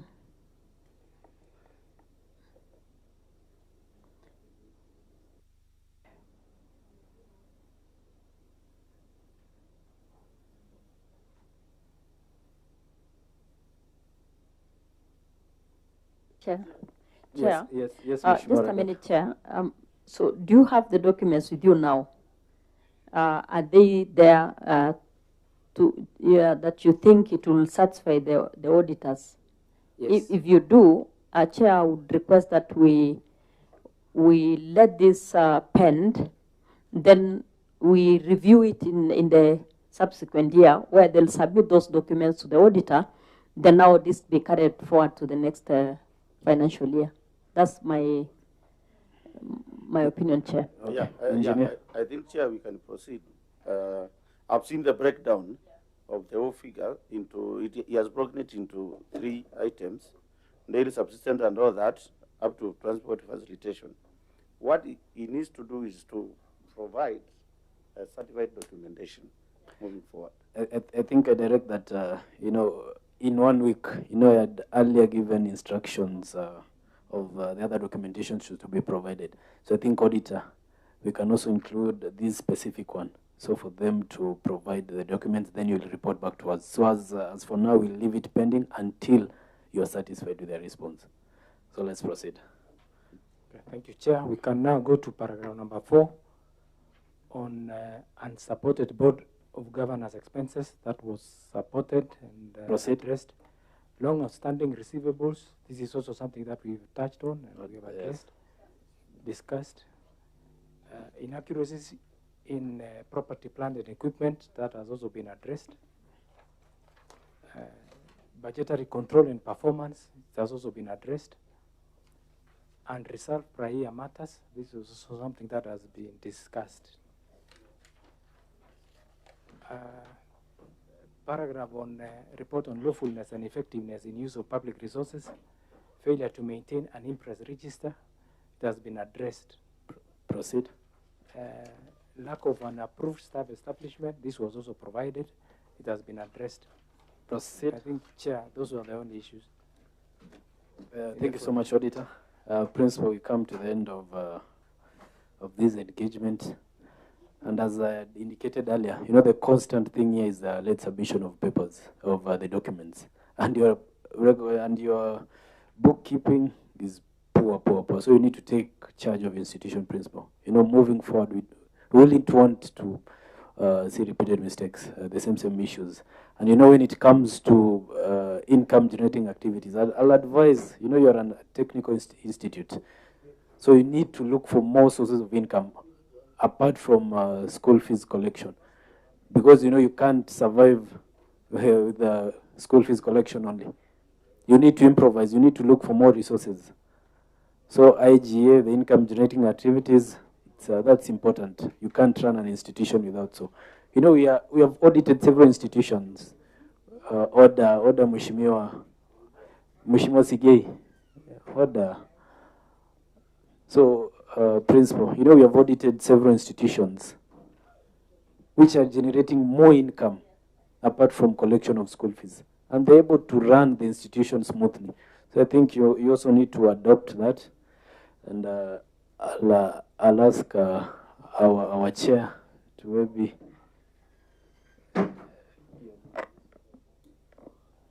Okay, I think we have come to the end of it. So I hope, Principal, you are well guided. Sure, I am, Chair. And at least you need to advertise your school because the 500 students, it's on a lower side. Yes, Chair. Maybe the only issue I wish to comment on that is that where you are situated in a very good place, but your enrollment is extremely low. So I think my members have raised the same because the potential you have is huge. And therefore, we need to see you work extra hard as a new principal to ensure that you double the numbers. Well guided, Chair. I will do that. Thank you so much, Principal. We are done. Thank you Travel very much. safely. Thank you. Next.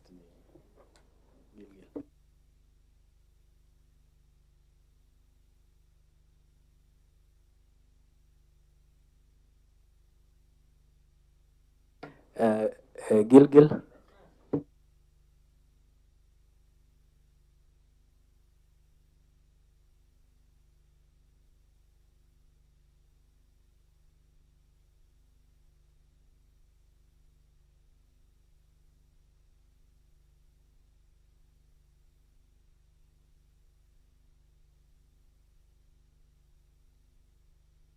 Mwenje.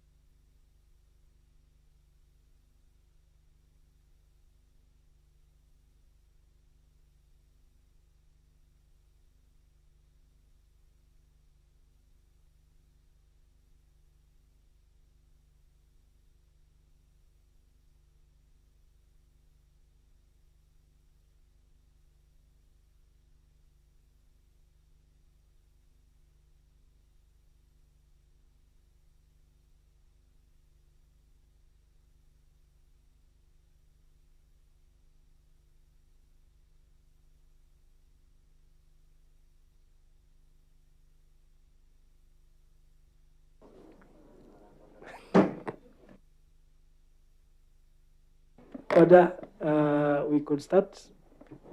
This is Gilgil. Yeah, let's have members introduce themselves, starting from Mheshimiwa Mwenje. Good afternoon. My name is Mark Mwenje, MPA, Bakasi West, a member of this committee.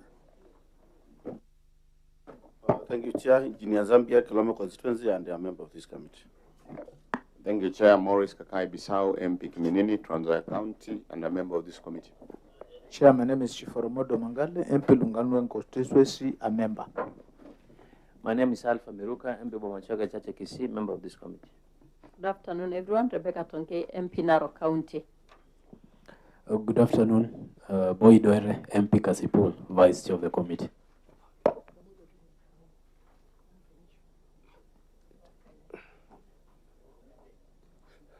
Yes. Thank you, Chair. Ruth Gakuya, Clerk to the committee. Thank you, Honorable Chair. Noel Amtabi, Legal Counsel. Thank you, Chair. My name is Eunice Liavuli, Research Officer.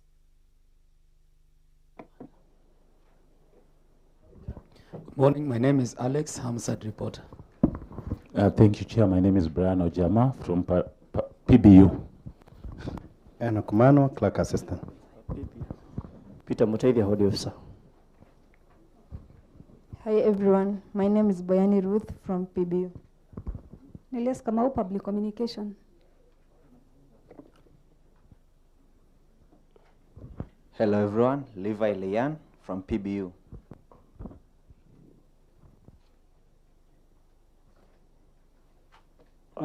We're done.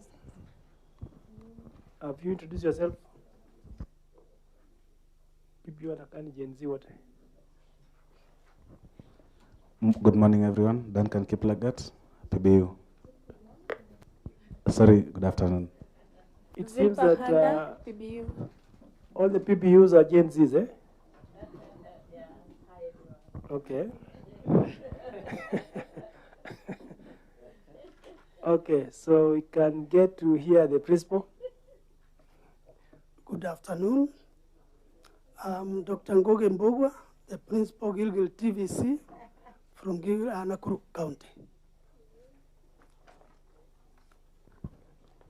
Thank you, Chair. Good afternoon. I'm Lucy Mokundi, Finance Officer, Gilgil TVC. Thank you, Chair. My name is Caroline Wambua, Procurement Officer, Gilgil TVC. I'm told I skipped the audit team, kindly. Sorry. Thank you, Chairman. My name is Felix Itonge from the Office of the Auditor General, Liaison. Good afternoon, Chair. My name is Kenneth Biegon from the Office of the Auditor General. Yeah. Good afternoon, Chair. My name is CPA Nyandwaki Henry, Director of Audit from Nakuru Region Office. Thank you. So, Principal, Yes, karibu sana. My name is CPA Dick Maungu, MP Luanda Constituency and Chairman of the committee. Asante. You are appearing here for one financial year. Yes, sir. Did you appear last year? Yes, sir. We appeared last year to respond to the financial year 2018, 2019, 2019, 2020, 2020, 2021, 2021, 2022, 2022, 2023, 2023, 2024, sir. So you appeared for 6 years? For those years that for those years you mentioned. From when it was initiated. When was the college formed? It was, it started, that is the construction started in 2018, and the first principal joined the institution 2021. The first intake, yes, sir. And then how many students do you have now? 120 students, sir. And we have 40 who are in attachments. That's not my first problem. Chair, I also want to understand some clarity as you're following that one on the number of students. You know, this letter here says Naivasha Technical and Vocational College, and then there's Gilgil Technical and Vocational College. Well, what is the relationship here? You know, I think we need to understand, is one a mentor to the other one? Or is it a change of name? Okay, it can't be change of name because they are both there. So at least we just need to understand that relationship first. Thank you, Chair. There is the letter sent to us. I think that is what the honorable member is referring to. The letter also in Appendix 14 is also of a similar nature, which had about 4 institutions combined. So the same or a similar one was sent to us. We only know we are TVC located in Nakuru County, Gilgil Technical and Vocational College. So there's no relationship between Gilgil and Naivasha? Not at all, sir. Okay. Thank you. Now, my concern, this college was born in 2021 or 2018 there. The first cohort came in 2021. And you have 120 learners. Those are extremely few. You look at the kind of investment put in terms of millions putting up the structure. Look at the trainers who have been posted there by government. And all you can do is to have 120 students? Chairman, I joined the institution last year in January. And so in the past, there were some intakes that were done. We also had a government policy where there was multiple campaign to have the students join without paying, as stated by them who are doing marketing then. And 2024, before I joined in 2025, there was a massive campaign by SDTVET and the government through Dr. Kimiru, and they were able to have 800 students in that institution. But when they were asked to pay by November, December that year, all of them disappeared. So by the time I came in 2025, I found no student. In this case, I had to start by telling them we have nothing to do but to make sure you only come and pay for the exam and do the exams, and you know, because they ran away because there was no money. Term one, I managed to get 270 students. That is January, May 2025. May, August 2025, we managed to have 404 students in the institution. Short courses. Majority were short courses, very few for level 6, which is diploma. And those for diploma, even now they are there, few of them. In term 3, September, December, we managed to have 280 students. And majority went for attachment. In fact, by now, some are out for attachment, and we hope they'll complete soon. And so by January 2025, even by when we did the marketing, we only got 15 students, another 40 students, including the COOPS students who are located to that institution. May, August, the term that we are in, even when we did the marketing, we only got 15 students, one did not turn up. Now, by yesterday, we are out for marketing together with the NGC, the GAO, National Government Officers, present in Gilgil constituency. And we hope this time we shall get many more.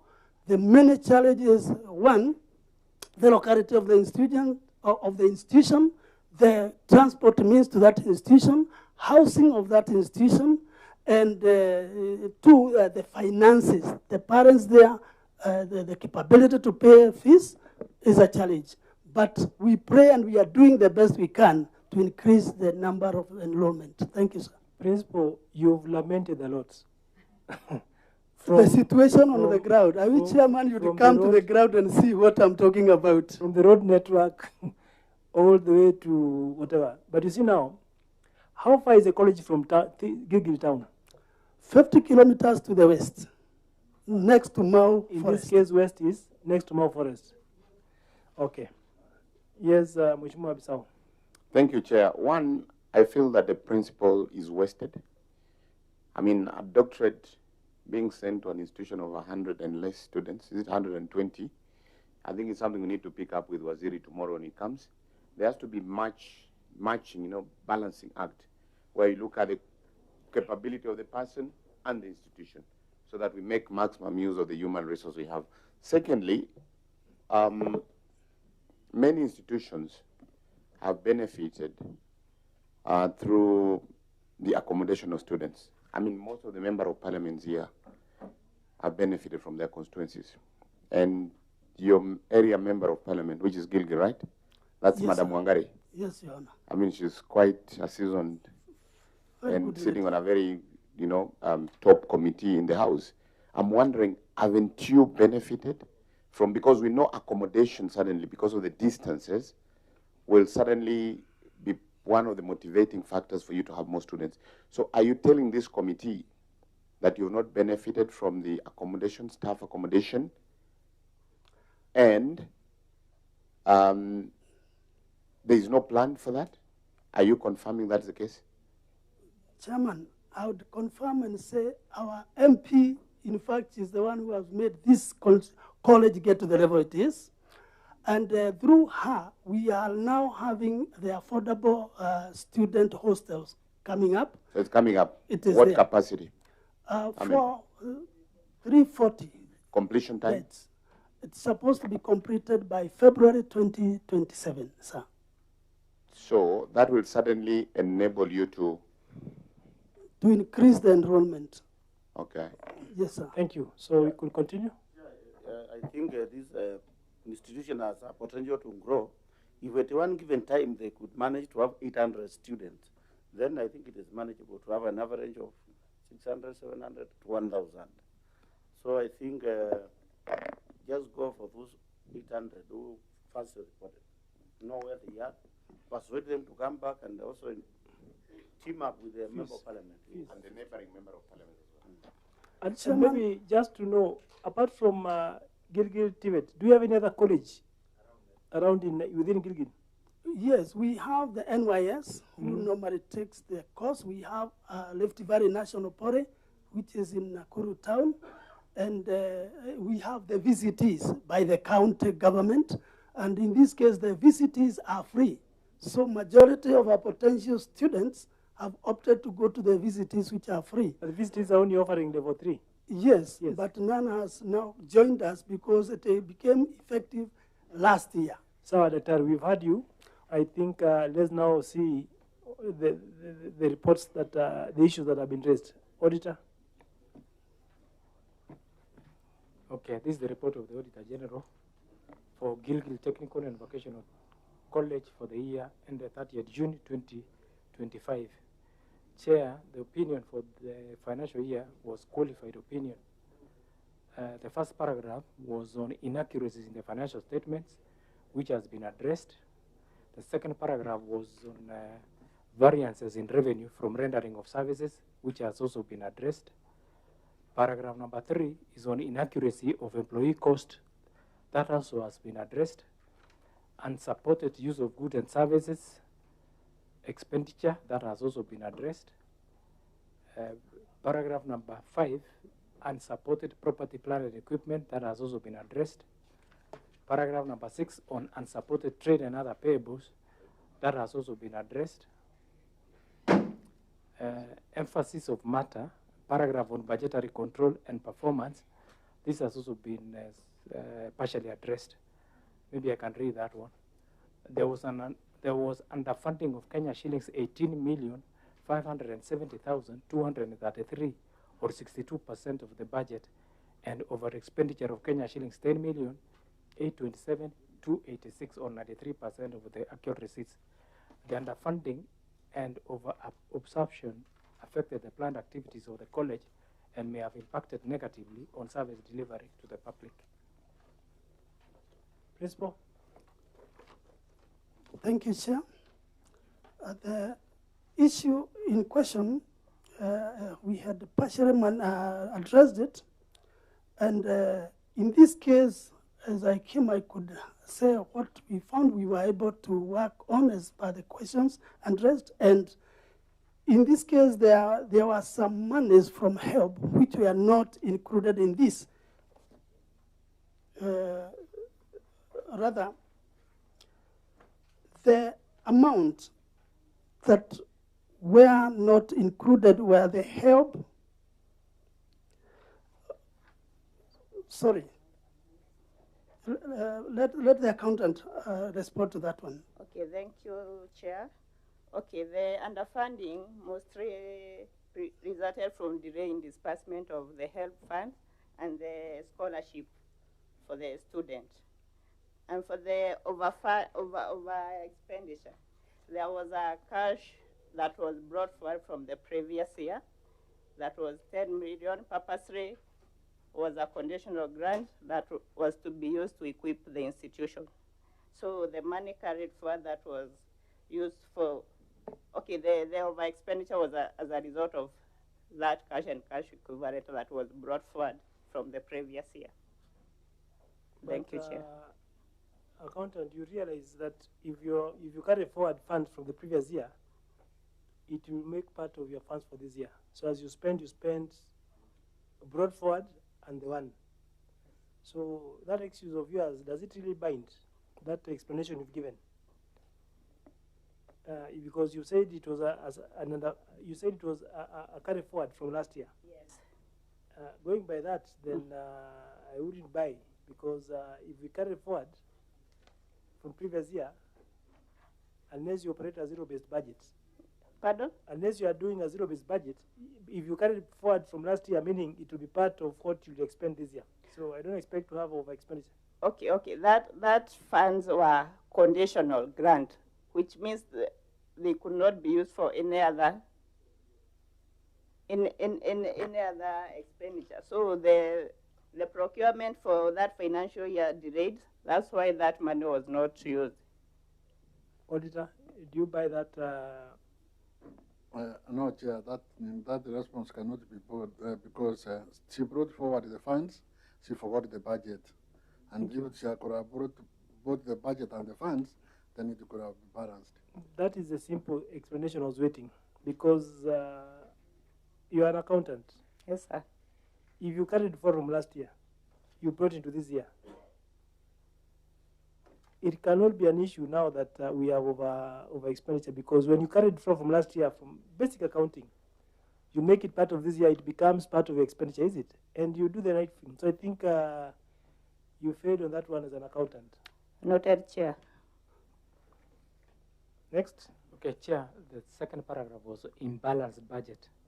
The statement of comparison of budget and actual amounts reflect budgeted total income amount of Kenya shillings 30,180,205 against budgeted expenditure of Kenya shillings 21,531,536, resulting to unexplained and unreconciled variance of Kenya shillings 8,648,669.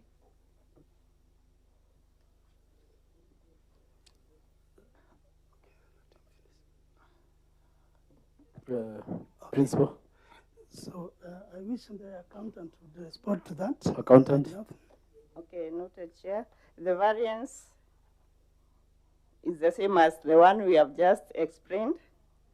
The college incorporated the cash and cash equivalent that had been brought forward.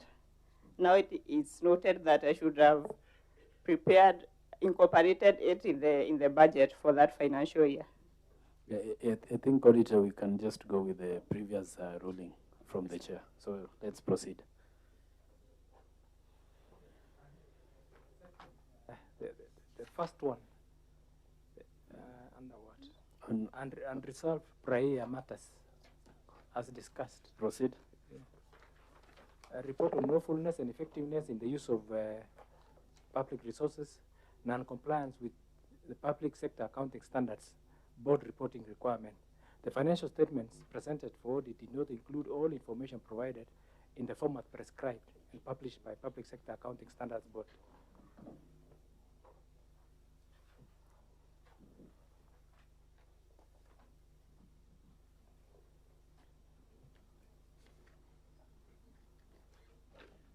Principal. Yes, sir. I'm an auditor. The principal to respond to that issue raised. That is the unsolved issues. We are committed to implement and any recommendations that is issued by the committee. And here, Principal, just hold. Yes. Yeah, Principal is not answering. You're on a different issue. The issue was on the accounting, isn't it? Auditor. He's answering a different question. Sorry, I thought that Deputy Chair had resolved that, but No, maybe I'd go back through, I think through the chair, we are done with the unresolved prior year matters. We are at non-compliance with the IPSA's reporting standard. Yes, sir. Yes. That is issue number 10. Thank you.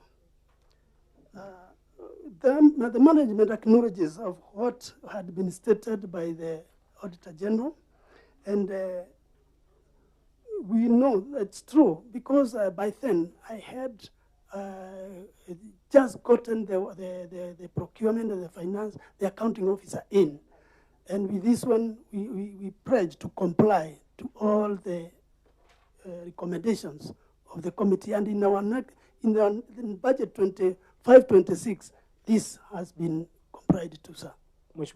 Chair, the finance officer, is this the finance officer? Yeah. Can we just know her qualifications and when did she start? Pardon? Your Your qualification? qualifications and when did you start working there? Turn on this mic. On record.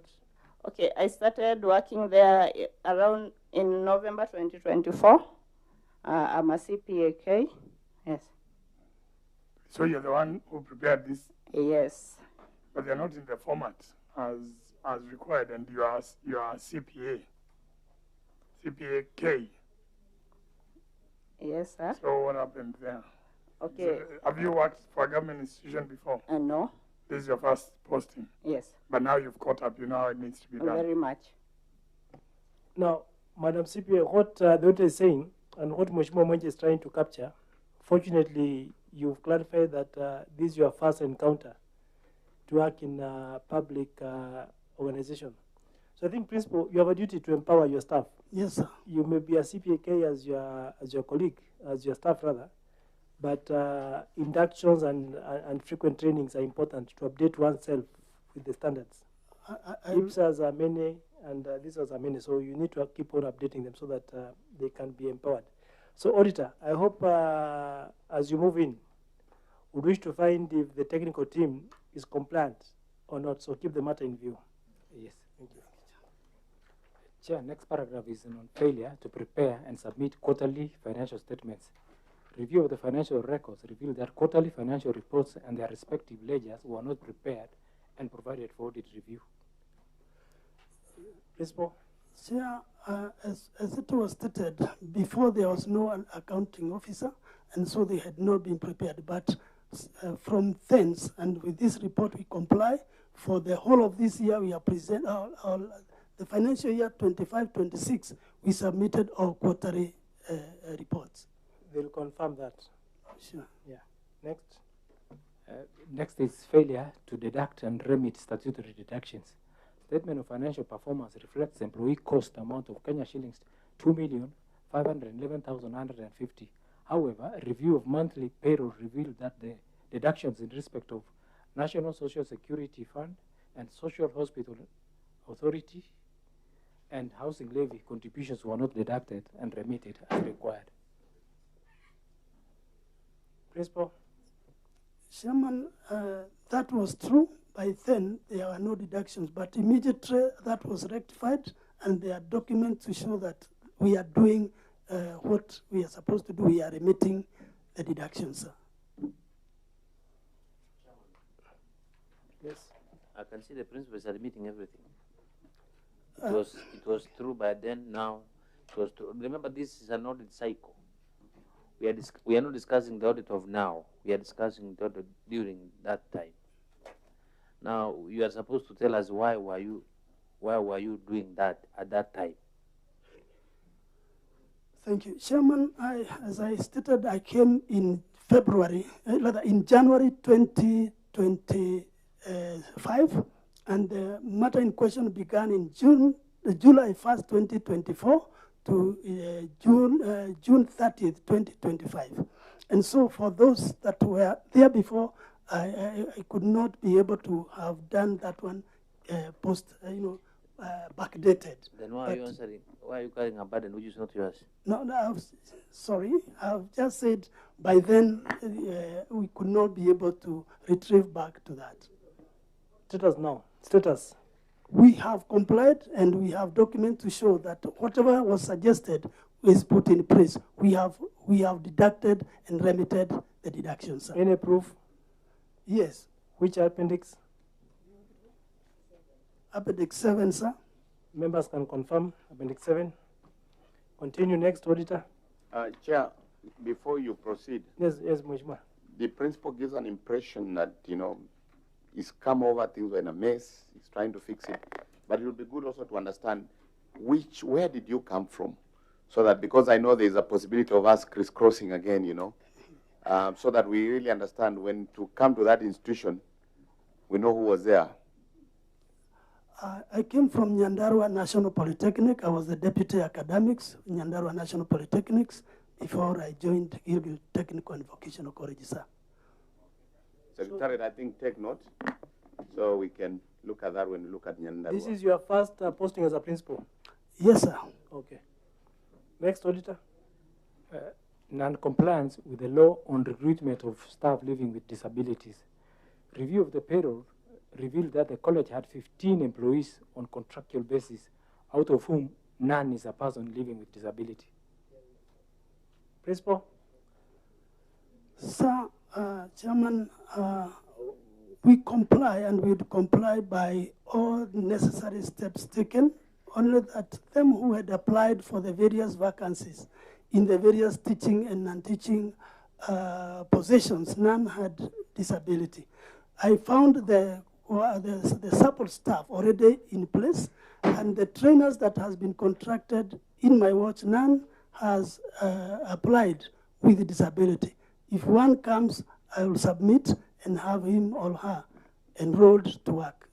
Thank you, sir. Chair. The camera behind me is just communicating what you've communicated to the nation. Yes, sir. That people living with disabilities did not apply in your college. Up to now, sir. I hope National Council for Persons with Disabilities is watching also, and they'll be on your neck tomorrow.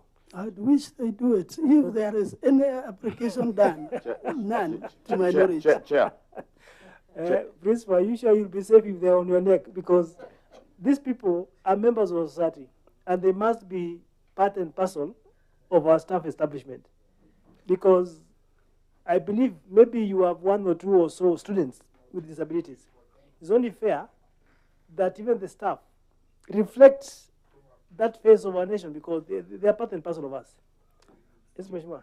I'm quite worried when I hear this principal saying those persons living with disability, when they come, I'll reconsider them. That is very casual principle. What I expect you to do is to be very intentional. And this is how you have to do it. Headhunting. Number two, for any advertisement you have, send it to the Association of the Kenya Person Living with Disability for them to disseminate within their network. When you say an example, when they come, a blind person, an example, or a handicapped person, they tend to be more frequent on their website or their networks for them to access the jobs. But if you say you'll be there for them to come, I think it's a very unfair statement. So be deliberate and ensure that in the next recruitment, you do that. Through the chair. Principal, you have indicated there are 15, the staff. The staff that have been employed by the institution. Yes, 15. Both trainers and the other workers. 15. Yes, 15. Because, when it comes to PWD, you only require 5%. And 5% of that number, it's just, I think, one. The moment you employ one, you'll be compliant. So I think it's now up to you, Principal. Maybe, Chair, let me know. Do you know the procedure of getting these people? Or we just advertise and wait for them to come? Chairman, I think I stated that the environment might be, I'm not saying it's the one, might be challenging for them maybe to have the opportunity to come to the environment. And the last recruitment by the government, we had 3 chances for the PSC trainers in our institution, and none, if I would say from my knowledge, has applied. And you see, even that one, it is just for us to do the recruitment, forward to the PSC for employment. Chairman, let him know. I've just understood your thing. You are not supposed to be a reactive. You are becoming a government of the day. Thank you, sir. A reactive person is somebody who waits until something happens, and then that's the time for you to react. You must be proactive. I will get to that. Understand what the law requires you to do. Then, if that area has challenges, improvise a method of filling the gap. I oblige, Chairman. Thank you. Next, Auditor. Lack of internal audit function and audit committee. During the year under review, the college has not constituted an audit committee and an internal audit function as required by the law and regulations. Principal? Chairman, that was noticed and informed to us, and we have already requested Aravist National Polytechnic to help us with their internal audit officer, who is now engaged and is doing internal audit in our institution. And we have also have a board committee that deals with audit and risk and audit, sir. And Rift Valley was your mentor? No, the Nairobi National Polytechnic was our mentor. Have they given you any support? Did they give you any support as you were beginning? Not as before, because I did not get any by then. Okay. Yes, sir. Next auditor. Next one is on lack of an approved strategic plan. That was addressed. Lack of an approved staff establishment. That was also addressed. Lack of risk management and fraud policy. That was addressed. Failure to maintain an impress register. That was addressed. That's all, Chair. Thank you. So I think, Principal, we come to the end of our engagement. But one thing that is very clear from this committee, you have to go back and work on your numbers. Yes, we cannot have an excuse whereby a college where government has spent millions and they're equally doing a hostel worth millions, you only attract 120. Yet we know Gilgil has a lot of these young people. They don't have to go to Rift Valley. That is a bit far. You capture the market around. So you need to engage your marketing gears and ensure that you have the right numbers for you even to break even. Otherwise, utakuwa ukilia kila wakati hakuna pesa ya kulipa mshahara. Yes, Chairman. We shall do that. And we are really on that, sir. Thank you very much. Asante. Yes, Mheshimiwa, just before. Chair, I wanted to find out from the principal, are you the one who prepared this physical document? This one is prepared by my accountant here. By your accountant? Yes. Like I said, because you're still new, this presentation is not the right way to do it. Yeah. What we've been looking at and what is being read by the auditor, Chair, maybe you might not be privy to this. We don't have everything. You know, here you've just highlighted inaccuracies in financial statements. The details are not there, but the auditor has the details. So I would advise you, talk to the auditor, have a look at what the other institutions have come in. Look at how theirs are, and we will break it down. There's a way you do it in 3 sections: effectiveness and controls and what. There's a way they do it under certain headings, so that you're able to divide that issues. This presentation is not for a CPA holder. I think, Chair, you'll agree with me, based on the others. So I think it's just giving us some guidance on how to present it in the next one. Chair. Thank you, Mheshimiwa. Chair. Mheshimiwa Bisau. Thank you. Just an observation.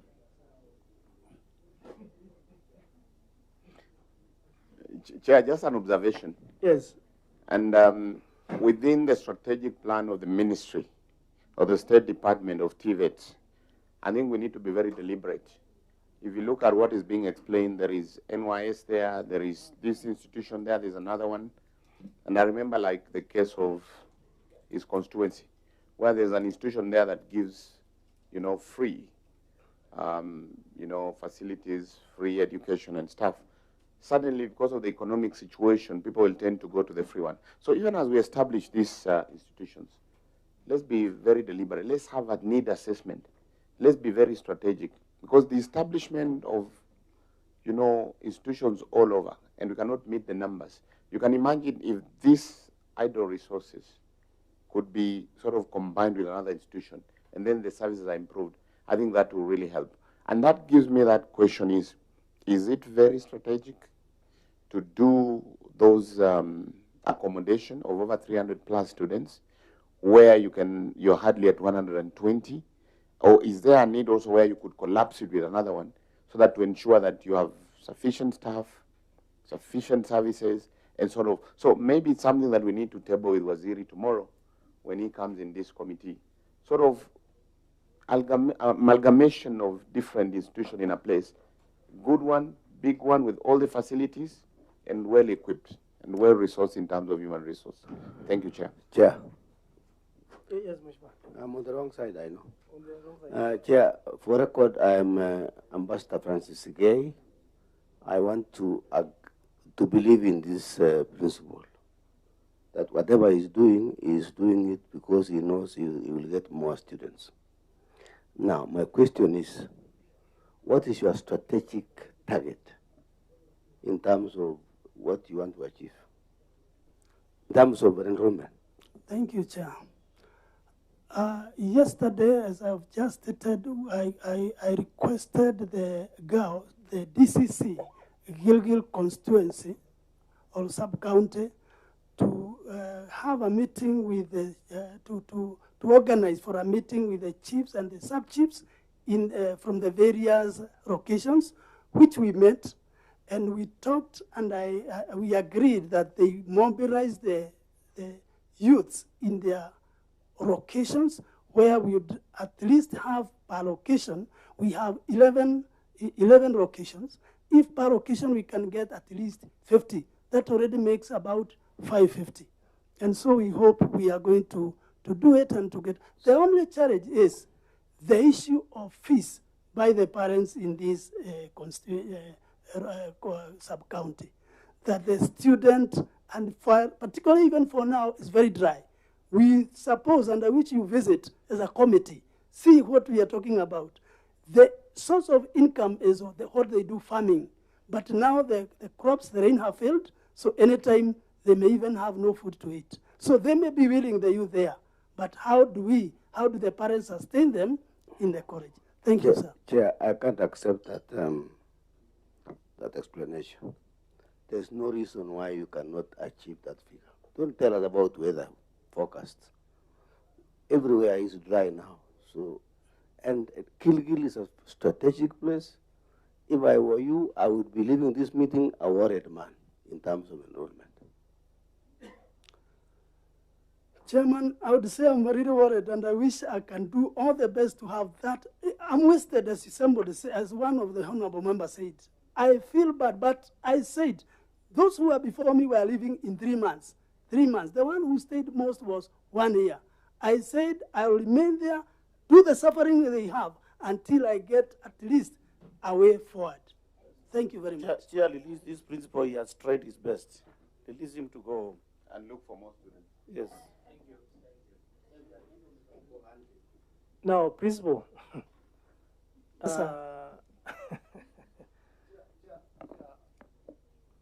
I'm Karido Kili, MP Gembe Central. I think the principal is soon determined, Chair. You are encouraging, go and do what you are saying. Don't only do it. Don't only say it, go and do it. Thank you, sir. God will bless you when you bring some kids. But how do you measure the level of determination, Mheshimiwa? You might be a preacher. Principal, you might be a preacher, and you know preachers are good at articulating issues and selling hope. I'm not a preacher, but I'm a believer. Others, I think members have rightly captured that this will be the institution with the lowest number of students that we've so far. I believe so. I will try my best. All the way from Elgeyo Marakwet, kule chini, their numbers are better. Gilgil cannot afford to have 120 because when you talk about an institution in Gilgil, uko chini kabisa, they have 300 or 400. Then something must happen. So I think we shall also engage your member of parliament. I'd engage as my colleague to find out how best they could support you. And from what members have captured, you seem to have the right determination. So you stay there until something happens. Chairman, allow me just appreciate my member of parliament. One, last year, by that time when I had 404 students, she sponsored 130 students for a short course of 2 terms. And I appreciate. 2, the students that are in my college, they get bursaries. In fact, she has made that college to be afloat. Otherwise, I think we would be at a mess. Thank you, Chairman. Asante. Safiri salama. Nashukuru sana. Thank you. Asanteni sana. So, members,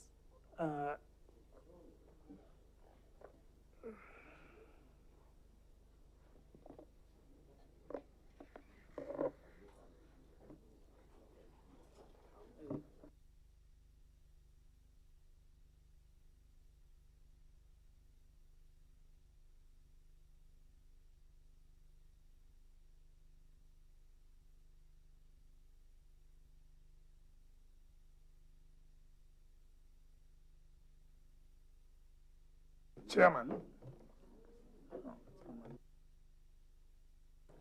Yes, Mheshimiwa. Chair, I wanted to find out if we still expect the CS tomorrow, and if we do, one of the big issues we've had is this capitation. So do we have at least ready to submit to the cabinet secretary? Maybe just before that, we finished our formal meetings. We can ask the cameras to be off so that we discuss our issues now.